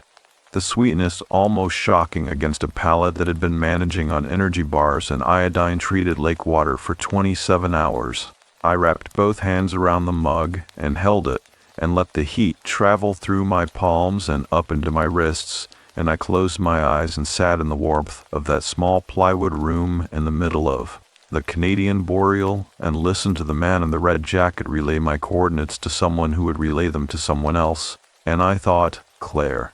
I thought her name with a completeness and a clarity that 3 days of walking had not yet produced, and the thought of her was so specific and so warm and so necessary that it sat in my chest alongside the tea's warmth like a second source of heat, and I understood that the first thing I was going to do when I had access to a telephone was call her, and that whatever I said would be inadequate and would be exactly right, and that the conditions were never going to be perfect, and I was done waiting for them to be. The man in the red jacket turned from the radio and told me that rescue would come in the morning, that the cloud base was too low for aircraft tonight, and that I was welcome to stay, and that there was food, and that I was safe. I said thank you in English, and he nodded, and I said it again in French, and he nodded again, and the other 4 men returned to what they had been doing before I walked out of the forest and into their light, and a generator ran its steady note outside the window, and the camp stove produced its particular domestic smell of hot metal and cooking, and I sat on the bench with my hands around the mug of sweet tea and felt the forest at my back through the plywood wall. Patient, present, enormous, and for the first time in 27 hours, still, not watching, simply there. I did not ask myself until much later, until I was home, until the 14 months of ordinary life had accumulated their specific weight on top of those 4 days. What had stopped at the camp's perimeter alongside the wolves, and whether stopped was the right word for what it had done, or whether it had simply changed the terms of its presence in a way I had not yet learned to read. The rescue helicopter arrived at 9:47 in the morning. I know the time precisely because I had been watching the camp's wall clock since 6 a.m. with the focused attention of someone who has decided that tracking time is a form of agency. And agency was the thing I most needed in the hours between the warmth of arrival and the warmth of departure. The cloud base had lifted overnight. Not fully. Not the clear blue of a northern September on its better days. But enough. The ceiling rising to perhaps 600 meters by dawn, the visibility improving to the point where the man in the red jacket, whose name was Way and who had been checking the sky every hour since first light, had told me at 8:30 that he thought they would come today. He was right, and they came, and the sound of the rotors was the finest sound I had ever heard in my life. And I say this without exaggeration, and without the retroactive romanticism that sometimes attaches itself to significant moments when you reconstruct them later. It was simply and purely the finest sound I had ever heard, the specific acoustic signature of rescue arriving from the correct direction at the correct time. And I stood in the clearing beside the camp and watched the helicopter descend through the low gray sky with both hands at my sides and my face turned upward, and I felt something leave my body, had been present since the moment the engine note changed on Thursday morning. The sustained muscular tension that I had not known was there until it released. The way you do not know a sound is continuous until it stops. The paramedic who came out of the helicopter was a woman named Diane, compact and precise, with the specific unhurried efficiency of someone who has done this many times and understands that urgency and haste are different things. She looked at my arm and my knee and my general condition with a systematic attention that I found deeply comforting. The comfort of being assessed by someone whose assessment was competent and whose competence was evident in the way she moved through her evaluation, touching and testing and asking her specific relevant questions in a tone that communicated both care and the complete absence of alarm. She asked if I had any pain beyond the arm and the knee. I said no. She asked if I had experienced any loss of consciousness during or after the crash. I said no, and then I paused and I said, "Not exactly." She looked at me. Her expression did not change, but her attention shifted in quality, becoming slightly more focused. The way a clinician's attention shifts when an answer contains a qualification that requires following. I told her I had experienced periods during the previous day and a half in the forest that I would not describe as loss of consciousness, but that had a quality of altered attention. Moments when my awareness of my immediate environment had been replaced by an awareness of something else. Something that I could not locate or name, that had no sensory component I could identify with any of the usual 5 senses, and that had been accompanied by a significant and localized drop in ambient temperature that I could not attribute to any meteorological explanation. I told her this in the same even, precise tone that I would use to describe a structural anomaly to a colleague. Not performing calm, not performing distress. Simply reporting what I had observed as accurately as I could, because accuracy was what the situation required and what I was professionally trained to provide. Diane looked at me for a moment, with the expression of a person who is deciding how to categorize what she has just heard. Then she said, "How much did you sleep in the first 24 hours?" I told her. "Perhaps 5 hours, broken in a lean-to on the first night." She nodded and wrote something on her clipboard and said that sleep deprivation combined with the psychological stress of survival situations and the physiological stress of cold exposure could produce perceptual anomalies that felt entirely real, and were entirely real in the sense that the brain was generating them from genuine neurological processes, and that this was well documented and nothing to be concerned about. I said, "Yes, I know." She looked at me again. I looked back. Neither of us said anything else about it. They loaded me into the helicopter, and Wei and the other 4 men stood in the clearing and watched us lift, and I pressed my hand against the helicopter's window as we rose, and Wei raised his hand in return, a small and entirely sufficient gesture of acknowledgement between 2 people who had shared 27 hours of the story that neither of them had written. The camp shrank below us. The forest opened around it in every direction, vast and dark and continuous. The canopy a solid surface from above that gave away nothing of what moved through it below. I looked for the lake. I found it smaller than it had felt from the shore, its gray surface catching the overcast sky. The rocky shelf where I had built my fire visible as a pale granite intrusion into the dark spruce border. I looked for the crash site and could not find it. The forest had closed over it completely. The broken canopy already indistinguishable from the surrounding intact canopy at the altitude we were flying, and Gary's aircraft lay somewhere in that undifferentiated dark green, and I could not see it from above, I turned away from the window. The flight to Timmins took 40 minutes, and the paramedic monitored my vitals and spoke to the hospital on her radio, and I sat in the helicopter seat with a foil blanket around my shoulders and looked at the door handle beside me, which was a perfectly ordinary helicopter door handle, and thought about nothing at all, which was the most complete rest I had experienced in 2 days. They kept me in Timmins and District General for 31 hours. The arm required 3 stitches where the butterfly strips had not been sufficient, which the emergency physician told me was actually an impressive field dressing for the conditions, and I felt, absurdly, a small professional pride in this. The knee had a partial meniscus tear that would require physiotherapy and possibly, eventually, a surgical consult. I had mild hypothermia that had already largely self-corrected with the warmth of the camp and the helicopter and the hospital. My core temperature on admission 36.1 degrees, which the physician told me was essentially normal and a testament to how well I had managed my thermal resources in the field.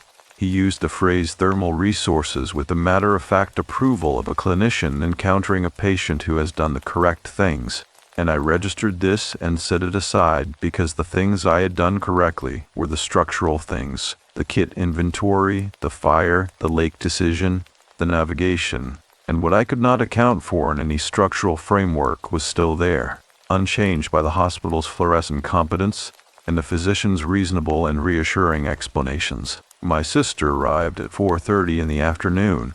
She had driven from Thunder Bay the moment she heard.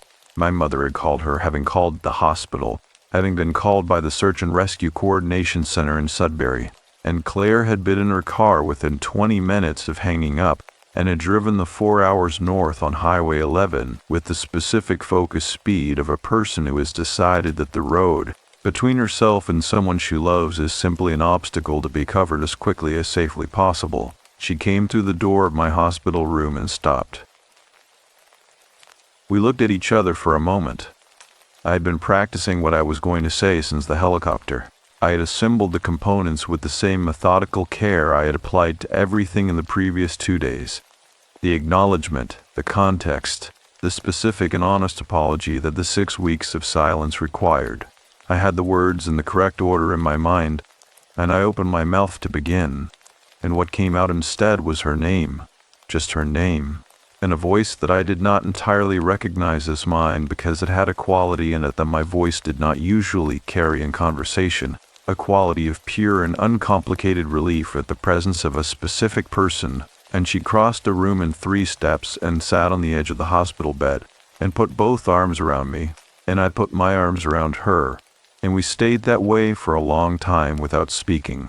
The apology came later, that evening, when we had both settled into the specific equilibrium of 2 people who've been frightened for each other and are now in the same room and can afford to have the conversation they have been avoiding. It was not a long conversation. The thing I had said 6 weeks ago, the thing she had needed time to process, was a truth she had already known and I had withheld for years. And what she had needed time to process was not the truth itself, but the fact of the withholding. The years of careful management, the strategic omissions, the specific quality of love that believes it is protecting someone by keeping them in the dark about things that directly concern them. She said, "I needed you to trust me with it." I said, "I know. I am sorry. I should have trusted you years ago." She said, "Yes, you should have." And then she said, "But you are here, and I am here, and we are starting now."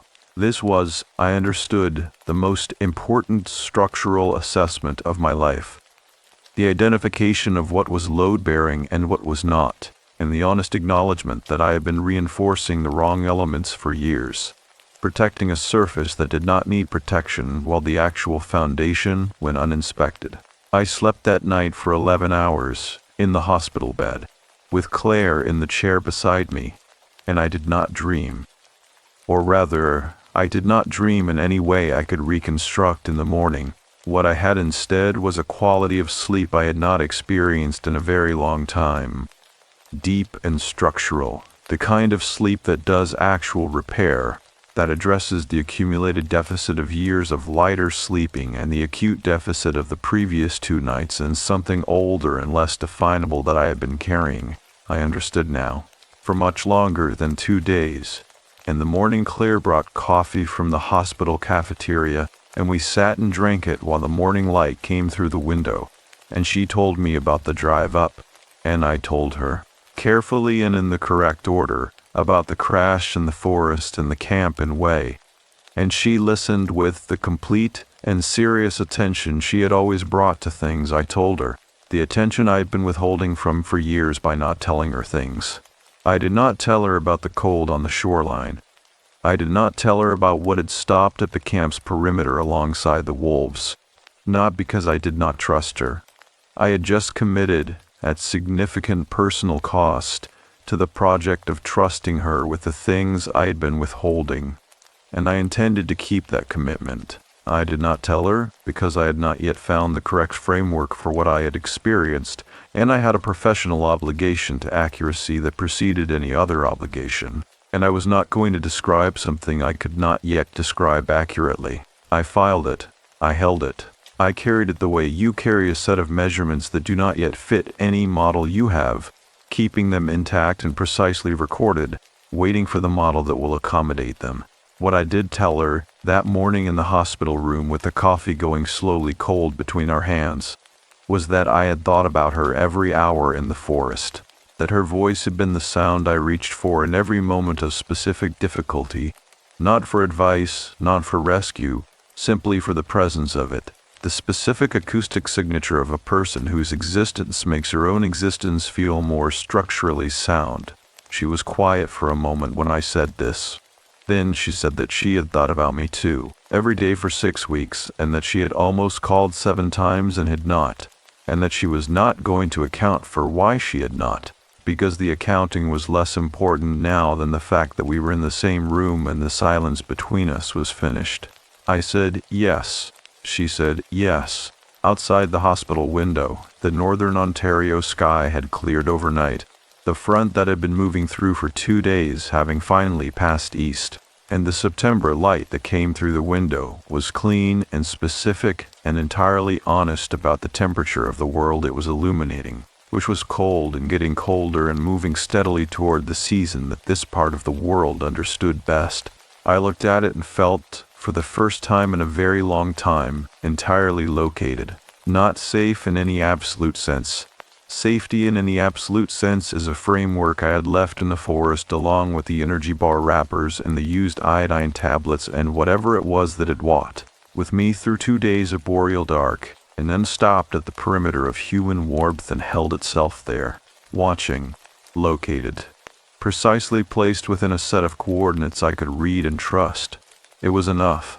What I did not know, sitting in that hospital room with my sister and the cooling coffee and the clean September light, was that the forest was not finished with me, not in any threatening or ominous sense, not in the sense of something unresolved and dangerous, but in the quieter and more honest sense that certain experiences do not end when you walk out of them, and that what I had carried out of the Boreal on my back and in my blood, and in the specific altered calibration of my attention, was going to take considerably longer to fully understand than the 31 hours of hospital care that had addressed the measurable parts. I went back to work 3 weeks after the crash. This was later than my physician recommended and earlier than my therapist recommended, which meant it was approximately correct, the midpoint between 2 professional opinions that were each addressing a different system, and the correct load for the whole structure sitting somewhere between the 2 assessments. My knee was in a brace and I was attending physiotherapy twice a week in a clinic on Cedar Street that smelled of athletic tape and the specific institutional warmth of a room where bodies were being systematically repaired, and my arm had healed cleanly. The 3 stitches removed at the 10-day mark by the same emergency physician who had complimented my field dressing with the even approval of a person who gives compliments only when they are precisely accurate. The office was on the 4th floor of a building on 3rd Avenue, a 12-minute walk from my apartment that I'd been doing 5 days a week for 11 years without particular attention to its components. I noticed them now, the way the light fell across the intersection at Spruce Street in the early morning, specific and angled, changing day by day as September moved into October and the sun's arc shortened and flattened, the smell of the coffee shop on the ground floor of the building, which I had stopped noticing years ago and now noticed every morning with the specific attentiveness of someone whose olfactory system had been recalibrated by days in a forest where every smell carried information. The weight of the door handle cool and familiar, the mechanical resistance of it giving way in exactly the way it had always given way. Martin looked up when I came in and said, "Good to see you," and I said, "Good to be seen," and we left it there, which was the correct amount of acknowledgement between 2 people who have worked in the same office for 6 years and understand each other's requirements. My charger was still in the wall socket beside my desk. I looked at it for a moment. the small white cube drawing its patient current from the building supply, and something in me recognized this.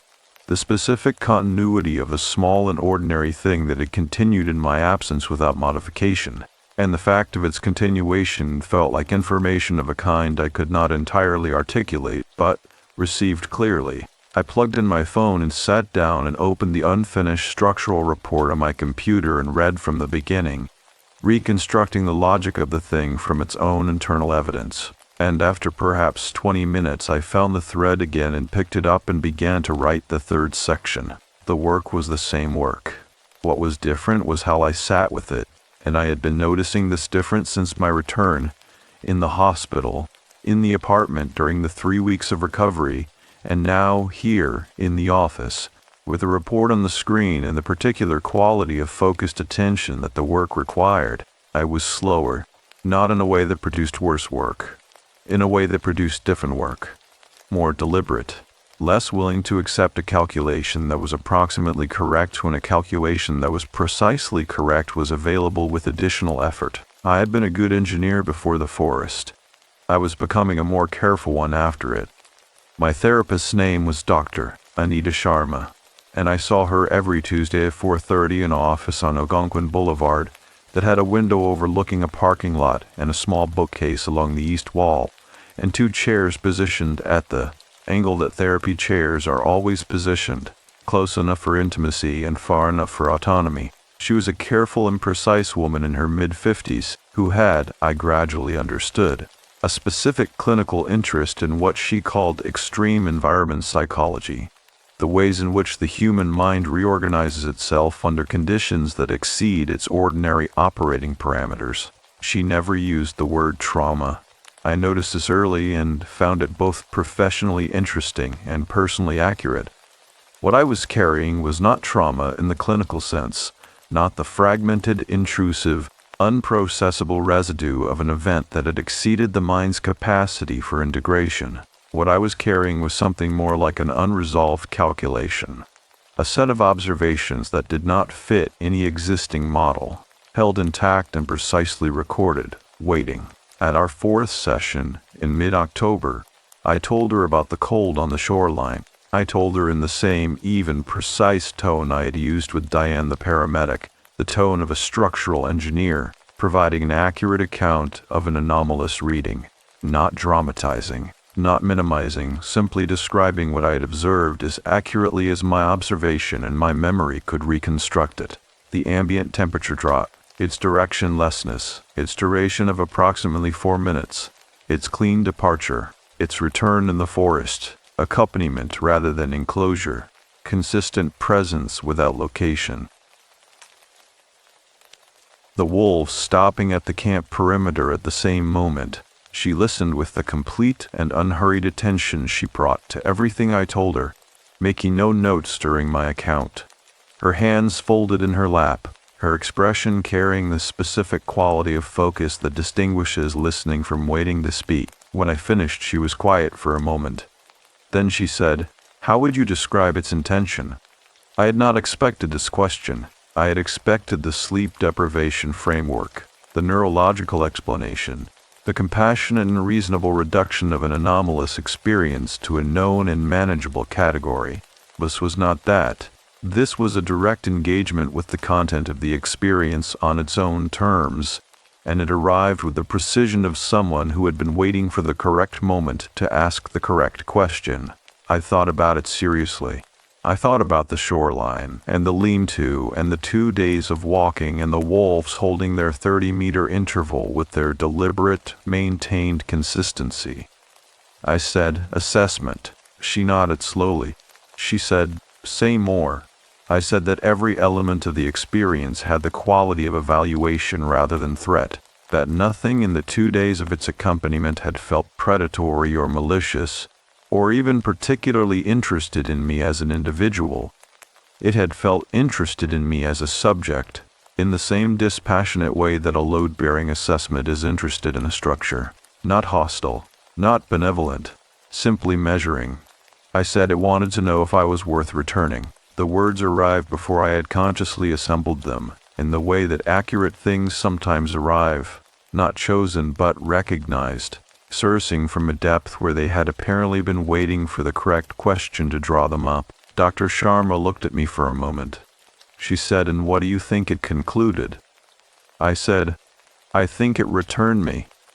She was quiet again. Outside the window, the parking lot held its ordinary afternoon arrangement of vehicles, and the October light lay across it with the honest flatness of a season that is no longer pretending to be warm. I looked at it and let the silence in the room be what it was, which was not empty. She said, carefully, and with the precise framing of someone who has thought about how to say a thing for longer than the conversation has lasted, "In the communities indigenous to the northern Boreal, the Cree, the Ojibwe, there is a well-documented traditional understanding that the deep forest is not simply a physical environment, that it has its own form of attention, that it notices the people who enter it, and that it makes determinations about them, and that those determinations have consequences for whether those people are allowed to return." She said, "I am not asking you to adopt a framework that does not fit your experience. I am asking whether any framework that does fit your experience is available to you from your own tradition, or whether this one deserves consideration." I sat with this for a long time. I said, "My tradition is structural engineering." She smiled, not dismissively, not with the condescension of someone correcting an inadequate answer, but with the recognition of someone who has heard a true statement and is waiting for the speaker to hear it too. She said, "And what does structural engineering tell you about systems whose behavior cannot be fully explained by the properties of their visible components?" I looked at her. She said, "It tells you that the model is incomplete, not that the behavior is impossible." I drove home from that session in the October dark with this sitting in the passenger seat beside me. Not unsettling, not comforting, simply present. A new element in the ongoing calculation. A data point that changed the shape of the model I have been building since the helicopter lifted me out of the Boreal and delivered me back to the world of known quantities. That evening, I called Wei. I had his number from the search and rescue follow-up. The coordination center had provided contact information for the camp as part of the incident documentation, and I had written it in my notebook and left it there for 3 weeks without deciding what to do with it. I called from my kitchen at 7:30 with a cup of tea going cold on the counter beside me, and Wei answered after 3 rings, and his voice had the same quality it had carried in the camp. Unhurried, direct, containing more than its words. I thanked him. This was the primary purpose of the call, and I made it clearly and specifically, naming the things he had done. The radio call, the tea, the shelter, the coordinates, and he said, in his careful Russian accented English, that any person would have done the same, and I said that this was not true, that I knew it was not true, and that his willingness to do it mattered, and I wanted him to know that it was not taken for granted. He was quiet for a moment. Then he said, "You walked a long way." I said, "I did." He said, "The forest here, it is very large. Most people who go in that far do not come out without help." I said, "I had some help along the way." There was a pause. I heard in the background of his end of the call the specific ambient sound of a remote camp at night. The generator, a wind against the plywood walls, the low voices of other men somewhere in the structure. He said slowly and with the careful phrasing of someone translating not just between languages, but between frameworks. "When I saw you come out of the trees, I thought you looked like someone who had been shown something, not found something, shown." I said, "Yes, that is exactly right." He said, "The men here, some of them from Heilongjiang, they have a word for this. For the forest making a decision about a person. I do not know the word in English." I said, "I think I understand what the word means." He said, "Yes, I think you do." We spoke for a few more minutes about ordinary things, the camp's schedule, the work, whether I was recovering well, and then said goodnight. And I set my phone down on the counter and stood in my kitchen with both hands wrapped around the cooling tea and looked out the window at the Timmins night, which was cold and clear and full of stars in the specific way of northern October nights, the absence of cloud allowing the full depth of the sky to be visible, each star precise and correctly positioned. I thought about the model.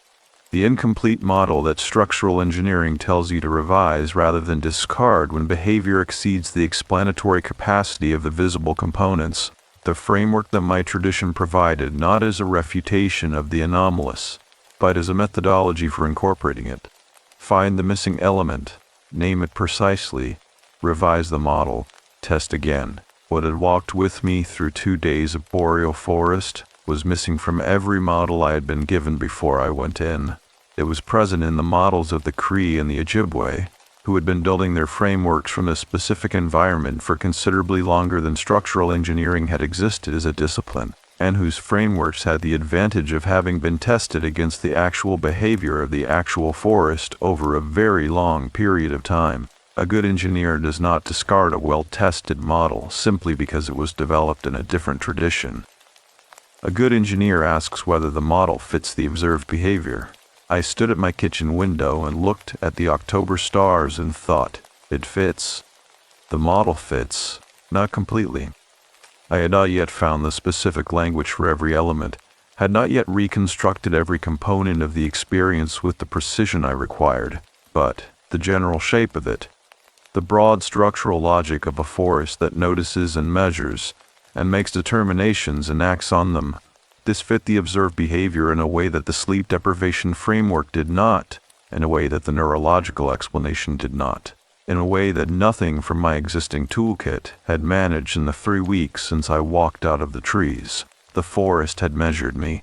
It had accompanied me for 2 days, maintaining its interval, taking its readings, and at some point during those 2 days, perhaps on the shoreline, perhaps in the forest, perhaps in both places and in the walking between them, it had made its determination, and it had returned me, not unaltered, not returned in the sense of restored to previous condition.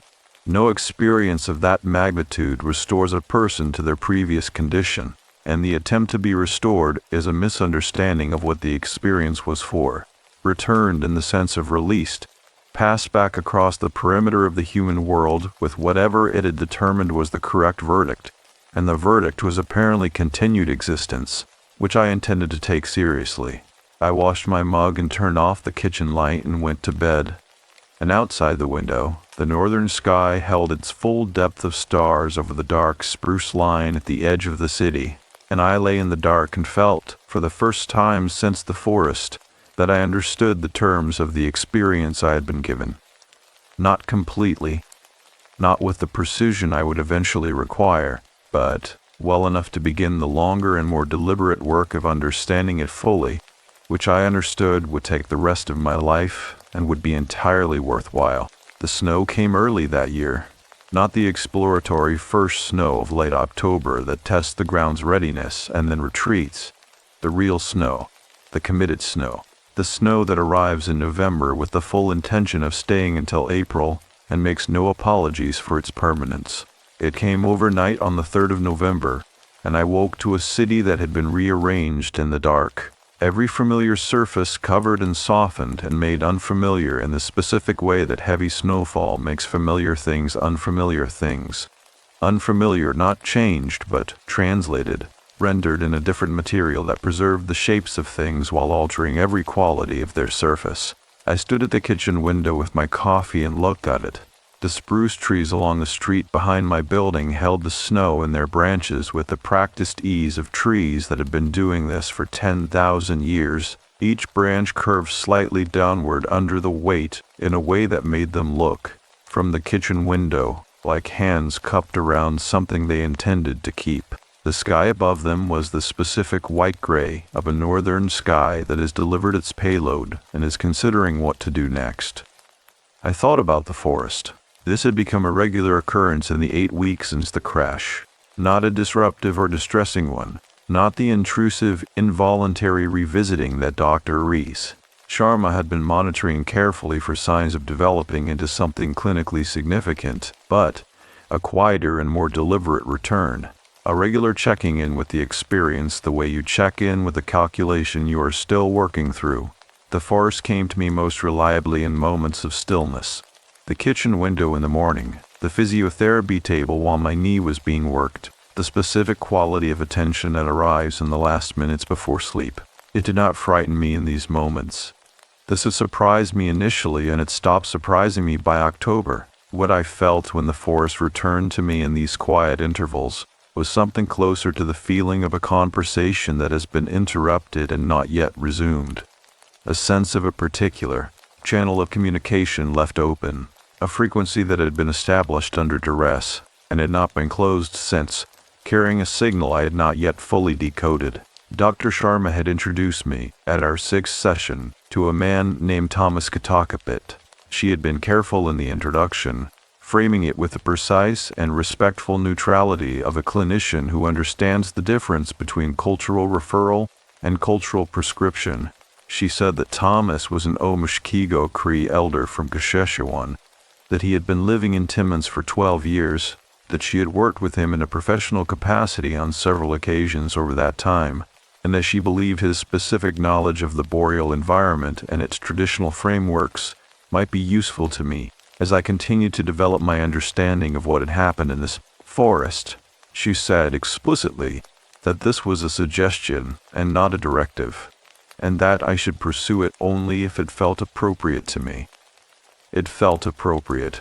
I met him on a Saturday morning in early November, the week of the first real snow, at a community center on Wilson Avenue, where he ran a weekly talking circle that I was invited to attend as a participant rather than as a visitor, which was a distinction he made clearly and without fuss when we spoke on the phone to arrange the meeting.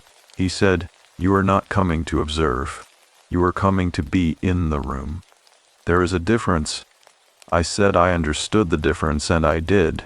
The community center had the specific smell of a well-used public space, coffee and institutional cleaning product, and the accumulated warmth of many people over many years, the smell of a room that has been a gathering place for long enough that the gathering itself has become part of the building's character.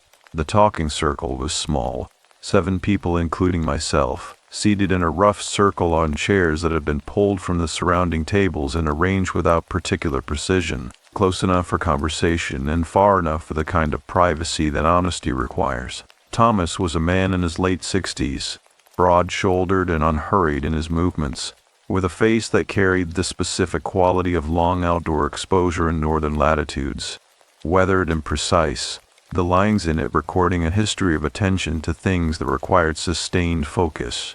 He wore a flannel shirt and work pants and boots that had been in regular use for a long time, and he spoke with the considered pace of someone who has learned that the words you do not rush are the ones that do their intended work. He did not single me out when I arrived. He welcomed the circle as a whole, briefly and without ceremony, and the talking began in the way that talking begins in a circle when people know the form. A period of quieter, more general conversation that functioned as a kind of warming, the specific social temperature of a group rising gradually toward the point where honest speech becomes available. I listened more than I spoke in the first hour. What I heard was specific and concrete, people talking about their lives in Timmins, their relationships with the land north of the city, the particular difficulty of maintaining a relationship with the Boreal when you were living in an urban environment that was built on top of it and around it and has, in the view of several people in the circle, been conducting a sustained and largely successful campaign to make you forget it is there. One woman, perhaps 50, named Sandra, said, "The bush does not forget you are there, even when you forget it. It keeps your account whether you are paying attention or not." I thought about this for the rest of the morning. After the circle, Thomas asked if I would like to walk with him, and we walked along the path that ran beside Matagami River in the new snow, the river carrying its dark water under the ice that had begun to form at its edges, the snow on the path untracked, except for the prints of a single dog that had come through some time earlier. The cold was serious but manageable, the wind low, the sky having settled into the flat white stillness that follows a significant snowfall. I told him about the crash. I told him about the forest. I told him about the cold and the presence and the wolves and what had stopped at the camp's perimeter. I told him in the same precise, ordered way that I had told Dr. Tudiver, Sharma, and he listened with the same unhurried completeness, his hands in his jacket pockets, his breath making small clouds in the cold air. When I finished, he was quiet for a moment, watching the river. Then he said, "How long were you in the forest before you noticed it?" I thought about this carefully.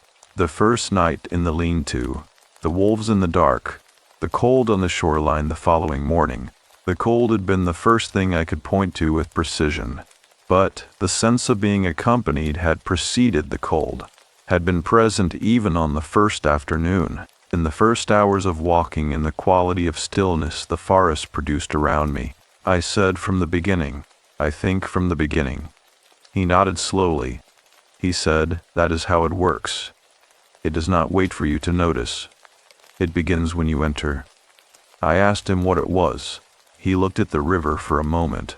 He said that in his tradition, the boreal forest was understood to have its own form of awareness, not consciousness in the human sense, not a single unified intelligence, but a distributed attention that was as much a property of the forest as its root systems or its weather patterns, an emergent quality of a system of sufficient age and complexity. He said it did not have intentions in the way that people have intentions, but it had something that functioned like intentions, the way a river does not intend to carve a canyon but carves it nonetheless through the sustained application of its own nature. He said, when a person enters the deep forest alone, in conditions of genuine danger, this attention turns toward them, not because of the danger, because of the aloneness. Aloneness in the deep forest is a condition the forest recognizes.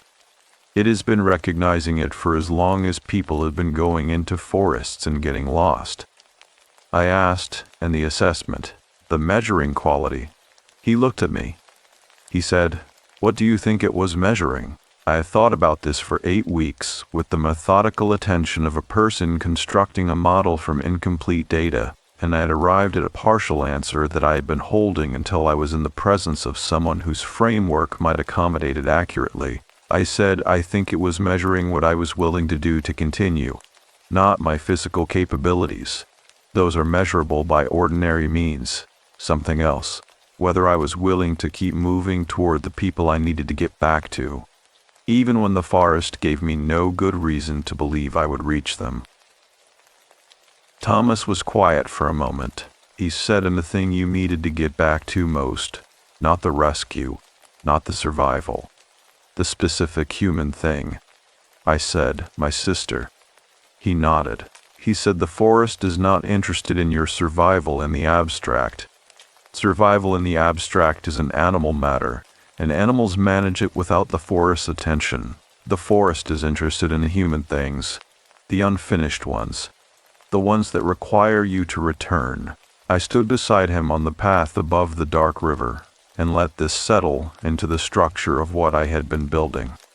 And it settled cleanly, without resistance, fitting the shape of the space that had been waiting for it. He said, "You had something unfinished with your sister." I said, "Yes." He said, "The forest knew this before you did." I said, "Yes, I think it did." He picked up a stone from the path, a small piece of shield granite, pale gray, smoothed by the river into a shape that fit naturally in the hand, and he turned it over once and then held it out to me. He said, "The Boreal does not keep what it measures. It returns what it has assessed. But it marks the account. What you experienced in the forest is now part of the account the forest keeps of you. If you go back in, it will know you." I took the stone. It was cold from the path, and heavier than it looked. The specific dense weight of shield granite, a piece of the oldest rock on the surface of the earth, worn to smoothness by a river that had been running over it since before the concept of engineering existed. I said, "And does the account work in my favor or against me?" He smiled. Not the performance of a smile, but the real thing. The expression of a person who has just heard a question that pleases them by being the correct question. He said, "It works in your favor. You came out. You went toward the unfinished thing. You did not stay in the forest. Those are the terms the forest respects. We walked back along the river path in the snow, and I held the stone in my right hand and felt its weight and temperature. And Thomas spoke about the river in the winter and the specific quality of the Boreal in the cold months, when the forest's attention turned inward and the surface of things went quiet above whatever continued to move underneath.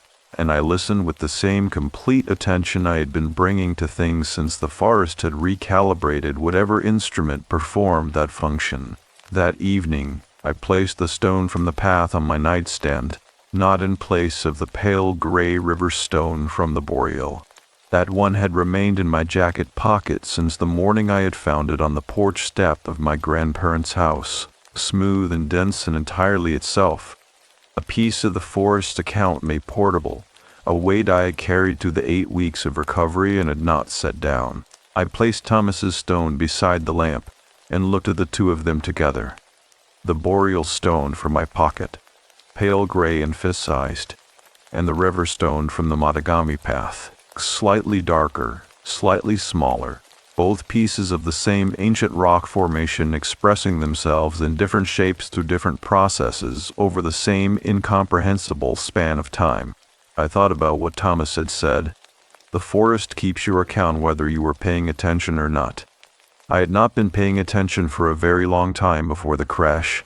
I had been managing the work, the apartment, the weekly calls that had become bi-weekly and then monthly, and then the 6 weeks of silence, the accumulated small withdrawals from the account of the people I loved, each one individually insufficient to register and collectively producing a deficit I had not noticed until the forest showed it to me with the patient and non-judgmental thoroughness of a system that does not have the option of looking away. The crash had not been the forest's doing. I was precise about this. Had been precise about it since the beginning. The crash was mechanical failure and weather and the ordinary terrible contingency of a world that does not organize itself around the convenience of the people moving through it. Gary had died, and his death was not the forest's work, and was not the forest's assessment, and was not anything other than a loss that I had been carrying alongside everything else since September. A weight I had not yet found the correct way to hold. But what had followed the crash, the 2 days of accompaniment, the measuring, the determination, the return. This had been the forest doing what Thomas and Sandra and Dr. Belt's, Sharma's careful, precise framing had all been pointing toward from their different directions. The forest had seen the unfinished account and had turned its attention on it, and I had walked toward the unfinished thing, through 2 days of dark and cold and the wolves maintaining their 30-meter interval. And the forest had made its determination and passed me back across the perimeter, and the determination had been, return and finish the account. I had been returning ever since. The stone sat in the lamplight on the nightstand, pale and dense and entirely itself, and outside the window the November snow lay across the spruce branches in its patient white weight, and the city was quiet around me in its northern way. The cold organizing everything into a simplified and honest arrangement in which the essential things were visible and the non-essential ones were covered and set aside until spring. I turned off the lamp. In the dark, the room was quiet and warm, and the stone was invisible on the nightstand. But, entirely present, its weight unchanged by the darkness, its account with the forest intact and in good standing. And I lay in the warmth of the ordinary and sufficient life that the forest had returned me to, and I breathed carefully and evenly, and the breathing was enough, and the room was enough, and the dark was simply dark. The thing that had walked with me through 2 days of Boreal forest had not followed me home. I was certain of this, had been certain since the moment the helicopter lifted me above the canopy, and the forest receded below into its unbroken dark green surface. But something of its attention remained in me, a residue of being measured by something that old and that patient, and in the months that followed I would learn to read that residue not as a wound but as a compass, pointing consistently and without ambiguity toward the things that the forest had determined were worth returning for. Winter settled over Timmins with the serious intention that northern winters have. Not the dramatic winter of popular imagination, not blizzards and whiteout conditions, and the kind of cold that stops conversation mid-sentence, but the steady, structural winter of a Canadian shield, the winter that arrives with the quiet authority of something that has been doing this for 10,000 years and does not need to announce itself. The temperature dropped to -15 by the end of November and stayed there, varying within a range that the city had long since accommodated into its daily functioning. The infrastructure and the architecture and the habits of the people all organized around the assumption of this cold in the way that any well-designed system is organized around the conditions it was built to operate within. I walked to work every morning. This had not changed since before the crash, but the walking had changed, in the specific way that the recalibrated attention changes all habitual actions by making them deliberate. I felt the cold on my face with a precision I had not previously applied to it. The specific temperature of -12 against the specific temperature of -17, the way the air moved or did not move, and what that absence of movement meant for heat retention. The sound of snow under boots compressing at different temperatures into different pitches of creak, each pitch carrying information about the night's low and the morning's trajectory. My body had learned things in the Boreal that it had not unlearned since, and it applied them to the ordinary cold of the city with the same systematic attention it had applied to the extraordinary cold of the forest, which was perhaps not the most efficient way to walk to work, but was, I had concluded, a form of respect. The physiotherapy was progressing well. My physiotherapist, a young man named Joel who had the specific physical confidence of someone who understands bodies as mechanical systems and finds them endlessly interesting, had told me at the 6-week assessment that the meniscus was responding better than he had expected, and that the surgical consult, while still recommended, could be deferred pending continued improvement. He said this with the matter-of-fact satisfaction of someone reporting a positive load-bearing test, and I felt an equivalent satisfaction in receiving it, the structural integrity of the joint being assessed and found adequate to the demands being placed on it. I was seeing Dr. Sharma every 2 weeks now, rather than every week, the frequency reduction reflecting not a diminishment of the work, but a change in its nature, from acute management to longer-term integration, from addressing the immediate disruption to understanding the permanent alteration. This was her framing, and it was accurate, and I'd come to trust her framing with the specific confidence to extend to someone whose assessments have consistently fit the observed behavior. At our November session, I told her about Thomas and the river path and the stone. She listened with her characteristic completeness, and then asked with the precision that made her questions consistently more useful than they initially appeared. When you placed the stone on your nightstand, what were you placing it beside? I said, the stone from the forest, the one I found on the porch step of the camp. She said, tell me about that stone again. I told her. The morning after the rescue, the gravel pad, the stone beside me on the step that had not been there when I sat down, its weight and temperature, and the specific gray of it, river-worn, fist-sized, the kind of stone that a river makes over a very long time by the patient application of its own nature. She said, you've been carrying it since September. I said, yes. She said, where is it now? I said, in my jacket pocket. The left one. She was quiet for a moment. Then she said, Rachel, in the framework that Thomas offered you, and in the framework that your own experience has been building since the crash, what is that stone? I thought about this. The stone was not a souvenir. I had known this from the moment I picked it up on the gravel pad, had known it with the same non-negotiable certainty with which I knew the load-bearing calculations that my professional training had made intuitive. A souvenir is something you take from a place. This was something the place had given.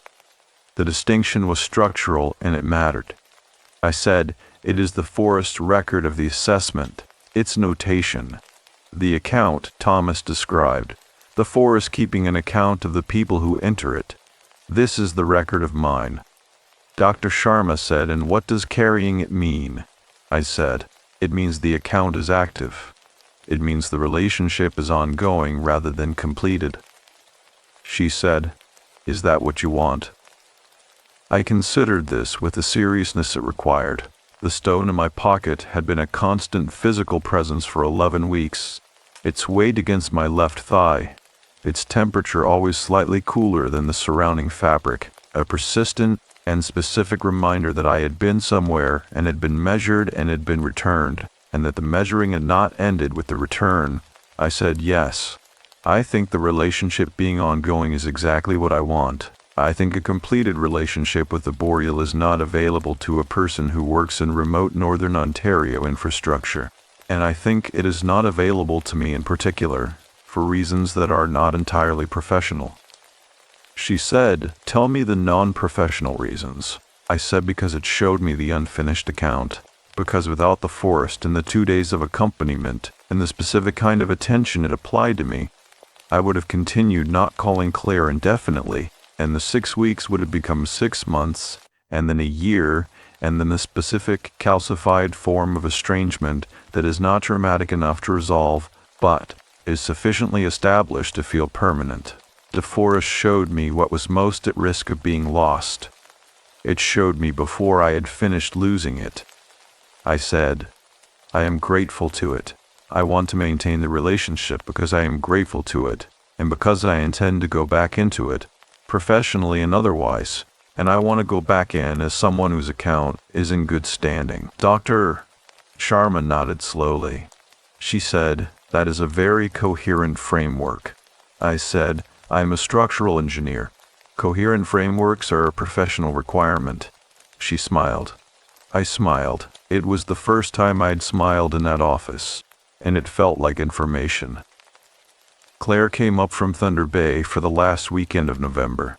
She arrived on a Friday evening in her old Subaru, which she had been driving since university and which had developed, over the years, a specific catalog of sounds that she monitored with the fond, semi-professional attention of someone who is both too attached to the car to replace it and insufficiently mechanically trained to fix it herself. She said the heating had been intermittent on the drive up, clicking in and out with a rhythm that she had decided was probably the blower motor, and had chosen to interpret as a form of personality rather than a mechanical failure. I said, "Claire, get the blower motor looked at." She said, "You sound like yourself."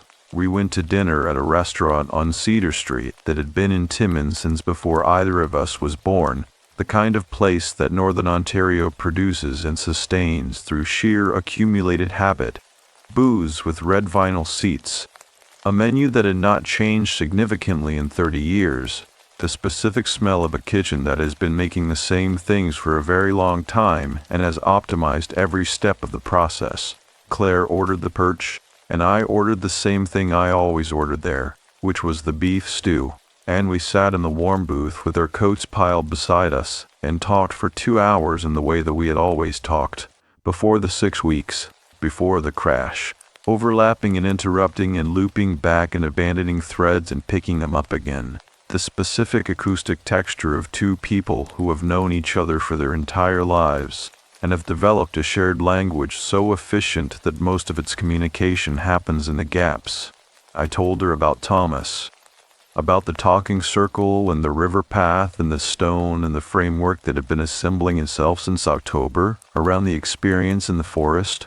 I told her more carefully and completely than I had told anyone except Dr. Sharma, which was the correct order. You test a framework in the controlled environment before you apply it in the field. She listened with the specific quality of attention she brought to things I told her, which was different from other people's attention in ways I had been unable to articulate for 37 years, and was now, post-forest, beginning to understand more precisely. Her attention was structural rather than decorative. She was not listening for the emotional content primarily, though she received it and held it carefully, but for the load-bearing elements, the things that were supporting the rest of the structure, the points where the weight was concentrated. When I finished, she was quiet for a moment, turning her fork over in her hand. Then she said, "So, the forest knew about us before you did." I said, "Yes. That is the most accurate way to say it." She set down the fork. She said, "I have been thinking about those 6 weeks since you got home, not with any particular conclusion, just turning them over, trying to understand what they were made of. And I think what they were made of was the same thing that you have been describing, an account that had not been maintained, something that had gone unattended for long enough that the neglect had become its own kind of structure. I said, yes. She said, and you fixed it by almost dying in the forest. I said, I fixed it by walking toward you from 200 kilometers inside the Boreal. The almost dying was incidental. She looked at me for a moment. Then she laughed.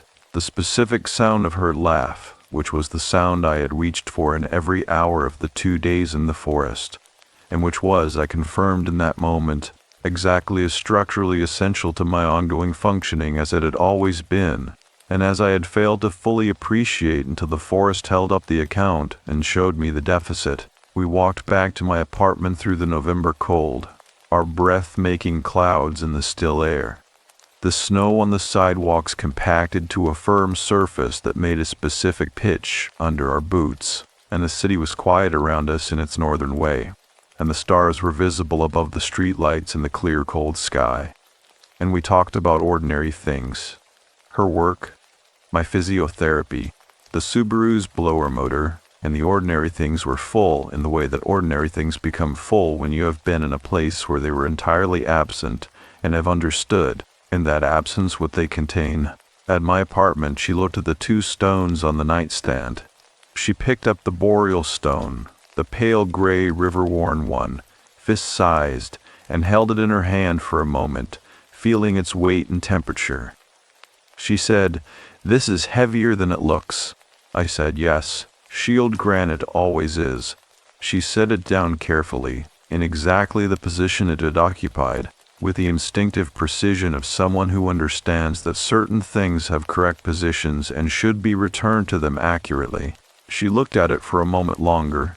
She said, "I am glad the forest gave this back." I said, "Which? The stone or me?" She said, "Both."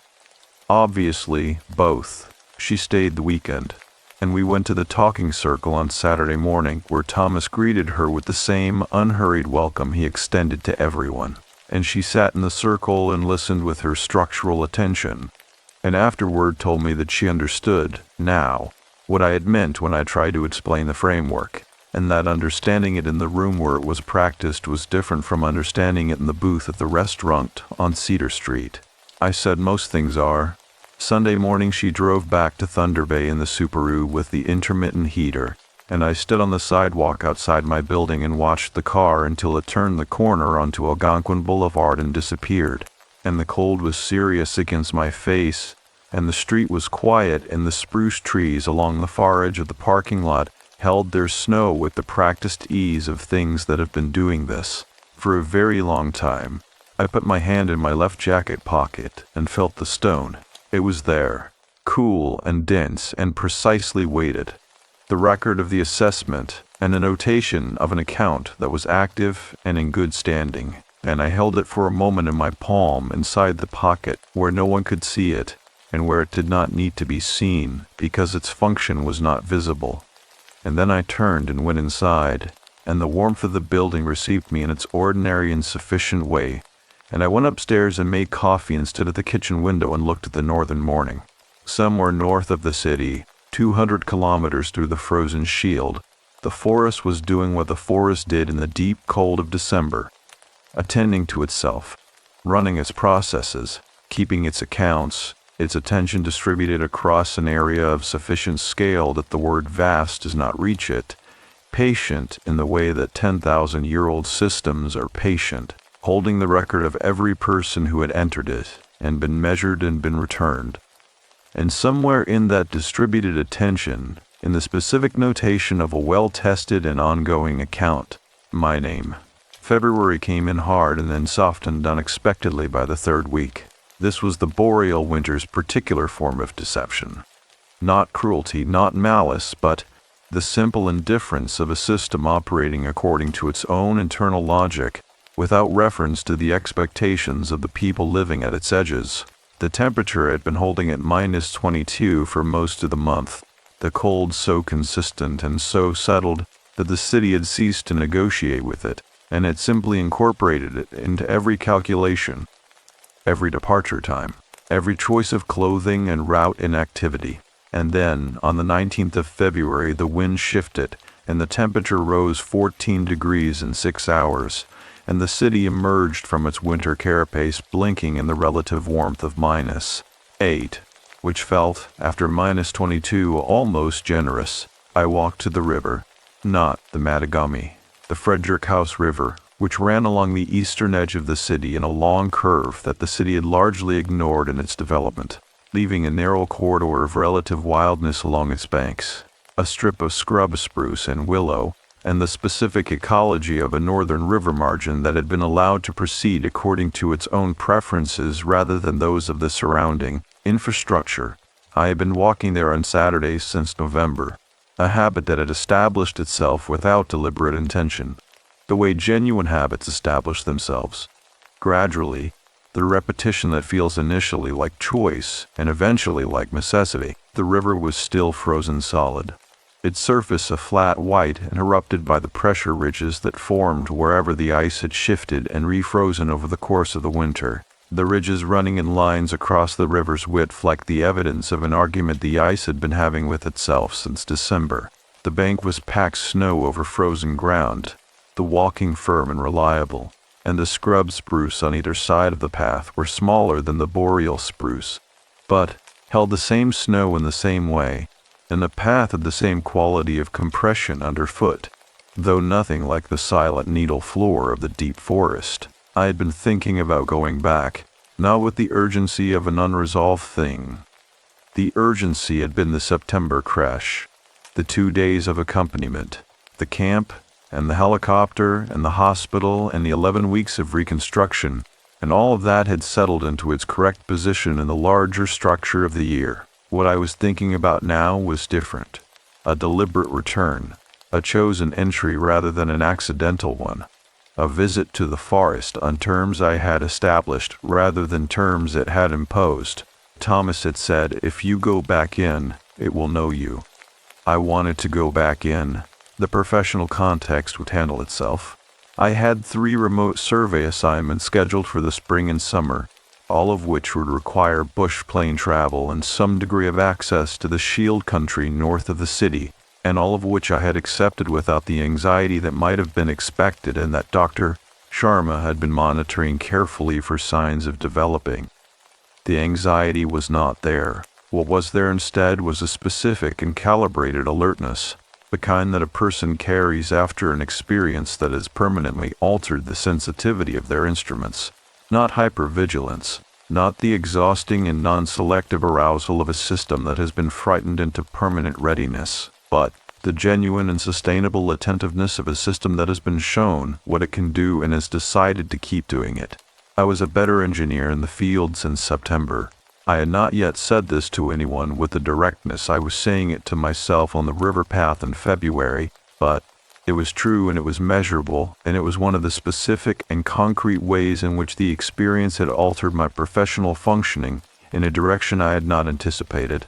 The recalibrated attention that the forest had installed in me, the slower, more deliberate engagement with every observable element of a structure or environment, the willingness to hold a set of data that did not yet fit an existing model, rather than forcing it into the nearest available inadequate framework, was precisely the quality that distinguishes a careful engineer from a competent one, and I had been competent before September and was becoming careful after it, and the distinction mattered professionally in ways I was only beginning to fully map.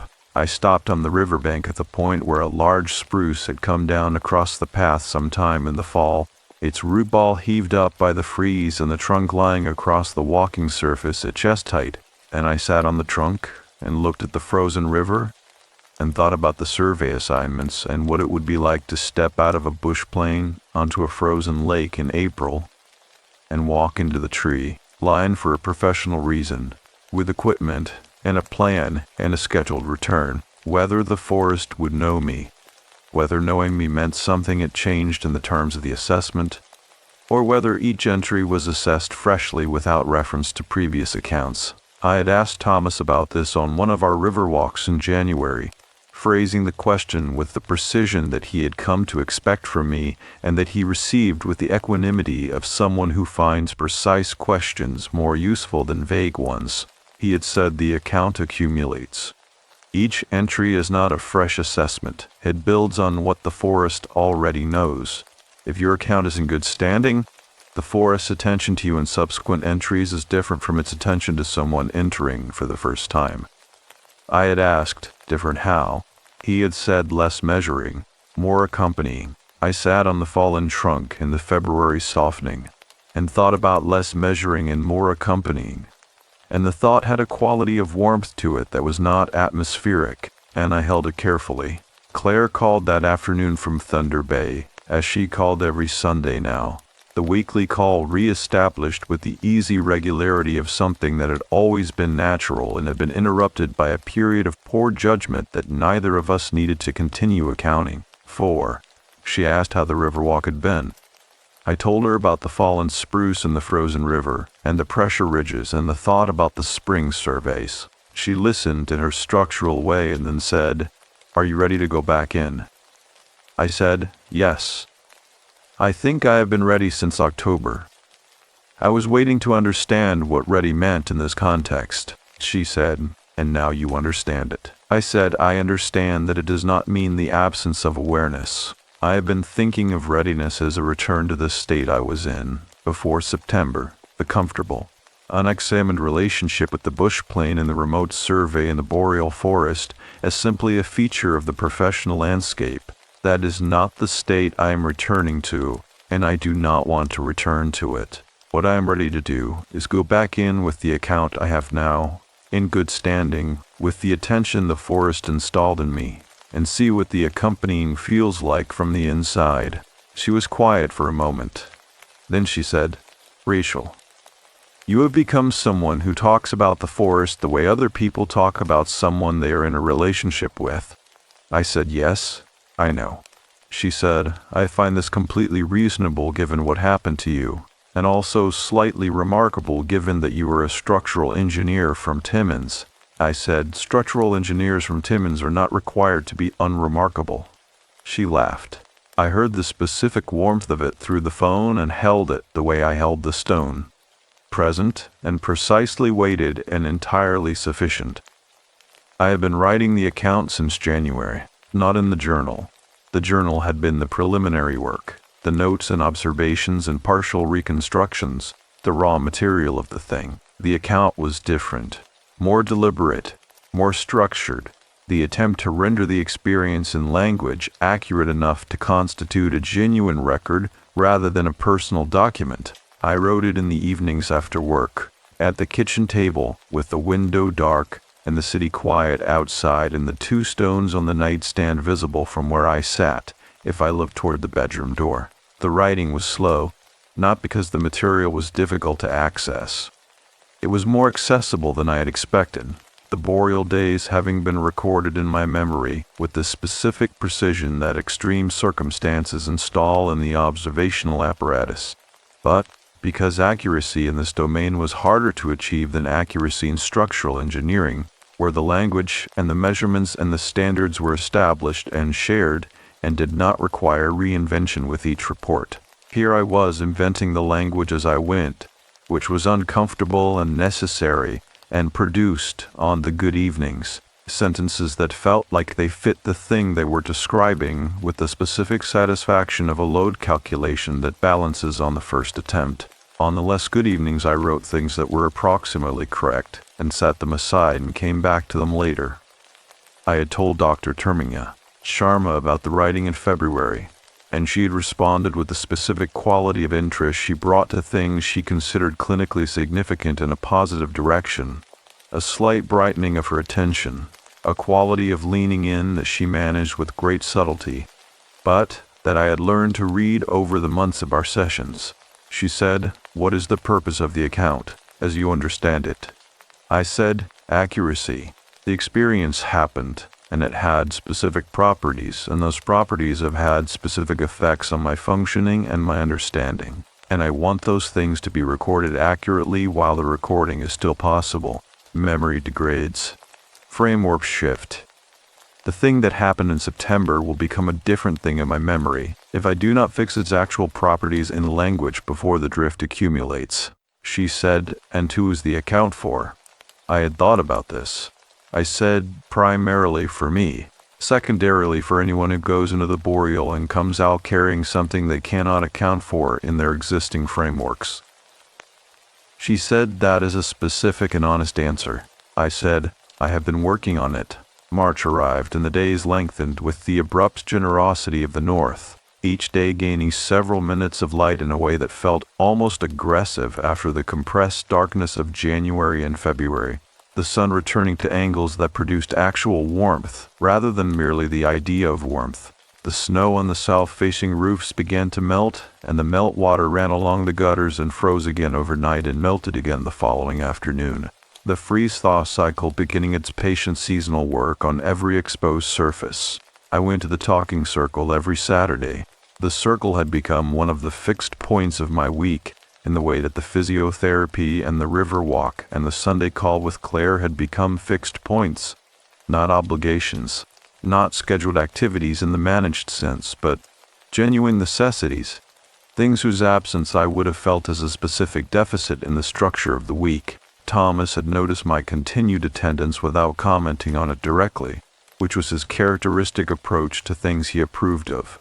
A slight increase in the directness of his engagement, a willingness to address me with slightly more precision in the circle's conversations, as though he were calibrating his communication to an instrument whose sensitivity he was now confident in. One Saturday in mid-March, he told the circle about a practice he called deliberate return. He described it as the act of going back into a significant landscape with intention and preparation, not to recreate the original experience, not to seek a repeat of whatever had happened the first time, but to present yourself to the landscape as someone who has processed what occurred and is ready to be known in the new terms of the altered account. He said, the landscape does not need you to explain yourself. It already knows what happened. What deliberate return offers is your acknowledgement that you know what happened, and that you are presenting yourself in good faith as someone who has done the work. He looked at me once during this briefly and without emphasis, the way a teacher looks at a student who is the specific subject of a general lesson without wanting to make that specificity embarrassing. I looked back and nodded, which was sufficient acknowledgement between us. On the walk home from the circle, I stopped on the Matagami Bridge and looked north along the river, which was beginning to show the first signs of the winter ice losing its structural integrity. Small, dark patches of open water appearing at the edges where the flow was fastest, the ice surface acquiring a slightly softened quality in the full March sun. The pressure ridges settling as the ice relaxed its midwinter tension. The river was moving again underneath what appeared to be stillness. I stood on the bridge and felt the stone in my left jacket pocket and thought about April, and the first survey assignment, and what it would feel like to step out of a bush plain onto a frozen northern lake and walk toward the tree line with my equipment and my plan and my account in good standing. I thought about Gary. I thought about him specifically and carefully, the way I tried to think about him at least once a day, not with the guilt that had been present in the first weeks, the survivor's reflex to locate blame in the randomness of who had been sitting in which seat, but with the honest and clear-eyed acknowledgement of a loss that was real and significant, and that I carried as part of the account. Gary had been a good pilot and a decent man, and he had died in a crash that neither of us had caused, and that both of us had been present for, and his death was not something the forest had arranged, and not something the assessment had included him in. And the randomness of it was the most honest thing I could say about it, and honesty was what I owed him. I owed him the completed work, the surveys he had been flying me to do, the structures he had been carrying me north to assess, the specific professional function that his skill had been enabling for 11 years of my career.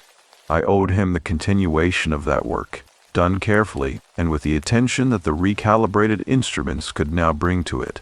The river moved under the ice with its patient, invisible persistence. The sun was warm on my face in the specific way of a March sun that has remembered its angle and its authority. After 4 months of reduced ambition, and I stood on the bridge and held my face in it, and let the warmth be what it was. which was the season doing what the season does. The world going through its necessary changes in its correct order, the account of the year accumulating toward the moment when I would walk back into the forest on my own terms and present myself to whatever attended there as someone whose account was active and honest and in good standing. I was almost ready. Not quite. There was one thing remaining, one element of the account that had not yet been addressed, and I had known since November what it was, and had been waiting for the correct moment to address it, which I understood was not a delay but a preparation, the same patient accumulation of readiness that the deliberate return required. I needed to go to where Gary's aircraft had come down, not the lake, not the camp, not the route I had walked through the forest. Those places were already part of the account and had been addressed in the walking and the returning. I needed to go to the specific location of the crash, to stand at the place where the aircraft had come down and the canopy and the forest had closed over it, and to acknowledge, in the presence of the place, what had happened there and what it had cost. Thomas had said the account includes the losses, not only the survivals. I had understood this when he said it, and had been carrying it since, knowing it was the remaining unaddressed element, the load that was still unresolved in the structural sense, not unbearable, not causing failure, but present and eccentric and affecting the distribution of weight across the whole system. In April, when the ice was gone from the lakes and the bush plains were flying again, and the first survey assignment took me north by northeast into the shield country, I would ask the pilot to take me over the area where the de Havilland had come down, and I would look down at the canopy from above, and I would find the place, or I would not find it. And either way, I would say what needed to be said from the air above the specific coordinates of a specific loss, and the account would be complete in the way that accounts become complete. Not resolved, not closed, but honestly maintained. Every element acknowledged, nothing carried in silence. The sun moved off the bridge, and the cold reasserted itself, and I turned and walked home through the March afternoon, and the stone was in my pocket, and the city was around me, and the account was open and active and moving steadily toward April. The writing was nearly finished, and the finishing felt like what Thomas had described, not the closing of something, but the opening of a different kind, the transition from the work of understanding and experience to the longer and quieter work of living in what the understanding had produced, which was not a conclusion but a beginning, the first day of a relationship with the Boreal that would last, I intended, for the rest of the time I spent in this country, which I intended to be all of it. 2:56 p.m.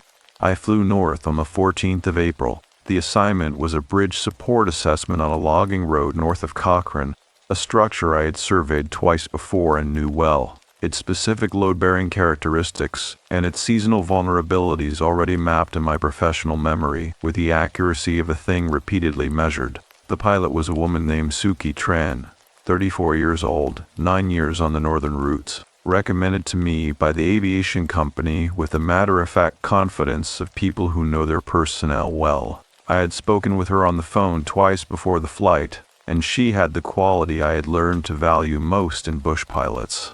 Not fearlessness, which is a liability, but the specific calibrated awareness of someone who has flown enough hours in enough conditions to have developed a comprehensive and honest relationship with the risk. She knew about the September crash. I had told her directly in the second phone call because she deserved to know, and because directness was a principle I had been practicing with considerable deliberateness since the hospital in September, and also because a pilot who knows her passenger has survived a crash is a pilot who understands something specific about the weight of the morning. She had been quiet for a moment when I told her, and then she had said, "How are you with flying?" I said, "I am fine with flying. I am more careful about weather than I used to be." She said, "That is exactly the right response." We took off from the Timmins airport at 7:15 in a clear April morning. The sky a blue so specific and so northern that it seemed almost to be a different color than the sky further south, deeper, more serious, the blue of an atmosphere that has been scoured clean by months of cold and is now showing itself without the softening that humidity and haze produce in more temperate regions. The shield spread below us as we climbed, the lakes appearing in the canopy gaps as dark mirrors of that blue sky, and the forest was beginning its return from winter in the slow, deliberate way of the Boreal. The deciduous trees showing the first green, the spruce unchanged in their dark, continuous self-possession. I watched the forest and felt the stone in my left jacket pocket and breathed evenly. At cruising altitude, Suki asked if I wanted to make a pass over the coordinates of the September crash site before we continued northeast to the bridge. I had asked her about this in our second phone call, explaining what I needed and why, with the same precision I had brought to every explanation of the forest and its account since October. She had listened without interruption and without the specific quality of discomfort that the subject sometimes produced in people who had not been inside the experience and were therefore navigating it from the outside. She had said simply, "We can do that. Give me the coordinates." I gave her the coordinates now, reading them from the paper in my breast pocket where I had written them from the search and rescue documentation, and she entered them into the navigation system and adjusted our heading slightly northwest, and we flew in the particular quiet of a small aircraft to cruising altitude, the engine note steady and clean, the forest below us continuous and patient. I thought about Gary. I had been thinking about him with increasing clarity and decreasing pain since February, the two qualities moving in opposite directions in a way that felt correct, as though the pain had been obscuring the clarity the way cloud obscures terrain, and its gradual lifting was revealing the actual shape of the loss beneath it, which was not what the pain had suggested, but was something more specific and more honest. Gary Sutcliffe had been 47 years old and had 12 years on the northern routes, and had done everything correctly in the 6 minutes between the engine note changing and the trees coming up at the windscreen, and the fact that correctly was not enough was not a failure of his or of the aircraft, or of any decision either of us had made. It was the specific and ordinary, terrible contingency of a world that does not organize itself around the survival of the people moving through it. I had said this to Thomas in March, and he had listened and then said, "The account holds Gary's name too, not only yours." I had said, "Yes, I know." He had said, "When you go over the site, you're going for both of you." Suki said, "We are approximately 2 minutes out." I looked out the window at the forest below and felt the stone in my pocket and thought about what Thomas had said about deliberate return, the presentation of yourself to the landscape as someone who has processed what occurred and is ready to be known in the new terms of the altered account. I had done the processing. I had done it slowly and carefully over 7 months with the help of Dr. Sharma and Thomas and Claire and the river walks and the talking circle and the 2 stones on the nightstand and the account I had been writing since January and had finished the previous Thursday evening, setting down the pen at the kitchen table with the specific feeling of a load calculation that has been completed and verified and can now be submitted. The account was finished. The words were as accurate as I could make them. The experience was recorded in the language I had spent 7 months developing. Imperfect and honest. A structural report on an anomalous event that did not fit the existing models and had therefore required the development of a new one. Suki said, coming up on the coordinates now. I looked down.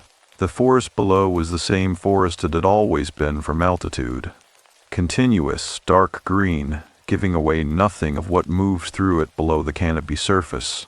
I looked for the crash site and found it with a sureness that surprised me, not because it was visible in any obvious way, but because something in my attention knew where to look, the same recalibrated instrument that had been operating with new precision since September, and when I looked at the correct location I could see, if I looked with that precision, a subtle irregularity in the canopy surface, a slight depression where the trees had been disturbed and had not yet fully recovered. A place where the uniform dark green showed a slightly different texture that would have been invisible to anyone who did not know what they were looking for. I looked at it for a long moment. Then I said quietly in the small enclosed space of the cockpit, with Suki at the controls and the engine steady in the April sky very blue above the forest, "Gary, I came back. I wanted you to know that I came back and that the bridge assessment is going to be done correctly, and that I'm going to keep doing this work for a long time, and I am going to do it with the attention it deserves. I am sorry we did not make the lake. I am going to keep the account honestly. That is what I can offer you from here."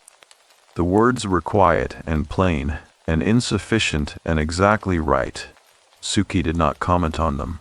She held the aircraft steady on the pass and then, when I did not say anything further, banked gently northeast toward Cochrane, the movement so smooth and considered that it felt like a form of respect. I watched the crash site recede behind us, and then disappear into the continuous dark green surface of the forest, indistinguishable again from the surrounding canopy, held in the forest account without marker or monument, present in the distribution of roots and soil and the slow decomposition of metal and composite material into the patient chemistry of the boreal floor. The forest was keeping it. The forest kept everything that was brought into it. We flew northeast and the shield opened below us in its ancient and continuous arrangement, the lakes appearing and disappearing in the canopy like gaps in a sentence, and I sat in the passenger seat with my hand in my left jacket pocket, and the stone cool and dense against my palm, and I let the forest be what it was below me, which was vast and indifferent and attentive and entirely itself, running its processes and keeping its accounts and doing what it had been doing since long before the first person walked into it, and longer since than any account human memory could hold. At the bridge I worked carefully. The assessment took 3 hours, longer than the 2 I had scheduled, because I found a stress fracture in a secondary support that was not in the previous survey records and required thorough documentation before any recommendation could be made. And the documentation required the kind of patient, methodical attention to the specific properties of the specific damage that good structural work always requires, and that I was now constitutionally unable to shortcut. I photographed and measured and annotated and photographed again, and when I was done I sat on the bridge railing for a few minutes in the April sun with my notes on my knee in the shield forest stretching away from the logging road in every direction and the sound of a creek running under the bridge in the particular voice of a northern creek in April, full with snowmelt, running fast and purposeful toward whatever lake it was making for. Suki was reading in the plane on the logging road turnaround, patient and entirely untroubled by the extended timeline, and when I walked back she looked up and said, "Find something," I said, "stress fracture in the secondary support. This bridge needs work before the summer logging season." She said, "Good thing you found it." I said, "Yes, good thing." We flew back to Timmins in the late afternoon light, which was the best light of the northern year, long and golden and specific, lying across the shield at an angle that made every lake surface a mirror and every spruce shadow a precise and deliberate line, the whole landscape rendered in the kind of clarity that only arrives when the light is perfectly angled to the terrain, and the terrain has nothing to hide. I watched it and felt the stone and said nothing, and Suki flew the aircraft with a steady, calibrated competence of someone who understood that some passengers needed the flight to be quiet, and that quiet was something she could provide. Over Timmins the light was beginning to warm from gold toward the amber of early evening, and the city appeared below us in its specific northern arrangement.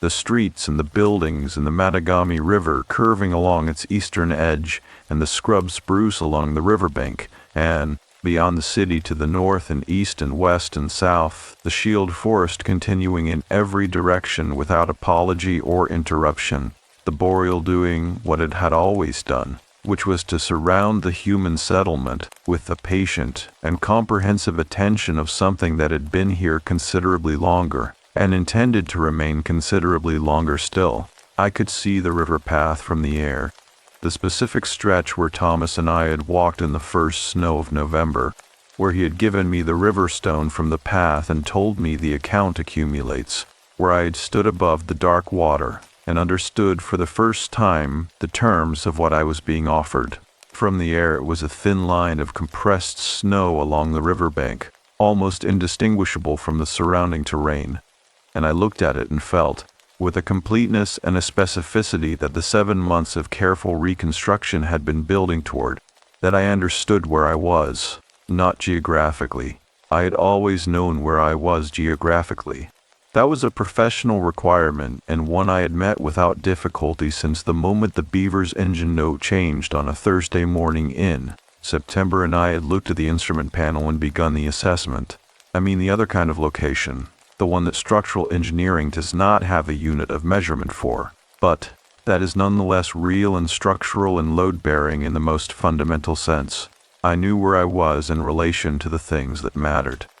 To Claire and Thomas and Dr. Sharma and the talking circle and the river path and the work and the account that was finished and resting in a folder on my kitchen table. To Gary's name in the forest's keeping and the beaver somewhere in the Boreal floor and the stress fracture in the secondary support that I had found this afternoon because I had learned to look, slowly, and with the recalibrated attention that the forest had installed in me, at a cost I would not have chosen and would not now return, to the stone in my pocket, cool and dense and precisely weighted, the notation of an account that was active and in good standing and would remain so as long as I kept walking toward the unfinished things, rather than accumulating the silence around them until the silence became its own structure. Suki brought the aircraft down onto the runway with the same smooth, considered competence she had brought to everything in the day. The touchdown so clean it was almost a theoretical event, rather than a physical one, and we taxied to the terminal and shut down, and the engine note stopped, and a particular quality of silence that follows a stopped engine settled around the aircraft and held it. I sat for a moment in that silence. Then I unzipped my jacket and took the stone out of my left pocket and held it in my open palm, and looked at it in the last of the April light coming through the cockpit window.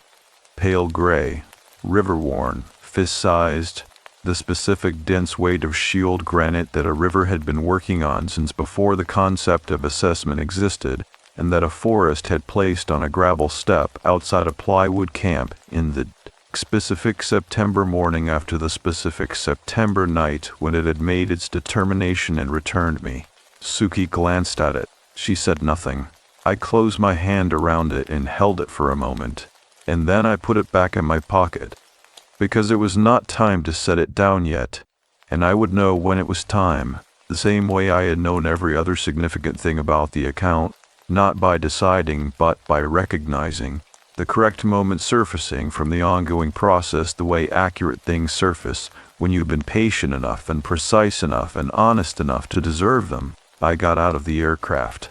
The April evening was cold in the specific way of northern April evenings, the warmth of the afternoon already retreating as the sun moved toward the tree line, the temperature falling back toward the single digits with the quiet efficiency of a system that knows its business. I stood on the tarmac and looked north, where the city ended and the shield began.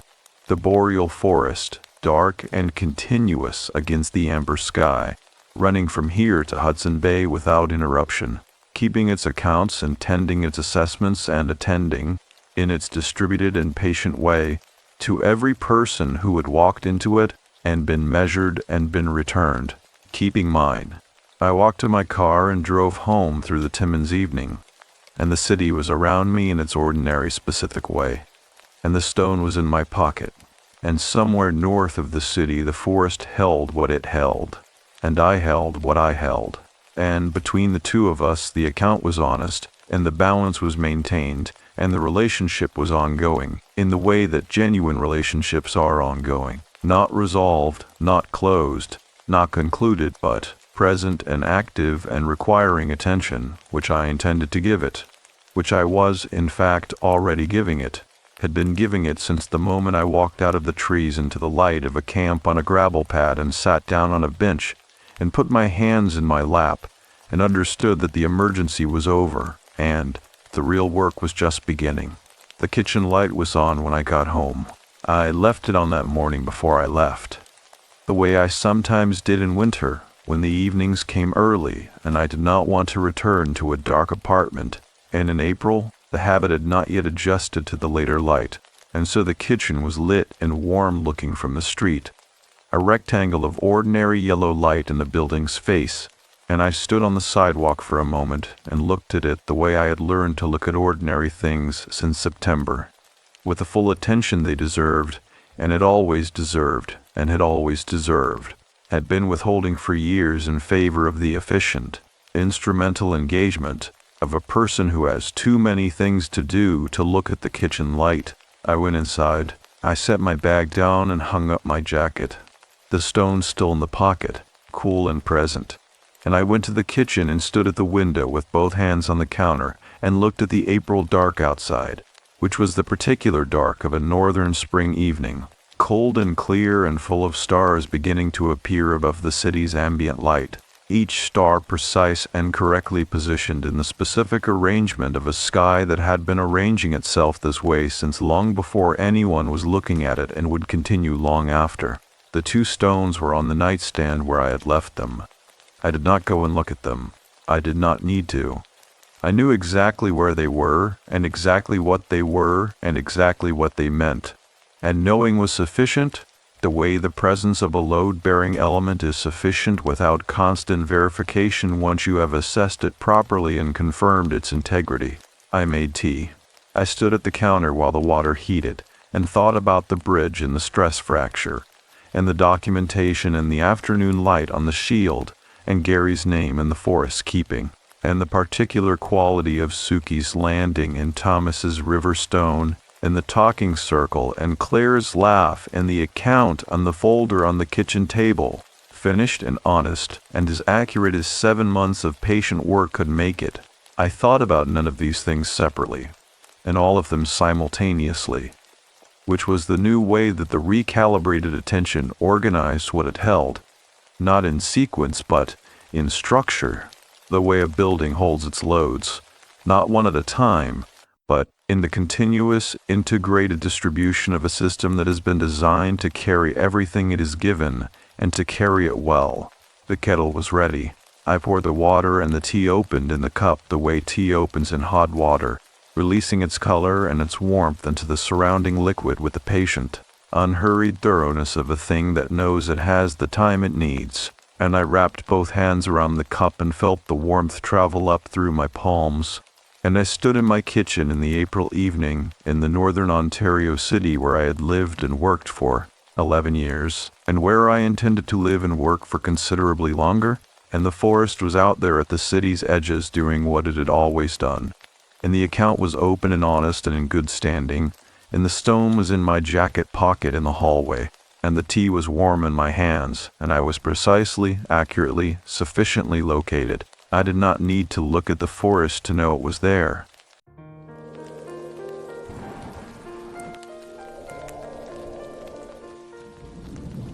The signal in the fog. I am going to tell you something I have not told anyone who knows me, and I want to say it plainly before the story begins. Because if I do not say it now, I will lose the nerve somewhere in the middle, and you will feel the gap where the honest thing should have been. I was relieved when my brother died.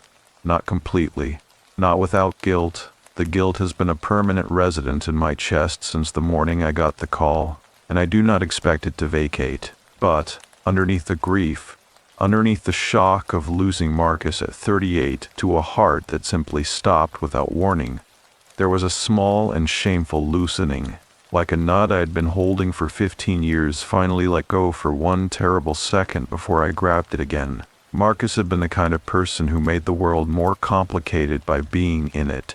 Not cruel, not even unkind most of the time, but he was the kind of man who called you at 11 at night with a new theory about everything wrong with your life, and he was usually right, and being right at 11 at night in that particular tone of voice is a form of cruelty even if the words themselves are accurate. He had our mother's eyes and our father's certainty, and he had aimed both of them at me for as long as I could remember. I am a researcher. I work in digital media verification, which, in the year 2026, means I spend my professional days looking at images and videos that claim to be real, and deciding whether they are. It is painstaking and, lately, exhausting work. The tools that generate false content have gotten faster than the tools that detect it, and the gap between them widens every quarter. Marcus used to call me a janitor of lies, and he said it with the kind of affection that has a blade in it. He died in October. By January I was coming apart in ways I could not explain to anyone who worked with me, because the people I worked with did not know about the knot in my chest and the brief loosening and what that said about who I was. I drove north the second week of January. I do not entirely know why Maine. I had been once before, in my 20s, passing through on a drive to Nova Scotia, and I remember the quality of the silence more than anything specific. The way the cold along that coastline did not feel hostile, the way it felt almost reasonable, like it had decided to stop pretending to be anything other than what it was. The drive up Route 1 from Portland took me through small towns where the gas stations had hand-lettered signs, and the coffee was served in styrofoam cups that were too thin for what they were asked to hold. The temperature dropped steadily as I went north. By the time I crossed into Knox County, the sky had gone the color of old pewter, and the trees along the road were bare and precise against it, like something drawn rather than grown. I had rented a cottage outside Rockport through a site that specialized in off-season rentals, the kind of place that costs the third as much in January as it does in July, because no one sensible goes to the Maine coast in January. The listing had described it as a writer's retreat with water views, which is the kind of language that papers over the fact that the water view is only visible if you stand on a specific rock at the edge of the property and look slightly left. The town of Rockport itself was quiet in the way that small coastal New England towns are quiet in winter. Not empty, but operating at a reduced frequency, the way a radio station sounds when it is coming in from very far away. The harbor had a handful of working lobster boats, and a dry dock sailboat with a tarp over it that had come loose on one side and flapped in a way that seemed permanent, like it had given up trying to hold. I found the cottage down a road called Bell Cove Lane, which ran off the main road and ended in a gravel turnaround just above the waterline. The cottage was gray shingled in the way that everything near salt water eventually becomes gray shingled, with a covered porch that faced south and a wood stove inside that. The caretaker, a woman named Ruth, had lit before my arrival. Ruth met me in the turnaround. She was somewhere in her late 60s, with the kind of face that has spent decades in coastal weather and has arrived at something settled and clear because of it. She showed me where the firewood was stacked, how the temperamental burner on the gas range needed to be held down for 4 full seconds or it would not catch, and where the key was hidden in case I locked myself out. She did not linger. People in that part of Maine tend not to. The wood stove had filled the main room with a dry, amber warmth by the time I brought my bag in. I stood in the middle of the room with my coat still on, and felt something in my shoulders release that I had not realized I had been holding since October. The room smelled of pine and the particular mineral scent that old wooden houses carry when they have been closed up and then opened again, like a letter you sealed a long time ago. I made coffee with a small percolator on the counter, and I sat on the old sofa facing the stove, and I did nothing for 30 minutes. I did not check my phone. I did not open my laptop. I did not perform any of the small busy rituals I had been using since October to keep Marcus's voice from filling the silence. The fog came in around 4 in the afternoon. I could hear it before I could see it. The bellboy offshore started sounding more frequently, or perhaps I simply became aware of it as the light changed. By 5 the fog had closed around the cottage completely. The porch light made a small orange sphere in it, and beyond that sphere there was nothing visible at all. I noticed, before I went to bed, that the caretaker had left something on the small table beside the door. A laminated card, the kind rental properties leave for utility instructions. But this one had a handwritten note at the bottom, and careful block letters that read, "Do not go to the water when the fog is thick." The path is not reliable in those conditions.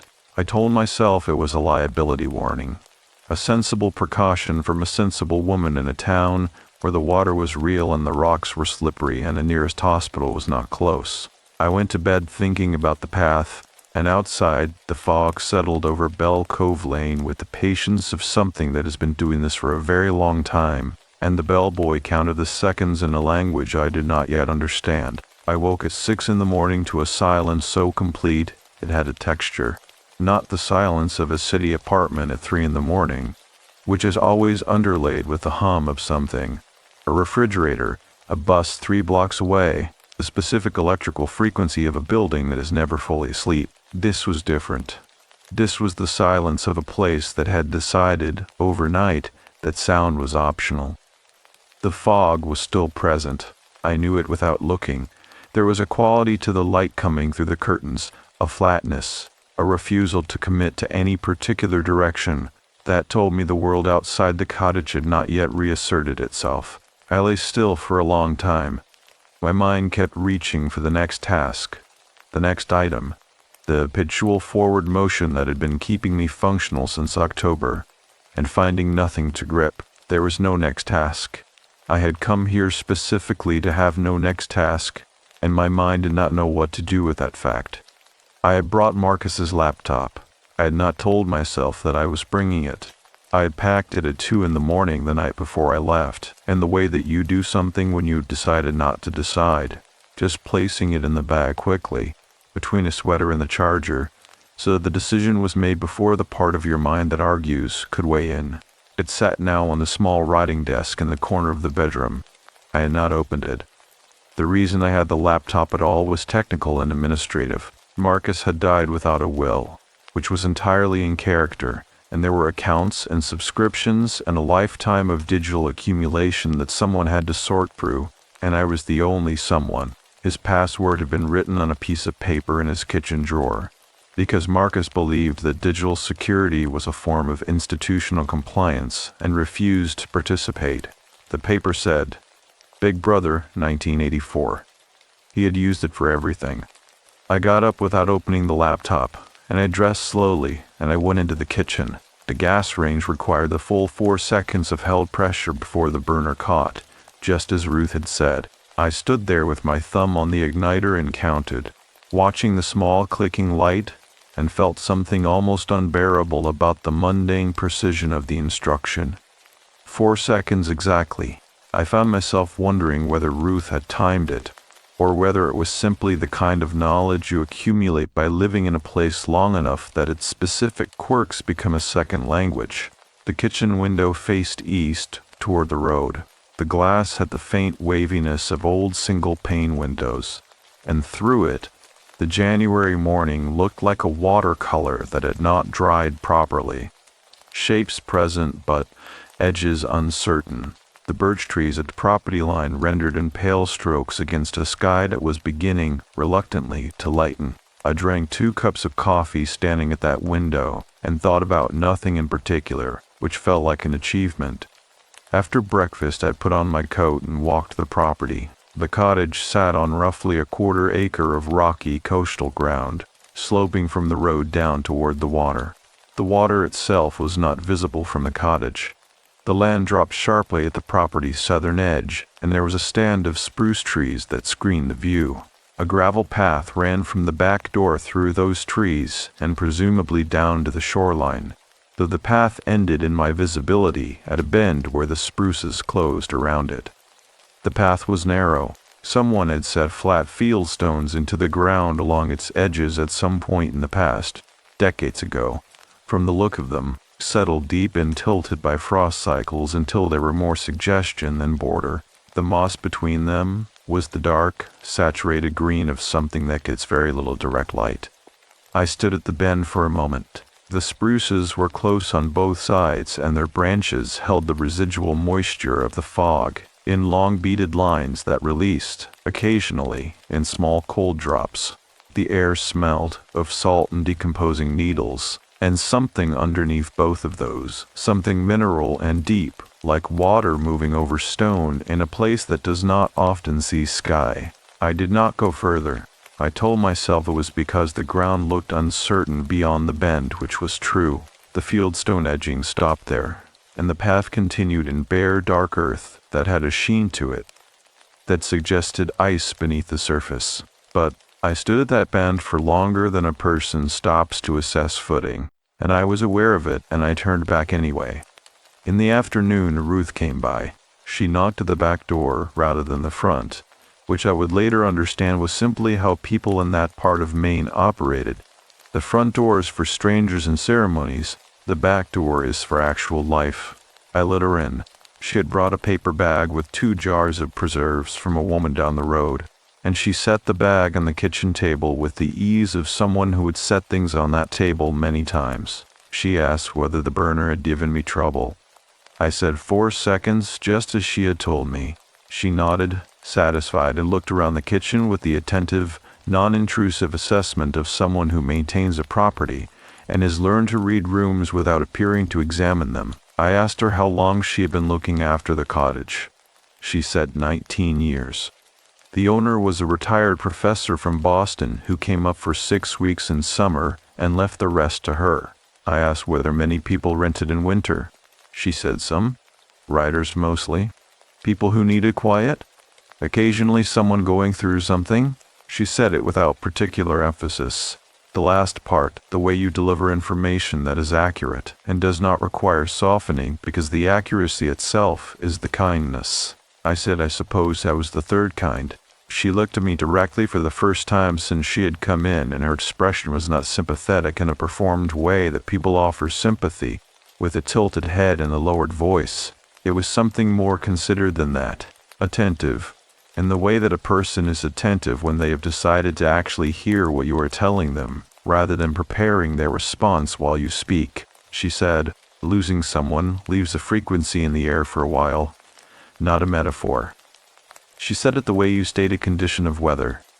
I did not know what to say to that, so I said nothing. She picked up her bag and moved toward the door, and then she paused with her hand on the frame and said, without turning fully back, "The path through the spruces goes down to a flat shelf of rock above the tide line. In summer it is a fine place to sit. In January the rock is sound, but the path needs attention. Go in daylight. Go when it is clear." I said I had seen her note about the fog. She said, "The note is about the path. The fog is a separate matter." She left before I could ask what she meant by that, and the back door closed with the soft, definitive sound of a door that fits its frame exactly, and I stood in the kitchen for a long time after, aware of the silence reasserting itself around the cottage like water filling a space. I went back to the desk in the bedroom. I looked at Marcus's laptop for several minutes without touching it. The case was a dull silver, scratched along one corner where he had dropped it, and there was a small sticker on the back that I had given him as a joke years ago. A cartoon of a television set with eyes watching you back. He had put it on immediately, which was the most Marcus thing he had ever done.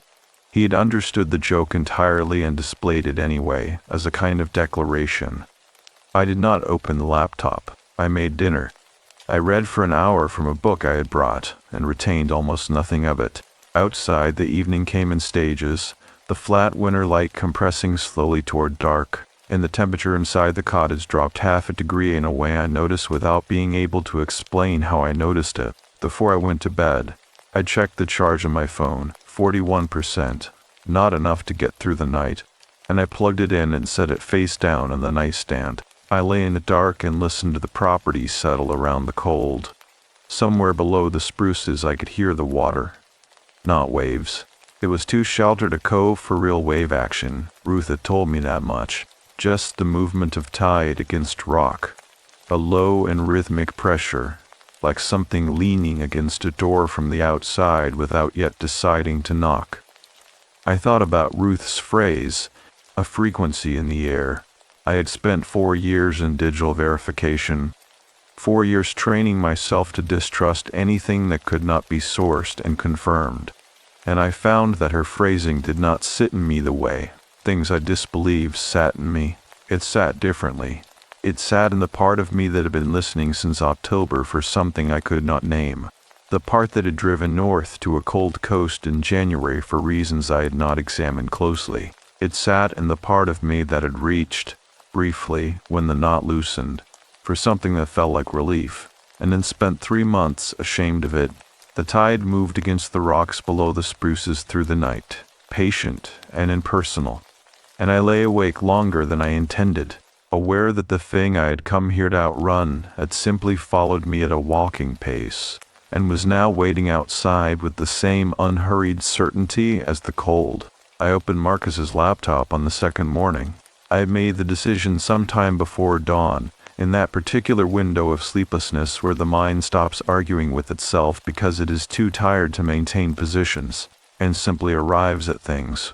I had lain in the dark and understood without drama that I had not driven 400 miles from my apartment to avoid the laptop. I had driven 400 miles to open it somewhere that was not my apartment, where his voice had been an actual physical presence in the rooms, bouncing off walls it had known, arriving through a phone held against an ear that still sometimes expected it. Here, the laptop was just an object. That was the theory anyway. His desktop was organized in a way that would have surprised anyone who knew him. Marcus in person was a man of elaborate disorder. His apartment had been a landscape of stacked papers and half-finished projects and books left open and face down on every horizontal surface, spines cracking, which had driven me to quiet despair on every visit. But his desktop was immaculate, a single folder, a single document open in the background. No scattered icons, no accumulated downloads sitting in the corner like sediment. The folder was labeled, in his precise way, with a single word: evidence. I sat with that for a moment. I noticed, without meaning to, that I needed to refill my water glass, and I thought about whether I had locked the car the night before, which I had not checked, and whether the temperature had dropped enough overnight for the lock mechanism to be stiff. These thoughts arrived and departed quickly, the way they do when the mind is using small practical concerns as a momentary wall between itself and something it is not ready to look at directly. I opened the folder. It contained 143 files. Most were screenshots, hundreds of them organized by date, going back approximately 2 years. I recognized the content immediately because it was my professional territory. Viral images. Claims circulating on social platforms. The specific visual grammar of content that spreads because it tells people something they already half believe. And the subject of almost every one of them was the same. The Simpsons predicted it. Marcus had been collecting them. I had known in a general way that my brother had a preoccupation with predictive media. The idea that certain cultural artifacts encoded genuine foreknowledge of future events, whether by design or by the statistical certainty that a show running for 30-plus years would eventually overlap with reality in ways that felt meaningful. We had argued about it, not bitterly, but with the particular friction of two people who share an analytical temperament and have arrived at opposite conclusions about what analysis is for. I believed in verification. Marcus believed in pattern recognition. We had been having that argument in various forms since we were teenagers. But the files were not what I expected. He had not been collecting the images as a believer. He had been doing what I do. The folder was annotated. Each screenshot had a companion text file, in his careful block letter style, noting the image's source, its spread rate, the specific techniques used to generate or alter it, and his assessment of whether any given image had a genuine episode origin or had been fabricated entirely. He had been running his own informal verification archive, and his conclusions, file by file, matched mine almost exactly. The vast majority were fabricated, AI-generated frames stitched from real animation styles, produced and circulated to feed a hunger for confirmation that the world's strangeness had been anticipated by someone, somewhere, before it arrived. The last file in the folder was a document rather than an image. It was dated 3 weeks before he died. It was addressed to me, not in the sense of a letter with a salutation. My name appeared at the top of the document, followed by a colon, and then a single paragraph that read, "You will find this either because I finally sent it to you or because I did not. Either way, it says the same thing." The images are not the point. The point is that people need something to have known. They need the future to have been witnessed before it landed. That need is not stupidity. It is grief operating in advance, mourning a world that has not yet finished changing into something unrecognizable. I have been collecting these because they are the closest thing I have found to a record of how frightened everyone actually is, underneath the sharing and the arguing. I thought you should have the archive in case you want to do something with it professionally. I also thought you should know that I am aware I have not been easy to have as a brother, and I am working on that, and I am sorry it has taken this long. Destroy this if you want. It is just a thought. I read it twice. Outside the bedroom window, the morning had produced a sky of extraordinary clarity. The first real blue I had seen since arriving. A cold and precise blue that belonged to January in a way that summer blue does not, with a sharpness to it that made the bare branches of the trees of the road stand out as if they had been cut from black paper and pressed against it. I sat with the laptop open and the document on the screen and did not do anything for a considerable amount of time. I was aware, at the back of everything, of a pressure building in my throat that I had been managing since October with constant motion and professional focus, and which was now, in this quiet room in this empty cottage, on this cold coast, declining to be managed. I pressed my palms flat on my thighs. The denim was cool and rough under my hands. I focused on the texture, which is the kind of thing you do when you are trying to stay in your body rather than disappearing into something that has no edges. I did not cry. I want to be accurate about that. What happened was something more internal than crying, a kind of structural shift, like a wall that does not fall, but is no longer perpendicular to the ground. I closed the laptop. I put on my coat and my boots, and I went outside. The cold was immediate and clarifying. The air had the specific dry bite of a coastal January morning after a clear night, when the temperature is dropped without cloud cover to hold anything back, and the light was coming in at the low winter angle that makes every surface cast a shadow twice its height. My breath preceded me in small white bursts as I walked around the side of the cottage toward the back. I stood at the edge of the yard and looked toward the path through the spruces. In the clear morning light, without fog, the trees looked completely different, less enclosing, more simply present, the kind of ordinary spruce stand you find all along that coastline, neither threatening nor welcoming, simply occupying their ground with the indifference of things that predate human concern. I walked toward the path. The ground was hard under my boots, the earth consolidated by overnight freeze into something firm and reliable, and the fieldstone edgings were dry and solid. I reached the bend where I had turned back the day before, and I went around it. The path continued for perhaps 30 more meters through the spruces, descending gradually, and then it opened onto a wide, flat shelf of granite above the tide line. Just as Ruth had described, the shelf was perhaps 20 feet across at its widest, gray and pink-veined, and it ended at a low drop to a narrow shingle beach where the tide was out, and the exposed rock gleamed with the dark wet of low water. The cove was small and protected, the opposite shore perhaps a quarter-mile away, and the water between was perfectly still in the windless morning, the surface holding the blue of the sky above with something close to fidelity. On the granite shelf, someone had arranged a ring of smaller stones in a circle approximately 2 feet across.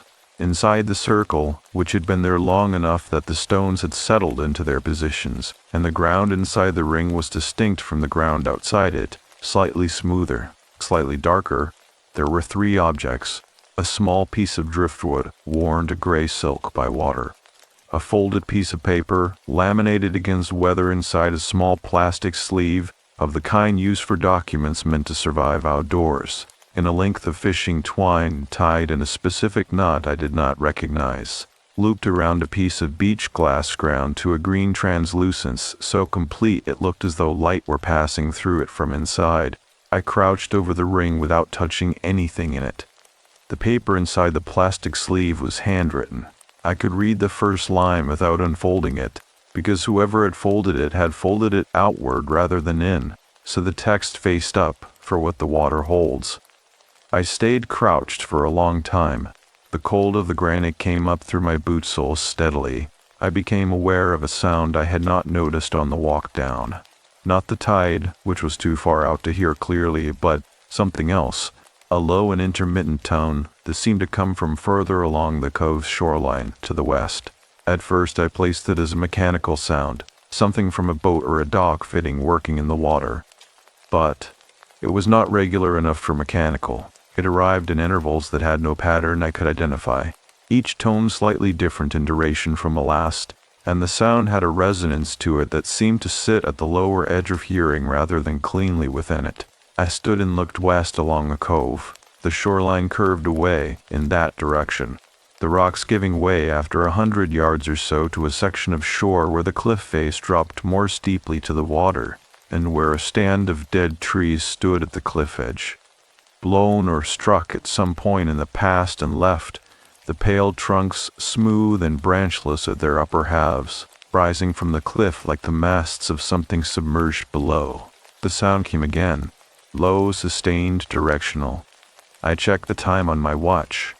I had left the phone inside. It was 9:30 in the morning, and the light was full and cold and entirely ordinary, and I was a 41-year-old professional standing on a granite shelf on the Maine coast, listening to a sound I could not source, and looking at an arrangement of objects that someone had placed with obvious intention and obvious care. I thought about whether I had paid the electricity bill before leaving. The thought was immediate and specific and completely irrelevant, and it arrived with the force of something the mind produces, not at random but on purpose. The way you look away from a bright light, not because you have decided to, but because the mechanism of looking away is faster than the decision. I went back up the path. I did not run. I walked at a pace that I was fully in control of. I told myself that on the way back to the cottage, and I was mostly persuaded. Behind me, as the spruces closed over the path and the cove disappeared from view, the sound came one more time, lower than before and longer, and this time it did not stop so much as it simply moved below the threshold of what I could reliably distinguish from silence. The tide moved against the rocks below the spruces through the night, patient and impersonal, and I lay awake longer than I intended, aware that the thing I had come here to outrun had simply followed me at a walking pace, and was now waiting outside with the same unhurried certainty as the cold. I opened Marcus's laptop on the second morning. I had made the decision sometime before dawn, in that particular window of sleeplessness where the mind stops arguing with itself because it is too tired to maintain positions, and simply arrives at things. I had lain in the dark and understood without drama that I had not driven 400 miles from my apartment to avoid the laptop. I had driven 400 miles to open it somewhere that was not my apartment, where his voice had been an actual physical presence in the rooms, bouncing off walls it had known, arriving through a phone held against an ear that still sometimes expected it. Here, the laptop was just an object. That was the theory anyway. His desktop was organized in a way that would have surprised anyone who knew him. Marcus in person was a man of elaborate disorder. His apartment had been a landscape of stacked papers and half-finished projects and books left open and face down on every horizontal surface, spines cracking, which had driven me to quiet despair on every visit. But his desktop was immaculate. A single folder, a single document open in the background. No scattered icons, no accumulated downloads sitting in the corner like sediment. The folder was labeled, in his precise way, with a single word: evidence. I sat with that for a moment. I noticed, without meaning to, that I needed to refill my water glass, and I thought about whether I had locked the car the night before, which I had not checked, and whether the temperature had dropped enough overnight for the lock mechanism to be stiff. These thoughts arrived and departed quickly, the way they do when the mind is using small practical concerns as a momentary wall between itself and something it is not ready to look at directly. I opened the folder. It contained 143 files. Most were screenshots, hundreds of them organized by date, going back approximately 2 years. I recognized the content immediately because it was my professional territory. Viral images. Claims circulating on social platforms. The specific visual grammar of content that spreads because it tells people something they already half believe. And the subject of almost every one of them was the same. The Simpsons predicted it. Marcus had been collecting them. I had known in a general way that my brother had a preoccupation with predictive media. The idea that certain cultural artifacts encoded genuine foreknowledge of future events, whether by design or by the statistical certainty that a show running for 30-plus years would eventually overlap with reality in ways that felt meaningful.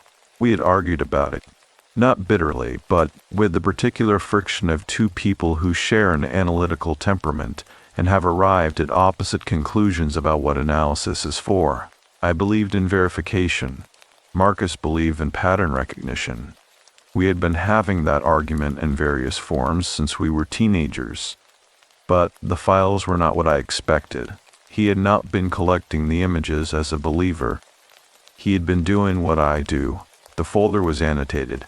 Each screenshot had a companion text file in his careful block letter style, noting the image's source, its spread rate, the specific techniques used to generate or alter it, and his assessment of whether any given image had a genuine episode origin or had been fabricated entirely. He had been running his own informal verification archive, and his conclusions, file by file, matched mine almost exactly.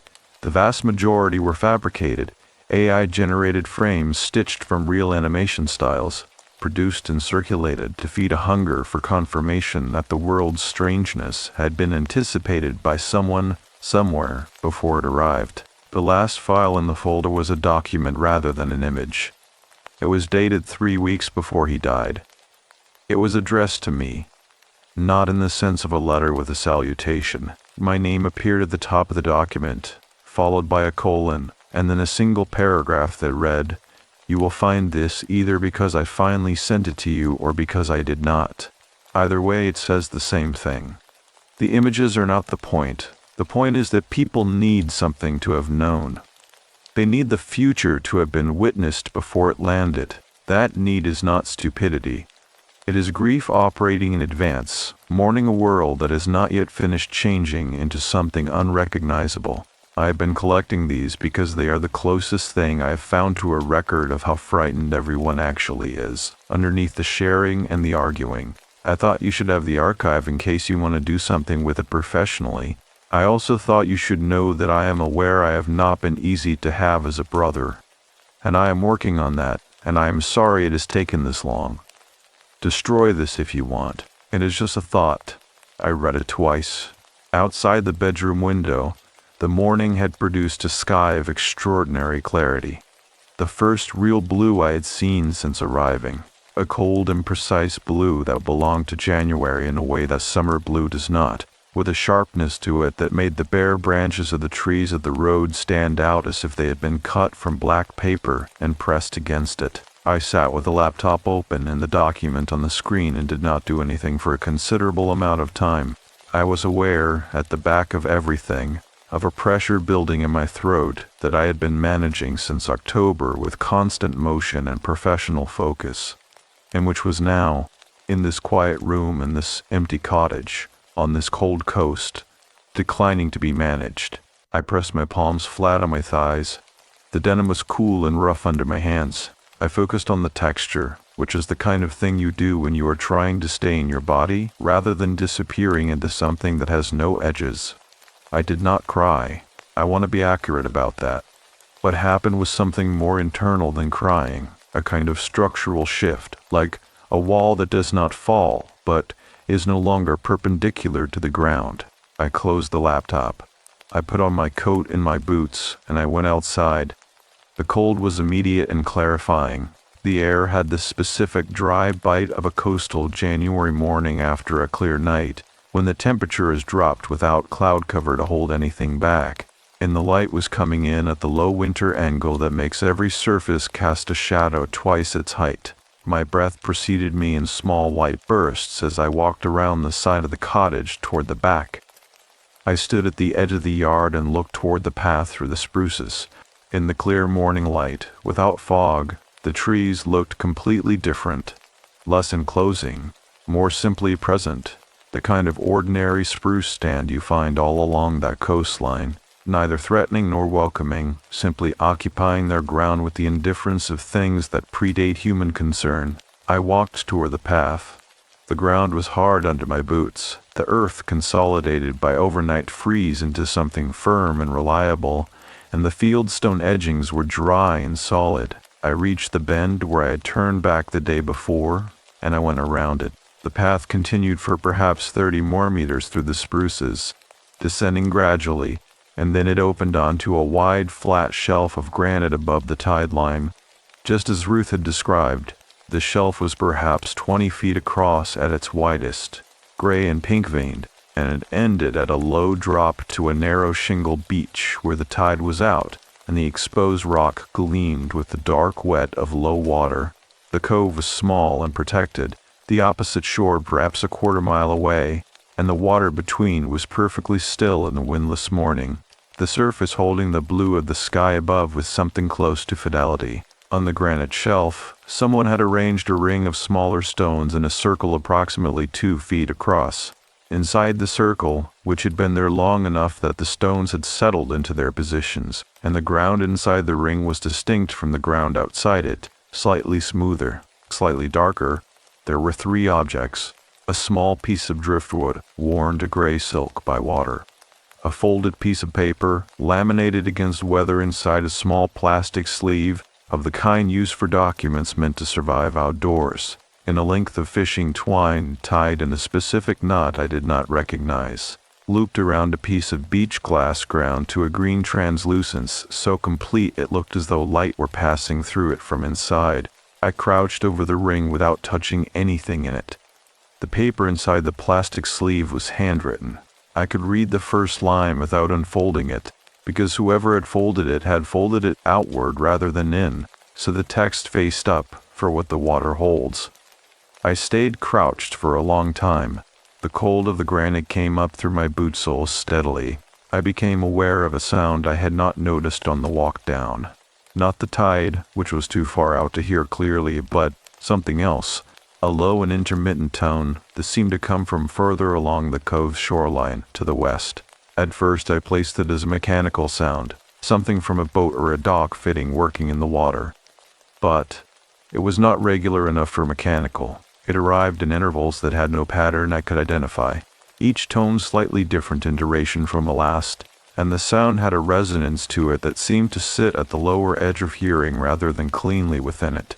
I stood and looked west along the cove. The shoreline curved away in that direction, the rocks giving way after 100 yards or so to a section of shore where the cliff face dropped more steeply to the water, and where a stand of dead trees stood at the cliff edge. Blown or struck at some point in the past and left, the pale trunks smooth and branchless at their upper halves, rising from the cliff like the masts of something submerged below. The sound came again, low, sustained, directional. I checked the time on my watch. I had left the phone inside. It was 9:30 in the morning, and the light was full and cold and entirely ordinary, and I was a 41-year-old professional standing on a granite shelf on the Maine coast, listening to a sound I could not source, and looking at an arrangement of objects that someone had placed with obvious intention and obvious care. I thought about whether I had paid the electricity bill before leaving. The thought was immediate and specific and completely irrelevant, and it arrived with the force of something the mind produces, not at random but on purpose.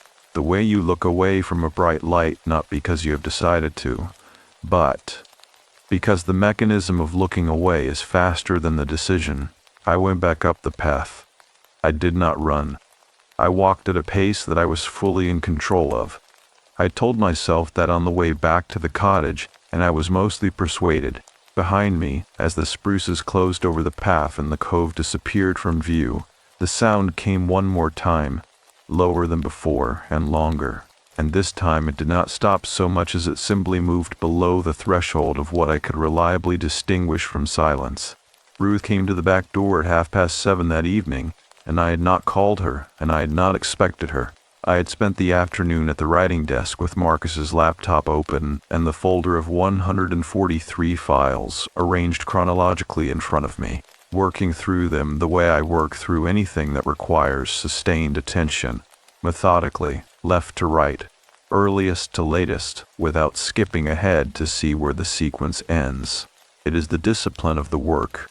You do not get to know the conclusion before you have earned it through the evidence. The files followed a pattern I recognized from my professional archive. The earliest entries were crude, images with visible compression artifacts where the generated content had been stitched onto a genuine animation frame, color temperatures that did not match across the seam, characters whose proportions drifted slightly from their established models, and ways that a casual viewer would not notice, but that announced themselves immediately to anyone who had spent years learning to look. Marcus had annotated each one with the specific tells, using terminology I had never taught him. He had taught himself. The later files were a different problem entirely. By the final third of the archive, the files from the past 8 months of his life, the fabrications had reached a quality that gave me the specific unease I carry home from work on bad days. Set on the nightstand and try not to look at.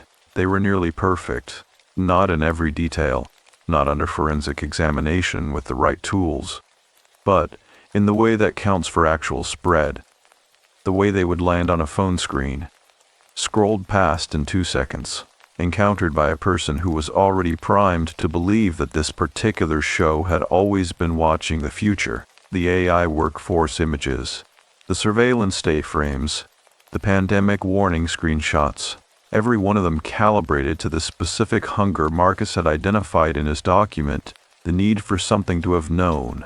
He had spent the last months of his life documenting the precise moment the tools became good enough to be genuinely dangerous.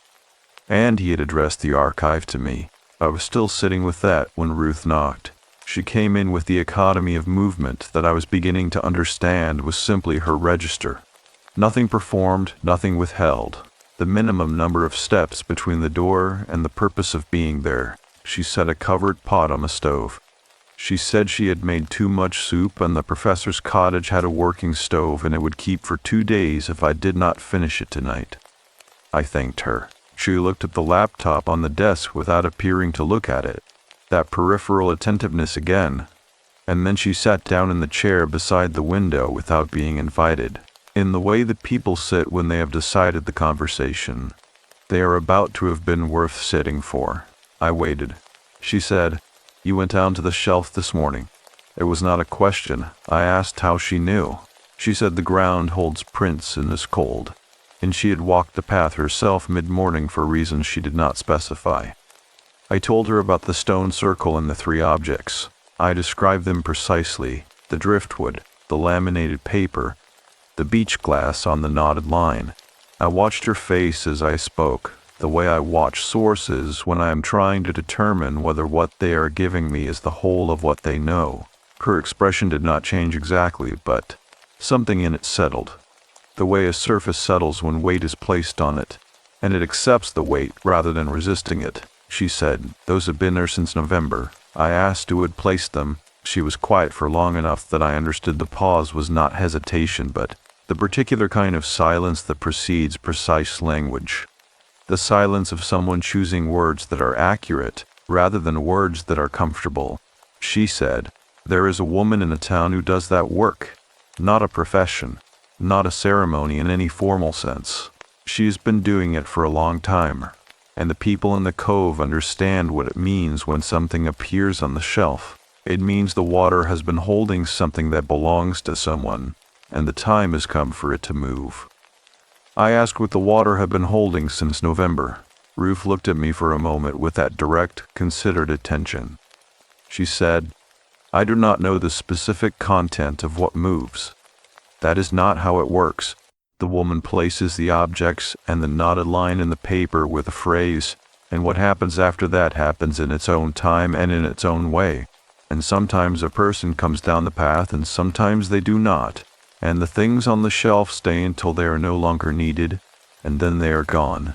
I said, "That sounds like something designed to be unfalsifiable."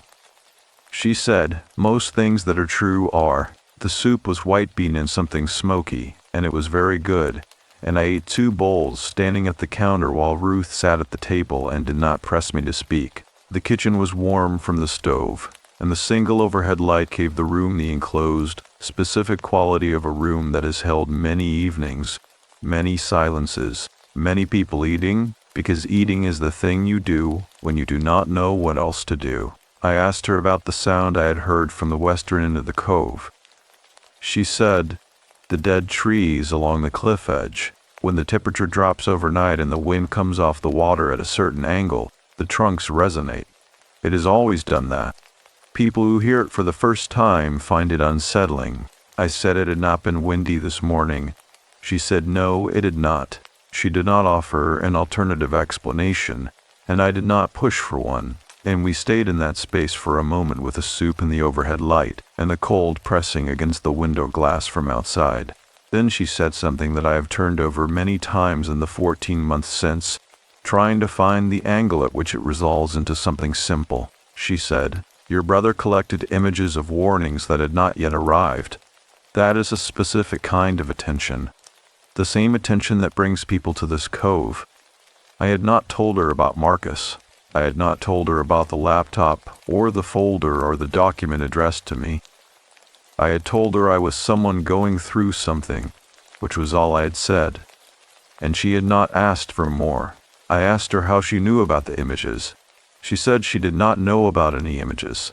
She said she was speaking about the quality of attention that she recognized in people who came to the cottage in winter, and that she had used the word warning because it was the word that fit the quality, and that she had no specific knowledge of what I was working on. I watched her face carefully. She held my attention without discomfort and without performance, the way someone holds attention when they are not afraid of what looking closely will find. I went back to the laptop after she left.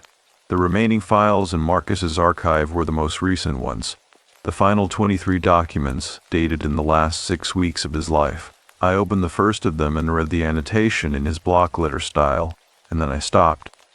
The annotation referenced a specific image, an image I had processed myself at work 2 months before he died, a fabricated Simpsons frame that had circulated with the claim that a 1993 episode had predicted the current flu wave, the H3N2 subtype, the overloaded hospitals, the specific language of superflu appearing in news headlines that matched, with unsettling precision, the way the episode's dialogue had been altered in the fake to produce the match.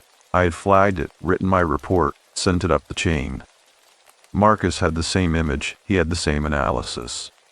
He had arrived at the same conclusions using different tools, and at the bottom of his annotation in smaller letters than the rest, "I wonder if she has seen this one." She. No other context. No name.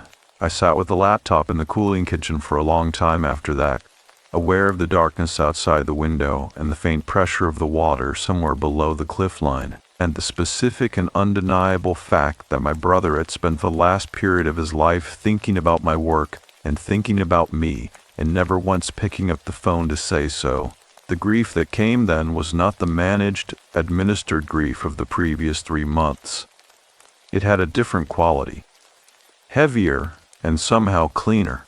The kind that arrives when you have finally stopped moving fast enough to stay ahead of it. I let it land. In the morning, I would go back to the shelf, and the stone circle would still be there, and the laminated paper would still be folded outward with its first line facing the sky, and I would understand for the first time that the instruction it contained was not for the water. It was for me.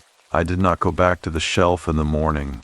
I went in the afternoon, at the precise hour when the winter light along that coastline reaches its lowest useful angle, and the shadows of everything double in length, and the world takes on the quality of a photograph, developed slightly wrong, present, recognizable, but off in some way that you cannot correct by looking harder. I had spent the morning with the remaining files, not all 23. I got through 11 before I had to stop, not from distress, but from a kind of saturation, the way a material reaches the limit of what it can absorb before it begins to change in composition.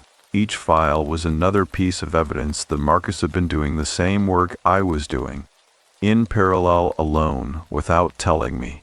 Each annotation was in his voice, precise, occasionally wry, never sentimental, and reading them in sequence was like listening to a recording of someone who did not know they were being recorded, which is the only circumstance in which you ever hear what a person actually sounds like. The 11th file stopped me. It was an image I had not seen before, not in my professional archive, not in any of the circulating batches I had processed over the previous year. It showed a Simpsons frame, or what appeared to be one, depicting a figure seated at a desk in a dark room, looking at a laptop screen. The figure's face was not visible. The lamp on the desk cast a cone of light over the keyboard. and the screen's glow lit the underside of the figure's jaw and throat. On the screen within the screen, just legible if you enlarge the file, was a single line of text rendered in the show's characteristic font. He already told you everything. Marcus's annotation read, "Generation date unknown, spread origin unknown, no episode match in full catalog, techniques consistent with late generation synthesis. Cannot determine if this was made to circulate or made for a single recipient. Keeping it separate." Below that, a second note added later, in slightly different ink, "I think it was made for a single recipient." I closed the laptop and sat in the chair at the writing desk for a long time without moving. My coffee had gone cold beside me. The light through the bedroom window was already beginning its early compression, the blue of the sky deepening at the edges toward the white-gray of approaching afternoon. I was aware of the particular quality of my own stillness, which was not calm. It was the stillness of a person who has received information that their processing systems have not yet fully route, and who is waiting, without being able to explain why, for the routing to complete. Marcus had believed the image was made for someone specific. He had kept it separate from the archive of circulating fakes, and the file was in a folder addressed to me. I put on my coat. The path through the spruce stand was familiar now in the way that paths become familiar after only a few traversals. Not memorized exactly, but held in the body, so that the slight left curve before the descent, and the place where the ground softens briefly before the granite begins registered in my legs before my eyes confirmed them. The cold was sharper than the previous morning, the kind of cold that clarifies rather than numbs, that makes the outlines of things more rather than less distinct. The shelf was unchanged. The stone circle sat in its position above the tide line, the three objects undisturbed. The driftwood, the laminated sleeve, the beach glass on its knotted line. The tide was higher than I had seen it, covering the shingle beach entirely, the water reaching to within a few feet of the shelf's lower edge.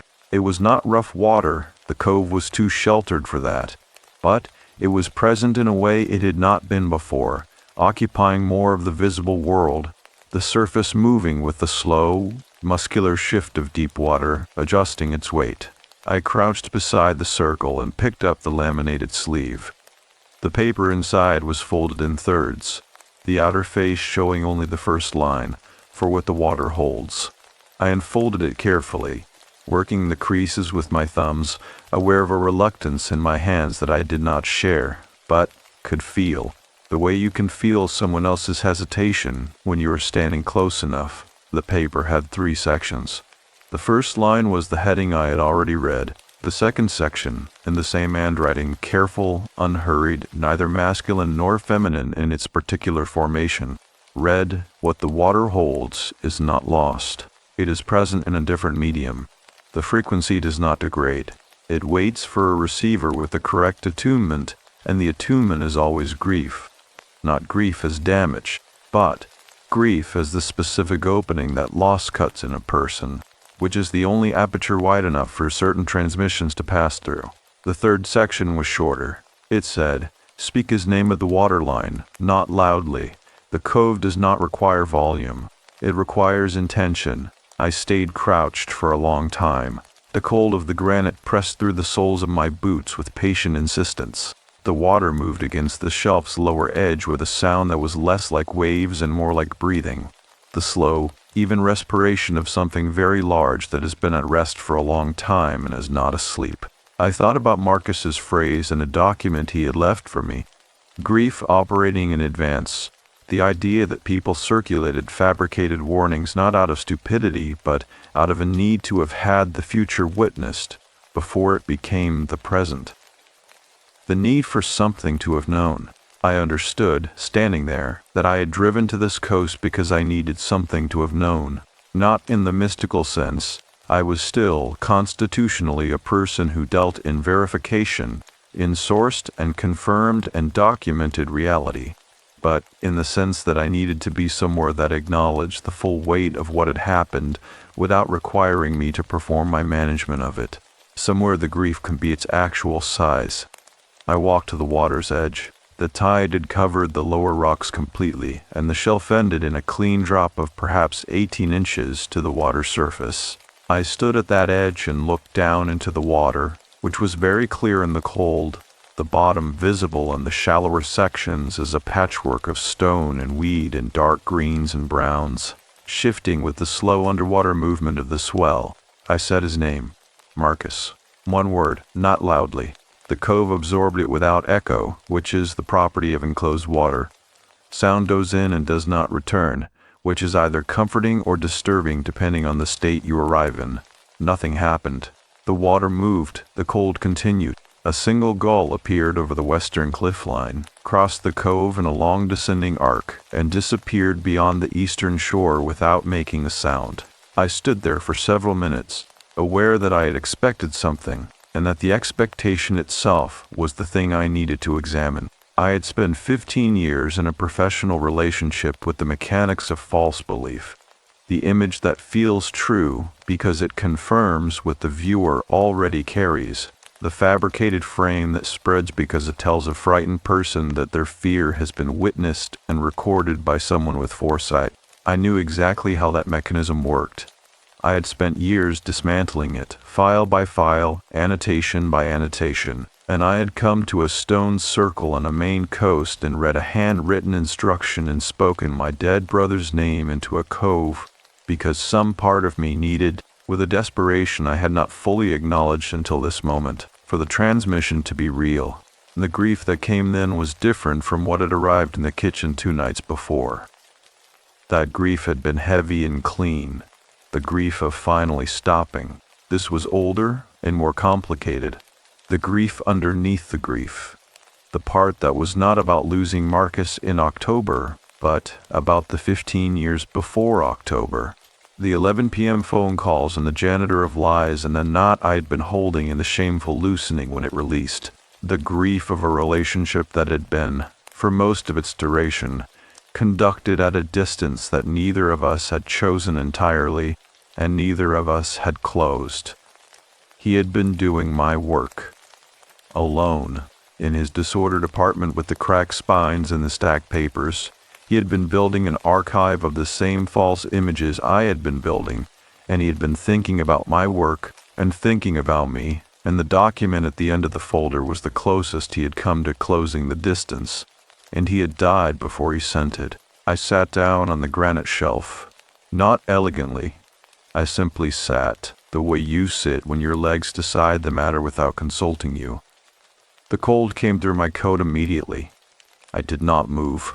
I sat there for a long time. The tide reached its high point and began, almost imperceptibly, to withdraw.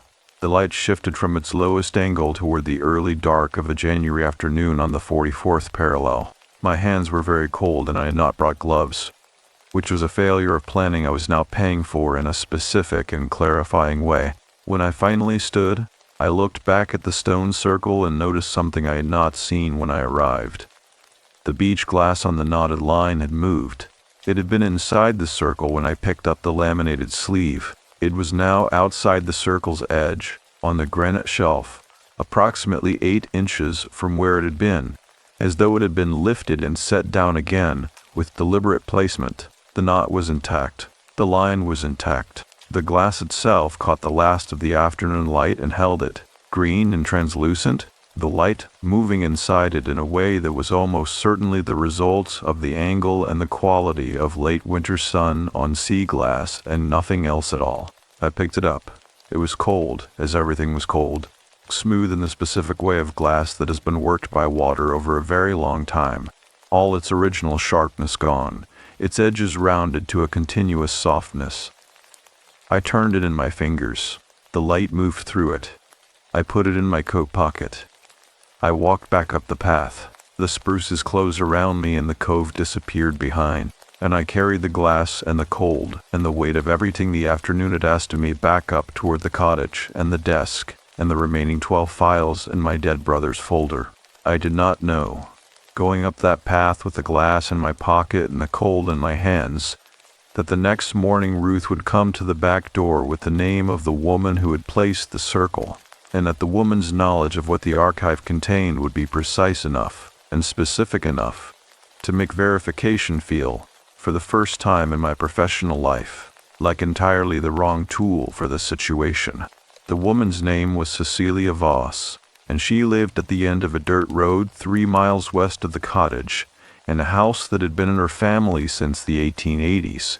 Ruth gave me the name the following morning, standing at the back door for only as long as it took to say it and add 2 pieces of information she clearly considered relevant. Cecilia was 81 years old, and she did not own a telephone. If I wanted to speak with her, I drove out and knocked, and either she answered or she did not. And if she did not, I came back another time. Ruth said this without apology, as a simple description of how the situation worked. I asked Ruth whether Cecilia would know who I was. Ruth said, "She will know why you are here, which is the part that matters." I drove out that afternoon. The road west from Rockport ran inland briefly before curving back toward the water, through a section of the county where the land flattened and the property spread out, and the trees were mostly second-growth birch and poplar, pale and crowded, with the specific thin quality of forest that has regrown after a clearing and has not yet decided what it wants to become. The dirt road Ruth had described branched off the main road at a rusted mailbox with no name on it, only a number, 44. The road was deeply rutted and frozen hard, and it ran through the regrowth for perhaps a quarter-mile before the trees opened and the house appeared. It was a Cape-style house, story and a half, with additions that had been built at several different periods and did not attempt to match one another. A shed addition on the north side in weathered board, a small glassed porch on the south, a newer section at the back in unpainted cement block that had the utilitarian frankness of a structure built for function rather than appearance. The whole compound sat on a low rise above a field that ran down to a line of larger trees at its far edge, and beyond those trees, just visible in the clear afternoon light, was the water. I parked and knocked. The door opened after a wait long enough that I had begun to consider whether this was one of the days she did not answer. The woman who opened it was small and upright, with white hair cut practically short, and eyes that were a pale gray-green and extremely alert. She was dressed in wool trousers and a heavy flannel shirt, and work boots that had seen serious use, and she looked at me with the direct, unhurried attention of someone who has spent a long time making accurate assessments of people and has gotten reliable at it. She said, "You have the glass." Not a question, the same quality as Ruth's observation about the footprints, a statement of known fact delivered without theater. I said I did. She stepped back from the door, and I went in. The interior of the house was warm and densely occupied, not cluttered in the way Marcus's apartment had been cluttered, but full in the way that a life actively lived in one place over many decades makes a space full, with the accumulated objects of practical existence layered over and around each other until the room itself becomes a kind of record. Books, many of them. Tools on the wall of the entry. A long wooden table in the main room covered in papers and charts, and what appeared to be hand-drawn maps of the coastline. A cast-iron stove in the corner, with a chair pulled close to it.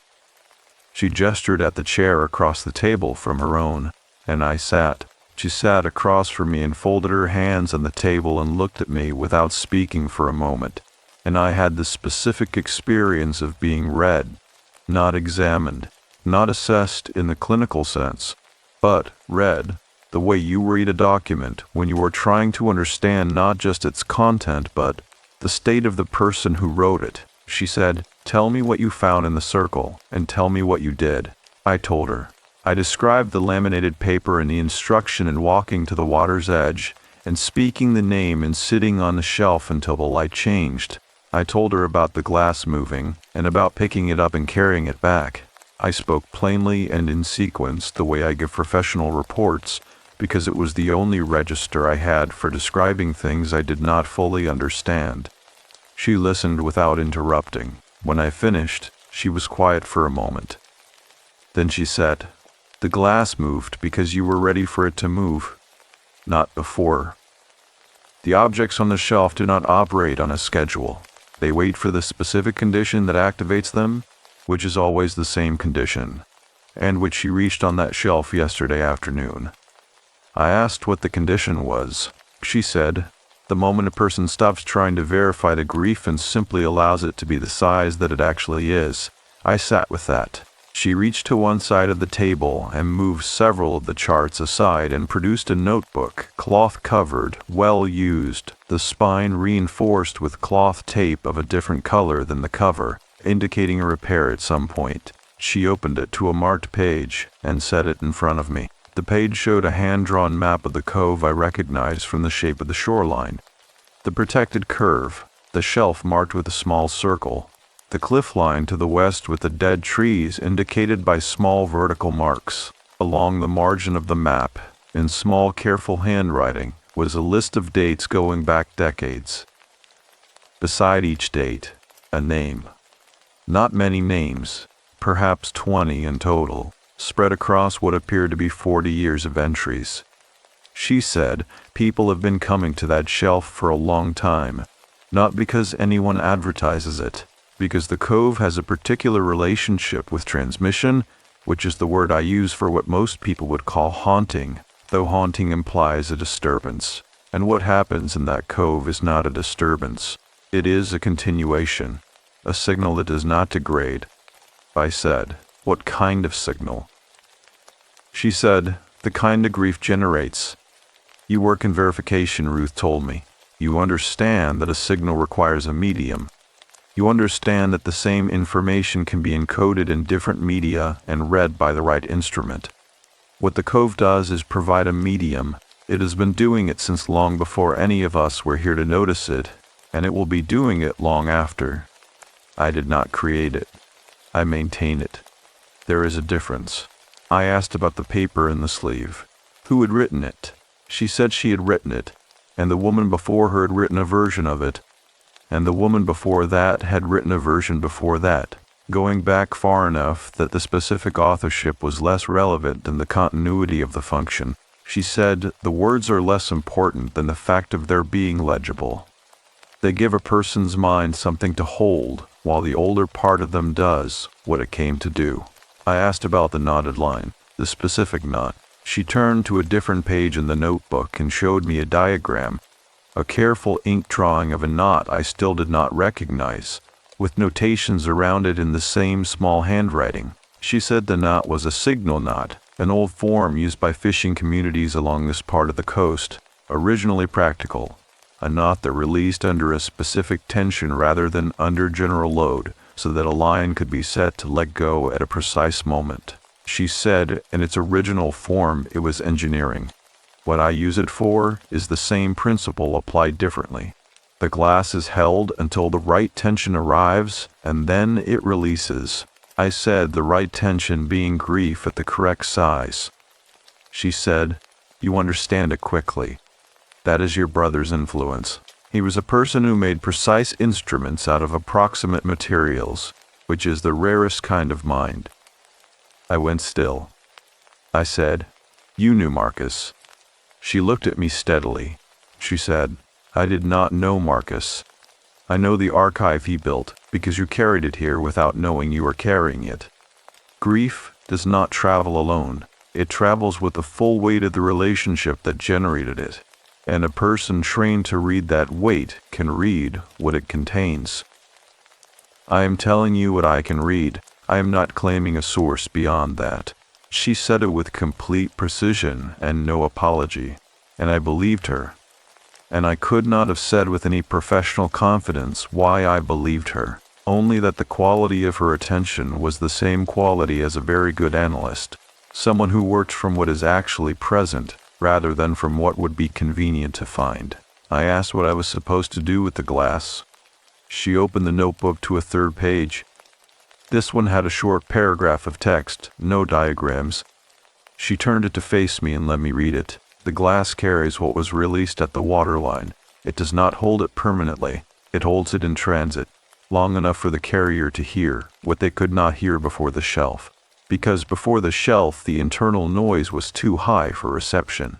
When you can hear it, the glass has done its work. You will know when that has happened because the need to verify will lift. Briefly, And in that interval, you will simply know what you know. After that, the glass can be returned to water whenever you are ready, or kept. It makes no difference. The transmission does not live in the object. The object was only ever an instrument. I read it twice. I looked up. Cecilia was watching me with that pale gray-green attention. She said, "Your brother spent years building a record of the precise moment that fabricated things became indistinguishable from real ones. He understood that the danger was not the individual fake image. The danger was the erosion of the faculty that distinguishes. When enough false signals flood a medium, the receiver stops trusting its own reception, even for genuine transmissions."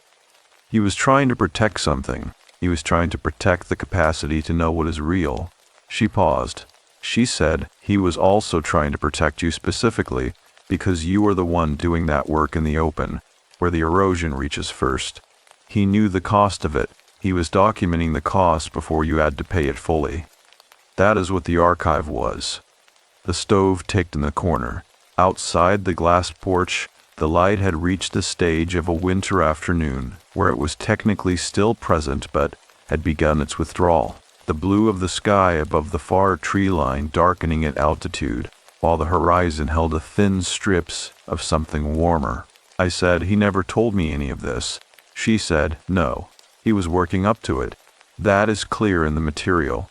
And then he ran out of time, as people do, and the work he left behind had to do the telling instead." She closed the notebook. She set it aside with the finality of a subject concluded. Then she reached into the pocket of her flannel shirt and placed something on the table between us. A small piece of paper, folded once. She slid it across to me. She said, "He left a frequency. You accessed it on the shelf.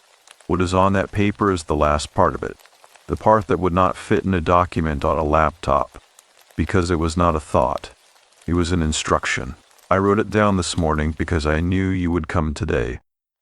Read it when you are back at the cottage, not here. Some things need the right room." I took the paper. I put it in the pocket with the glass. The two objects rested against each other through the fabric of my coat as I drove back through the regrowth and the frozen ruts and the pale crowded trees, and I was aware of them with the specific, charged awareness of objects that have been assigned meaning by a mind that is finally, after 14 months of management and motion and professional focus, willing to accept that meaning is sometimes the most accurate description of a thing. That night, the temperature dropped further than it had since my arrival, and the cottage contracted around the cold in a series of small sounds that I no longer needed to explain, and I sat in the chair by the writing desk with a folded paper in my hand, and the glass on the desk beside the lamp, and I waited, without entirely knowing what I was waiting for, until the waiting felt complete enough to begin. I opened the paper at 11 at night, not because 11 felt significant, but because that was the hour at which the quality of the waiting changed, shifted from something active, something that required maintenance, into something that had simply arrived at its own conclusion and was ready to be met. I had eaten and washed the bowl and sat in the chair, and the cottage had settled into its deepest cold, and the lamp on the desk made its small, committed circle of light. And outside the window the night was absolute, the kind of absolute that requires genuine distance from any other human light source to produce. The paper was folded once, horizontally. Cecilia's handwriting was smaller than on the notebook pages, condensed, as though she had known the space was limited and had calibrated accordingly. There were 4 lines. The first line said, "He forgave you before you knew there was anything to forgive." The second line said, "The relief you felt was not a betrayal. It was the not releasing. He knew about the not. He held one too." The third line said, "The archive was finished. He was going to send it. He had written the message and had not yet pressed the key when his heart stopped, and the draft was still open on the screen when they found him. And what you are carrying is not incompleteness. It is a transmission interrupted in the last half second of its sending, which means it was already in the air." The fourth line said, "You do not need to verify this. You already know it is true. That is what the glass is for. Not proof, but permission to trust your own reception. I set the paper down on the desk beside the glass. I sat in the chair and I did not move for a long time. What I want to describe accurately, because inaccuracy here would be a particular kind of failure, is not what I felt. The feeling was too large and too specific to the interior architecture of one person's grief to translate cleanly into language that would mean the same thing to anyone else. What I want to describe is what happened to the room. Nothing happened to the room in any externally observable sense. The lamp held its circle. The wood stove in the main room produced its low, steady heat. The window held the dark outside it. Every object was exactly where it had been. But the quality of the silence changed. I have worked for 4 years in the precise science of distinguishing authentic signals from fabricated ones, and I want to be clear that I am not using the word changed loosely or metaphorically. The silence in the room after I set the paper down was not the same silence that had been there before I read it. It was the same medium, absence of sound, stillness of air, but it carried something different. The way a room carries something different when a second person has entered it, even before you have turned to see them. It was not frightening. That is the thing I want to say most clearly, because the instinct, in retrospect, is to reach for the language of dread, the language I have been building this account in, because dread is the note the story has been sounding since the first evening. But what came into that room was not dread. It was the opposite of dread. It was the specific quality of presence that a person produces when they have put down something heavy they have been carrying, and the air around them reorganizes itself in response. Marcus had been carrying the same weight I had been carrying. The distance between us had not been his fault or my fault in the tidy, assignable way that fault requires. It had been the accumulated result of two people who communicated in the same key, but at different volumes, who had spent 15 years almost saying the true things and then retreating to the safer frequency of argument, because argument is intimate in its own way and requires less exposure than the direct statement. He had been working up to it. That phrase of Cecilia's had been sitting in me since the afternoon, and now it expanded into its full meaning. He had been working up to it the way a person works up to the thing they should have said years ago, and keeps finding reasons to defer. And then one ordinary day in October, his heart had simply stopped while the draft was still open on the screen, and the message had been mid-send in the only way that mattered. Not technically, not digitally, but in the sense that the intention had been fully formed and was already moving when the transmission broke. It was already in the air. I picked up the beach glass from the desk. It had been lying beside the lamp for hours, and had absorbed some of the lamp's warmth. Not hot, barely perceptible, but present.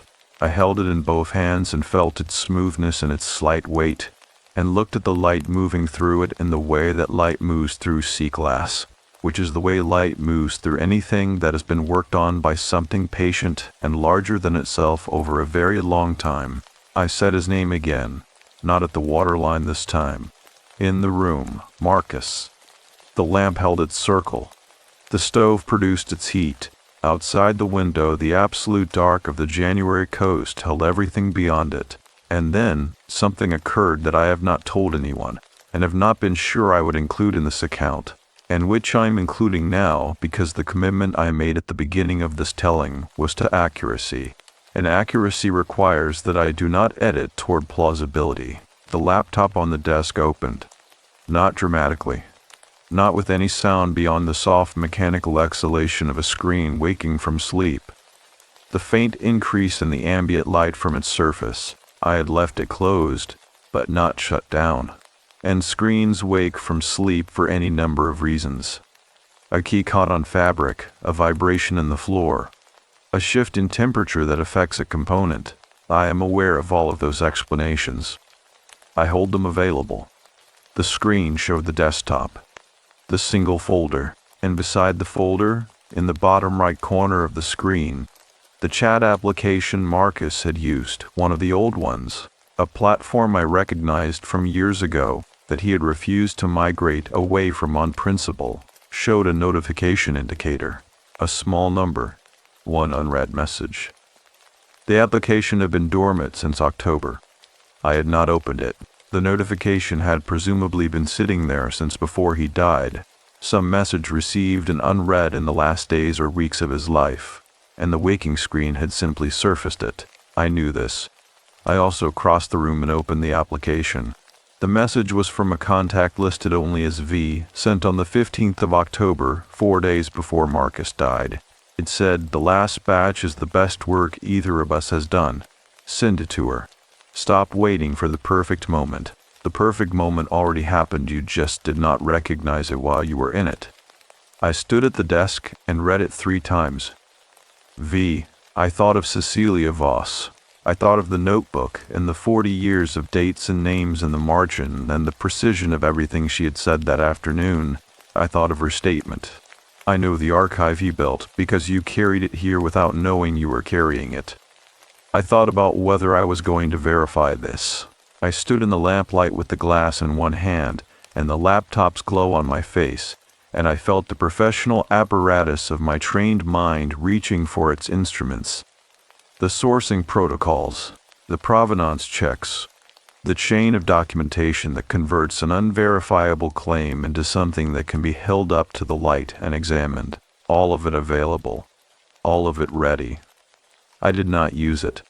Not because I had abandoned the discipline, not because the grief had softened me past the point of rigor, but because Cecilia had been right about the glass and about the paper and about the specific content of what my brother had been building and why, and the question was no longer whether the transmission was real.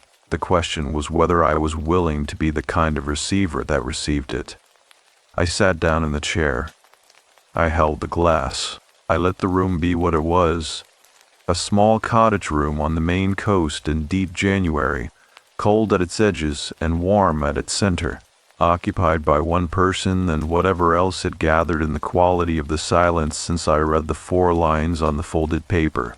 I stayed there until the lamp's warmth and the stove's steadiness and the weight of the day worked on me the way those things work on a body that has finally stopped resisting them, and I slept in the chair, which I had not done since I was a child, in the house we had grown up in. On the nights when the fear of the dark had been stronger than the preference for the bed, and Marcus had let me sleep on the floor of his room rather than send me back to mine, I woke at 4 in the morning, stiff and cold and completely clear in a way I had not been since October. The laptop had gone back to sleep. The glass was in my lap. The paper with Cecilia's 4 lines was on the desk, and in the low remaining light from the stove, I could see the first line without picking it up. "He forgave you before you knew there was anything to forgive." Outside the window, the dark was beginning its first, barely perceptible shift. Not light yet, not even the suggestion of light, but the dark taking on a slightly different quality at its furthest depth. The way a note changes when the instrument producing it begins, almost imperceptibly, to change its pressure. I sat in a chair and I held the glass and I let the morning come at whatever pace it intended. What I understood in those early hours, in a way I had not understood anything for a very long time, was that the archive Marcus had left me was not evidence of what the world was becoming. It was evidence of what he had been paying attention to, which was always, underneath the predictions and the fabrications and the eroding faculty of true reception, simply me. I drove to Cecilia's house the following morning without deciding to. That is the most accurate way to describe it. I was dressed and in the car and on the road west through the pale crowded regrowth before any deliberate part of my mind had weighed the decision, returned a verdict. The body sometimes knows the next thing before the reasoning catches up. And I had learned, over the previous several days, to extend more credit to that mechanism than I had previously allowed it. The morning was overcast for the first time since the clear cold had settled in 3 days before. The clouds were high and featureless. The light they produced flat and even. The kind of light that removes shadows entirely and makes the landscape look temporarily two-dimensional. Everything present. But death flattened, as though the world were resting between versions of itself. Cecilia answered the door before I knocked. She was standing in the open doorway when I came up the path from the car, with a mug in both hands, and an expression of complete unsurprise. She said, "I thought it would be this morning. Come in." The main room looked the same as the afternoon before. The charts and maps on the long table, the books, the stove with its chair. But she had added something to the table since my previous visit, a small rectangular package wrapped in brown paper and tied with a length of the same kind of heavy twine I recognized from the knotted line in the circle. It sat at the near edge of the table, separated from the charts, placed with the deliberate positioning of something set out for a specific person. She did not direct my attention to it immediately. She poured a second mug of coffee from a stovetop percolator, dark, with the slightly mineral quality of water drawn from a well rather than a municipal line, and set it in front of me at the table, and sat across from me with her own mug, and looked at me with that gray-green attention. She said, "Tell me what happened in the room." I told her. All of it. The paper, the 4 lines, the silence changing quality, the laptop waking, the message from V, sleeping in the chair, waking at 4 in the morning with the glass in my lap. I told it in sequence plainly without reaching for interpretation. When I finished, she was quiet for a moment in the way I had come to recognize as her processing. Not hesitation, not politeness, but the pause of someone giving what they have heard its proper weight before responding. She said, "The message from V. That did not surprise you the way it should have." I said, "No." She said, "Because by the time you read it, you had already crossed the threshold where surprise requires a gap between what you expect and what arrives, and the gap had closed." I asked her about V, directly. I asked whether she had been in contact with Marcus. She set her mug down on the table and looked at me with the particular steadiness of someone who is about to be precise about something they could easily be imprecise about, and who has chosen precision as a form of respect. She said, "I have never owned a telephone, as Ruth will have told you. I do not use digital communication of any kind. I am 81 years old, and I have maintained this practice for longer than the internet has existed. Whatever V is, it is not me. I want that to be clear." I said I believed her. She said, "Good, because the alternative, that I am feeding you a constructed experience through carefully placed objects and precisely worded papers, is the kind of hypothesis your professional mind will reach for, and I want you to have already considered it and set it down before we continue." I had considered it. I had considered it thoroughly, lying in the chair in the early hours, running the hypothesis with the rigor it deserved. Cecilia had access to the cottage through Ruth. She could have placed the circle months ago. She could have written the laminated paper to be general enough to land for any grieving person who found it, and specific enough to feel targeted. She could have researched me before my arrival. My professional work was publicly documented. My brother's death had been in a brief obituary. My connection to digital verification was findable with minimal effort. All of that was true. It was also true that the 4th line on the paper had said, "You do not need to verify this. You already know it is true." And that line had not landed as a manipulation. It had landed as the most accurate sentence anyone had offered me in 3 months, because it described exactly the condition I was in, a person whose verification apparatus had been running continuously since October, processing and sourcing and confirming and still arriving, every night, at the same unverifiable core that no amount of documentation could reach. I told her I had considered it and set it down. She nodded once with the economy of someone for whom one nod is sufficient. Then she slid the brown paper package across the table to me. She said, "This is yours to take. It was your brother's, in the sense that he assembled the material. But it was always intended for you, and it has been waiting here since November." I looked at the package without touching it for a moment. It was the size of a paperback book, perhaps an inch thick. The brown paper was old but not deteriorating, tied with 2 passes of the twine in a cross pattern. I asked how it had come to be in her possession if she had never been in contact with Marcus. she said. It arrived at my door in the 3rd week of November. No postage, no return address. Sat on the step, the way things sometimes arrive here. I recognized the quality of what it contained without opening it, because I've been doing this long enough that certain things announce themselves by the weight and the nature of what surrounds them. I opened it to confirm, and confirmed, and wrapped it again, and waited for the person it belonged to. I untied the twine. The paper opened in 3 folds. Inside was a physical notebook. Not Cecilia's cloth-covered one, but a smaller spiral notebook of the kind sold in pharmacy aisles, with a black cover, the spiral slightly bent where it had been carried in a pocket or a bag. Marcus's handwriting on the cover. Not a title, just a date. The year we had stopped speaking for 7 months when I was 26 and he was 28. Over something I no longer remembered clearly, and he had almost certainly remembered in precise detail. Beneath the notebook, a single index card. On the index card, in his block letters, for when the archive is not enough. The other thing I had been meaning to say. I opened the notebook. It was not the careful annotation style of the laptop archive. It was looser, more associative. Pages of his actual thinking, the kind of writing a person does when they are not writing for an audience, but using the page as a place to work something out. It was full of his voice in a way the archive had not been.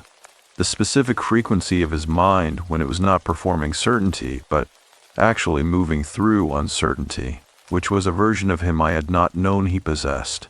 The early pages were about the images, the fabrications, the erosion. But gradually, across the notebook's middle section, the subject shifted. He was writing about me, not critically, not in the sharpening way he had sometimes aimed at me on the fold. He was writing about what he understood about my work and what it cost, and what he wished he had said earlier, and what he kept not saying, and the reasons he kept not saying it, examined with the same rigor he had applied to the fake images. Source, method, motivation, cost. One page stopped me. It said, "She thinks the relief means something bad about her. It does not. It means she was honest enough to feel what was actually there, rather than what was supposed to be there. That is the same faculty that makes her good at her work, the ability to receive the actual signal rather than the expected one. I should tell her that. I keep not telling her that, because telling her that requires also telling her that I knew about the not, which requires telling her I held one too, and that conversation is the one I have been not having for 15 years, and I do not know how to start it except to simply start it, which I am apparently not yet ready to do, and I am aware that not yet is a phrase that has a limited useful life, and I am probably using mine up. I sat at Cecilia's table with the notebook open and the index card beside it, and the glass in my coat pocket pressing against my ribs, and I did not try to manage what was happening in my chest. Cecilia sat across from me and drank her coffee and let the room be what it needed to be, which was the most useful thing anyone had done for me since October. After a time, she said, the notebook was his working document. The archive on the laptop was the finished product. What you have in your hands is the place where he worked out why the finished product mattered. Take both. They belong together. I asked her what I was supposed to do now. She said it without pause, as though the answer were simply the next fact in a sequence. Go back to the cottage. Weed the rest of the notebook. Let the remaining days here be what they are without assigning them a task. And when you are ready to leave, not when you think you should be ready, but when you actually are, take the glass back to the water and return it. Not as a ceremony, as a completion. She said, the work your brother left you is real work. The archive is genuinely important, and you know what to do with it professionally, and that part will take care of itself. The other part, the notebook, the things he was working up to, that part does not require a plan. It only requires that you let it have been said. She paused. She said, he spent 2 years watching the world's capacity for true reception erode. And he spent those same 2 years trying to protect yours specifically. And he ran out of time before he could tell you directly, and the transmission finished through other means. as transmissions sometimes do when the intention behind them is strong enough. That is not mysticism. That is simply what strong intention does when the usual channels close. She stood, and I understood the conversation was complete in the way her conversations completed. Not abruptly, but with the clean finality of something that has reached its actual end, rather than running out of things to add. At the door, she put something in my hand. A small card, handwritten, with an address in Portland. She said, "A colleague of mine. A younger woman who does similar work in a different medium. If you want to talk to someone about what you experienced on the shelf and in the room, she will understand the specific grammar of it without requiring you to defend the experience first. That is a rare thing. Use it if it is useful and ignore it if it is not." I drove back through the flat-lit morning with the notebook on the passenger seat and the glass in my pocket and the index card tucked inside the notebook's cover. The pale trees on either side of the road moved past in their two-dimensional way, the overcast light removing their depth, making them briefly abstract before the road curved and the perspective returned. Back at the cottage, I made coffee and sat at the writing desk and opened the notebook to the first page and read it from the beginning, slowly, without skipping, earning the sequence. Outside, the overcast began to break in the late morning, the cloud cover separating into distinct formations and the light between them taking on the directional quality it had been withholding all morning, casting shadows again, returning depth to the landscape, making everything three-dimensional and specific and real in the way that particular January light, when it finally appears, makes things more real than they look in any other season. The cottage was warm. The coffee was good. The notebook was full of my brother's voice, and I read it in the good light, and let it have been said.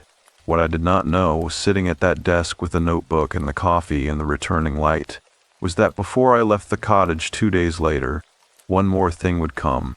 Not from Cecilia, not from Ruth, not from any external source, but from the specific silence of a room that has held grief long enough that the grief begins, slowly and without announcement, to change into something that can be carried rather than managed, something light enough to take home. The last 2 days at the cottage had a quality I had not anticipated, and cannot fully account for even now, 14 months later, sitting at my own desk in my own city with the notebook beside my keyboard, and the glass on the windowsill where the morning light reaches it first. There were ordinary days. That is what I could not have anticipated, after everything that had accumulated in the preceding week. The archive, the shelf, Cecilia's house, the notebook, the room at 11 at night. I had expected the remaining time to carry the same heightened register, the same quality of events arriving with significance attached. Instead, the cottage simply became a place where I was staying, and the days became days, and the ordinariness of them was the thing, it turned out, that I had needed most. I slept properly for the first time since October, not the managed, administered sleep of a person who has established a routine for getting unconscious, actual sleep, the kind that takes you completely and returns you hours later in a different condition than it found you. I woke on the first of those last 2 mornings at 7:30 with the specific physical clarity of a body that has been genuinely resting, and I lay in the gray morning light and listened to the property and felt with some surprise that the silence no longer required interpretation. I finished the notebook that first morning. The later pages were less guarded than the early ones. His thinking had loosened as the entries progressed. The way thinking loosens when a person has been writing honestly for long enough that the performed version of themselves stops showing up to the page. By the final third, he was writing about small things alongside the large ones. A film he had watched twice in 1 week and could not explain why. A restaurant near his apartment where the owner recognized him and always brought an extra piece of bread without being asked, and what that small reliable kindness had meant to him on the days when he had needed it most. A walk he had taken in November along the river near his neighborhood, when the light on the water had been a particular color. He did not have a word for and had spent a paragraph attempting to describe. He was a better writer than I had known. I had known he was precise. I had not known he was beautiful in that precise way, which is the best kind, beauty that arrives not through ornament, but through the exact placement of the accurate word, which is a rarer gift than most people who call themselves writers possess. Near the end, he had written, "I think the reason I keep not sending the archive is that sending it means the conversation it was building toward has to actually happen, and conversations that actually happen can go in directions you did not plan for.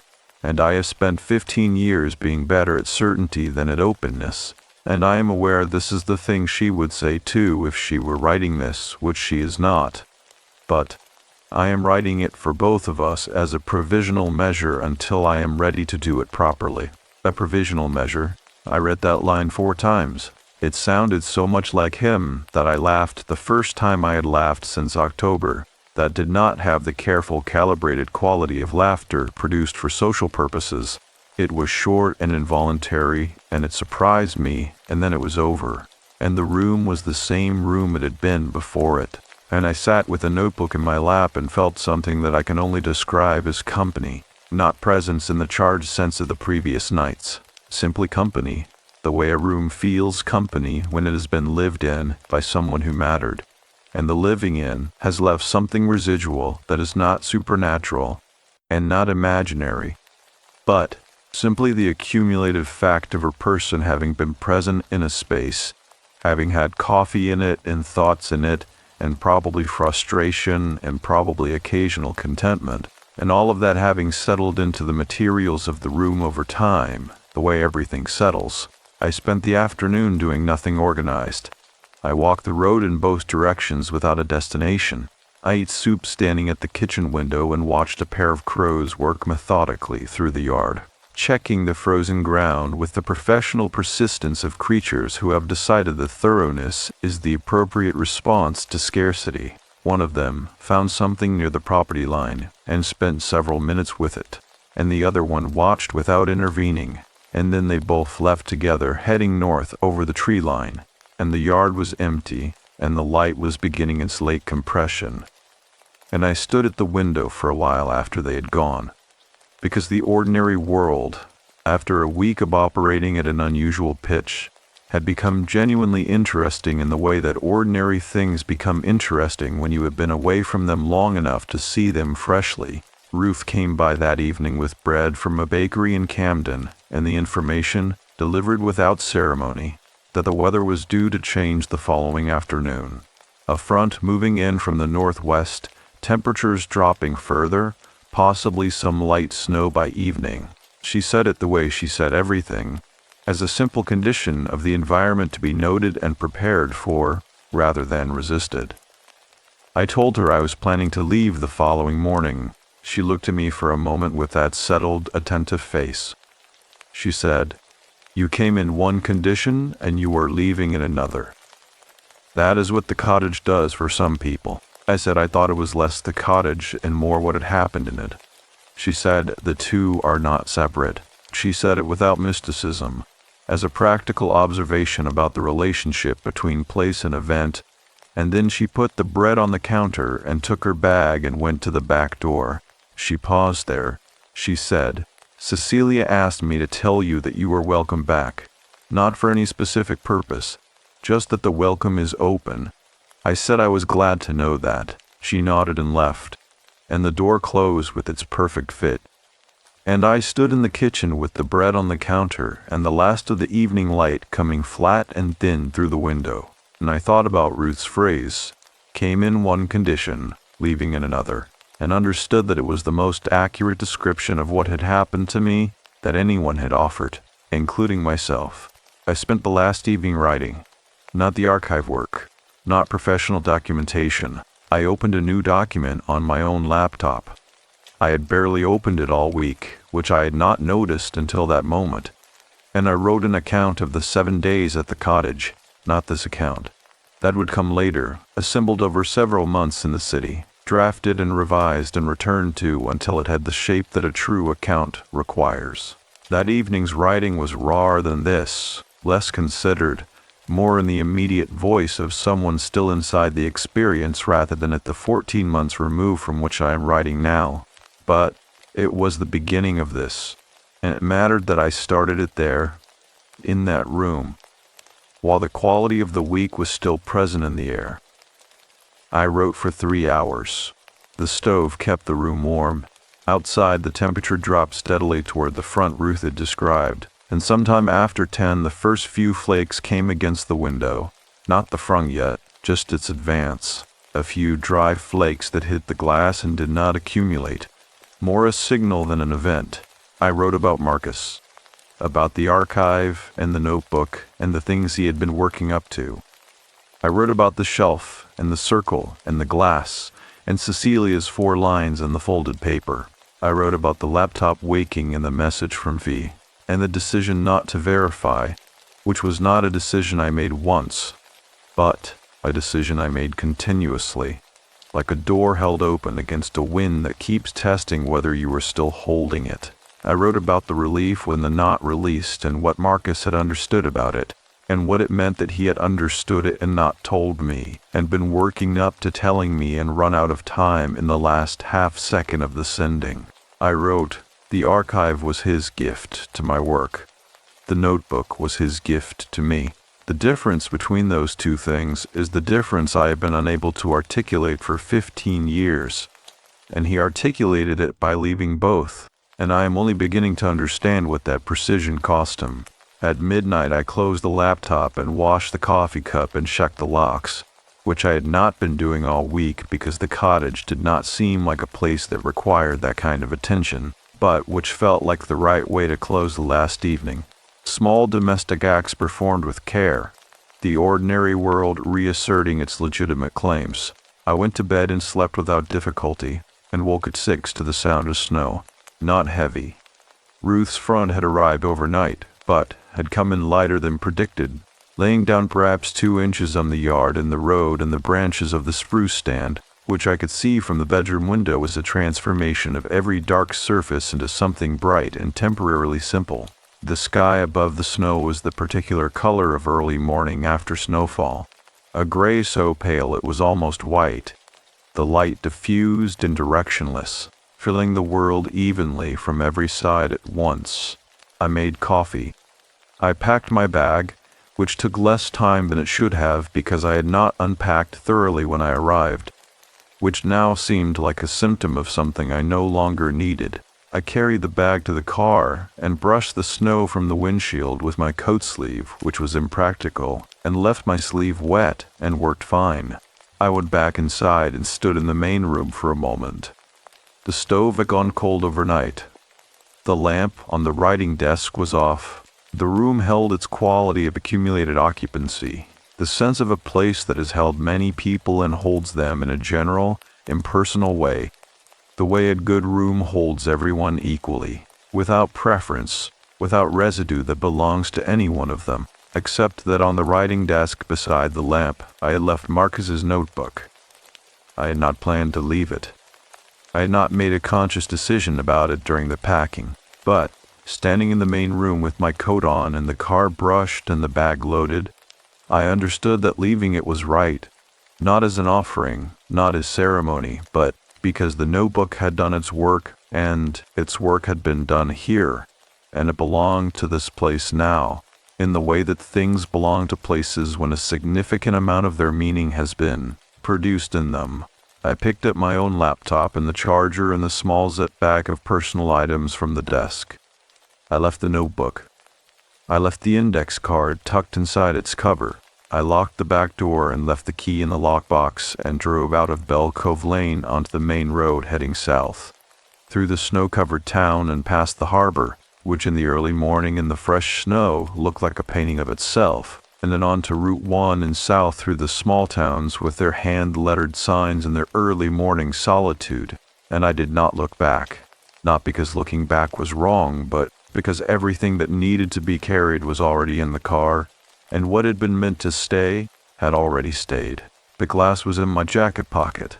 I had not yet returned it to the water. I understood, driving south through the snow-quieted Maine morning, that I was not ready to return it yet, and that not yet was a phrase I now held differently than I had 7 days before, not as deferral, not as the accumulation of unclosed distance, but as the accurate description of a process that was still in motion and would complete in its own time, and that trusting that completion was itself part of what the week had been teaching me. The city, when I returned to it 2 days later, was exactly as I had left it, and I was not.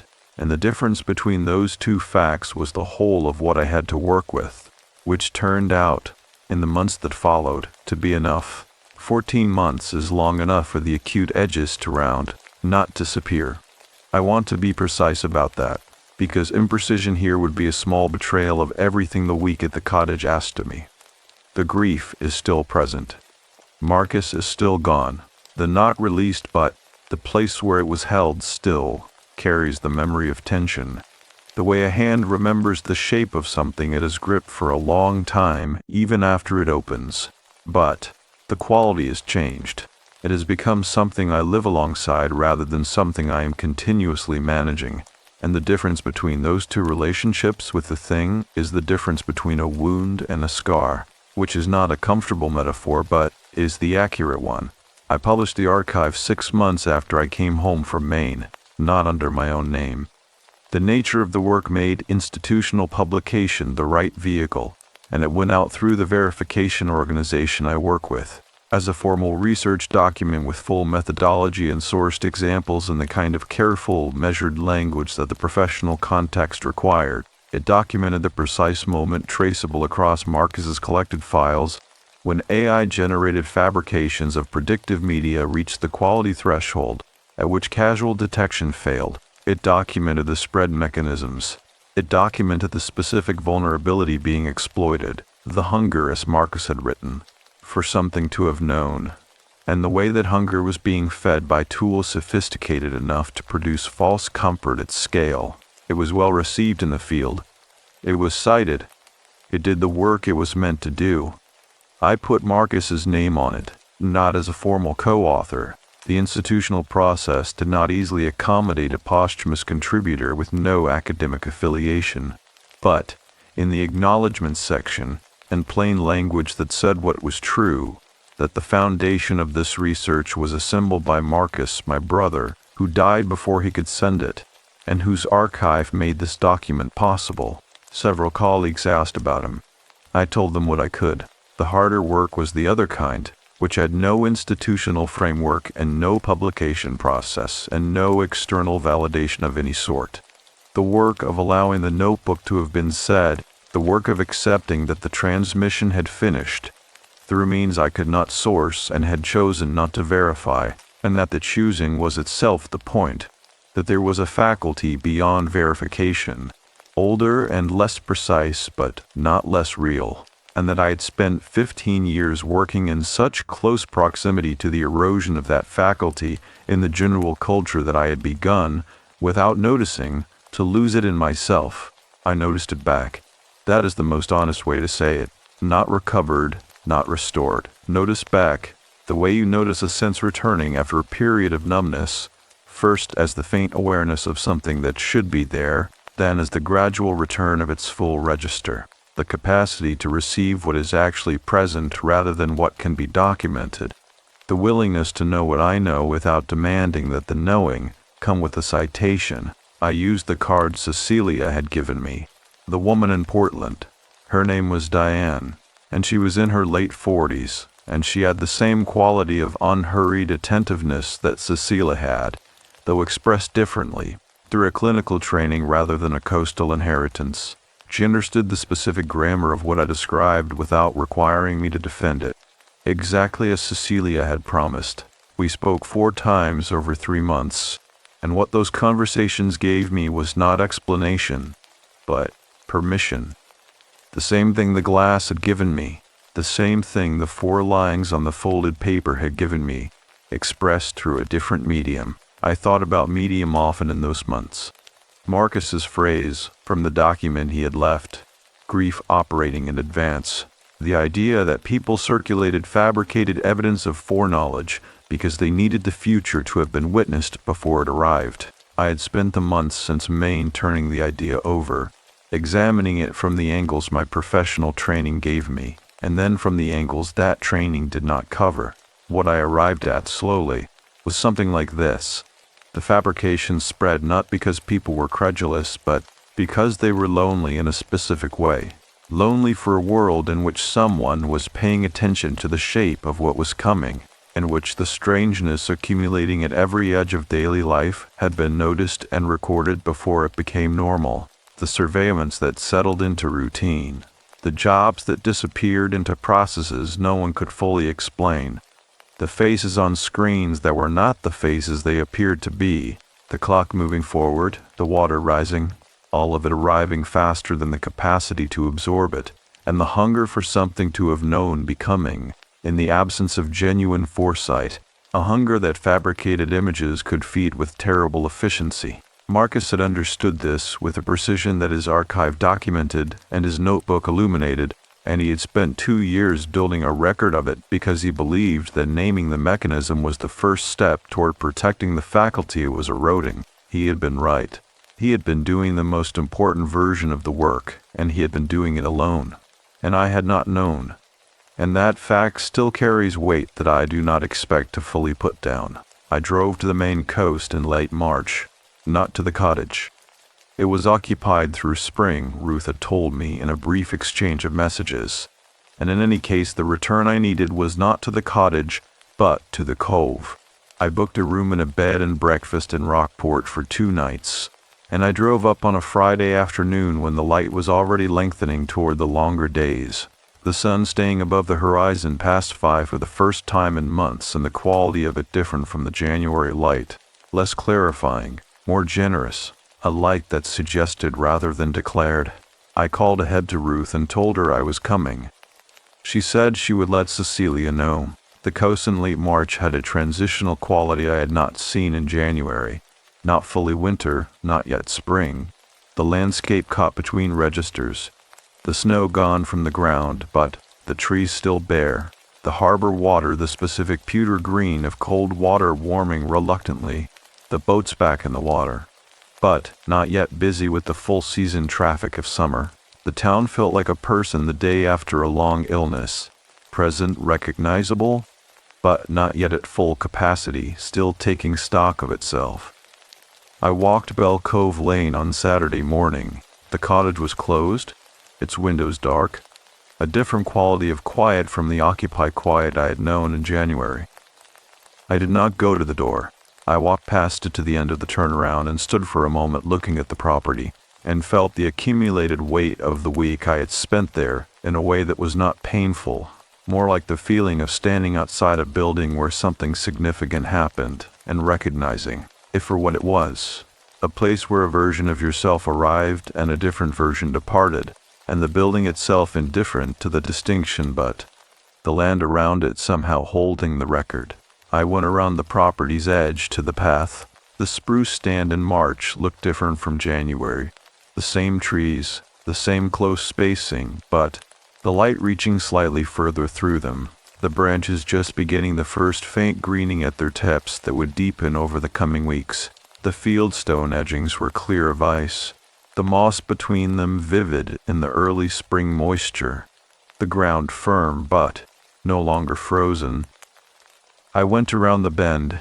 The shelf was there, as it had always been, gray and pink-veined and permanent in the way of granite, indifferent to season.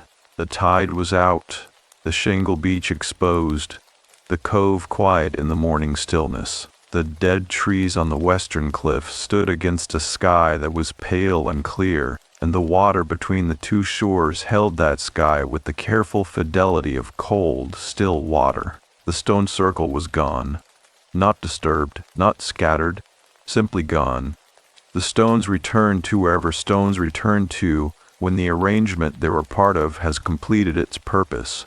The shelf was clean granite, the tide line marked in its usual rack of kelp and small shells, and there was no evidence that the circle had ever been there, except in my memory of it, which was precise and complete and entirely sufficient. I stood at the water's edge. The glass had been in my jacket pocket since January, transferred from coat to coat as the weeks changed, carried without thinking about it the way you carry things that have become part of the ordinary weight of being dressed. I had not returned it in winter because I was not ready, and the not ready had resolved.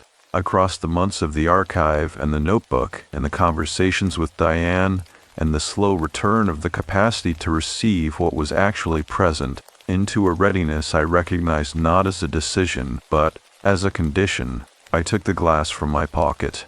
It was the same, smooth green translucent, worn to complete softness by water and time, slightly lighter than its size suggested. The light moving through it in the unhurried way of light through something that has learned, over a long process, to let things pass through rather than holding them.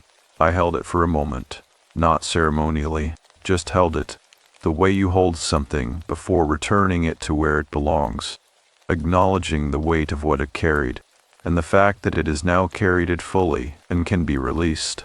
I said, "Thank you," not to the glass, not to the cove, to Marcus, who had spent 2 years building me something I needed and had not known I needed, who had written in a spiral notebook that not yet was a phrase with a limited useful life, who had been in the last half-second of sending when his heart stopped, and whose transmission had finished through other means, because the intention behind it had been strong enough, and because I had been willing, finally, to be the kind of receiver that received it. I set the glass in the water.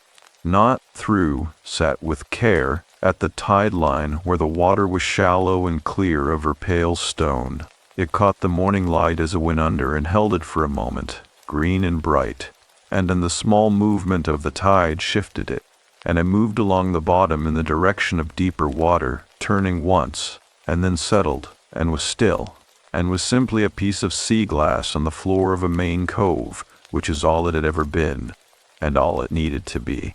I stood at the water's edge for a while. The morning was quiet.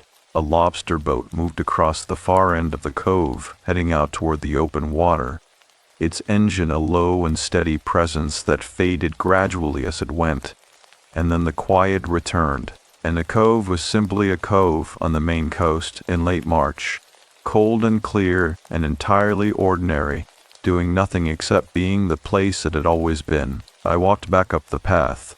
At the top of the spruces I stopped and looked back once, through the trees toward the shelf. The water was visible in the gap between the branches, a horizontal stripe of it, pewter green in the morning light, moving with the slow patience of something that has been doing this for longer than anyone has been here to watch. I turned and walked back to the road. That afternoon, I had coffee with Ruth at a small place in town she liked, with wood floors and mismatched chairs, and coffee that was better than it needed to be. We talked about ordinary things, the coming season, the price of heating oil, a book she had read and thought was overrated. She asked whether I would come back in summer sometime, and I said I thought I probably would, and she said the cottage would be open in September if I wanted it. And I said I would think about it, and she nodded with the ease of a person who does not require decisions to be made before their time. I drove south in the late afternoon light.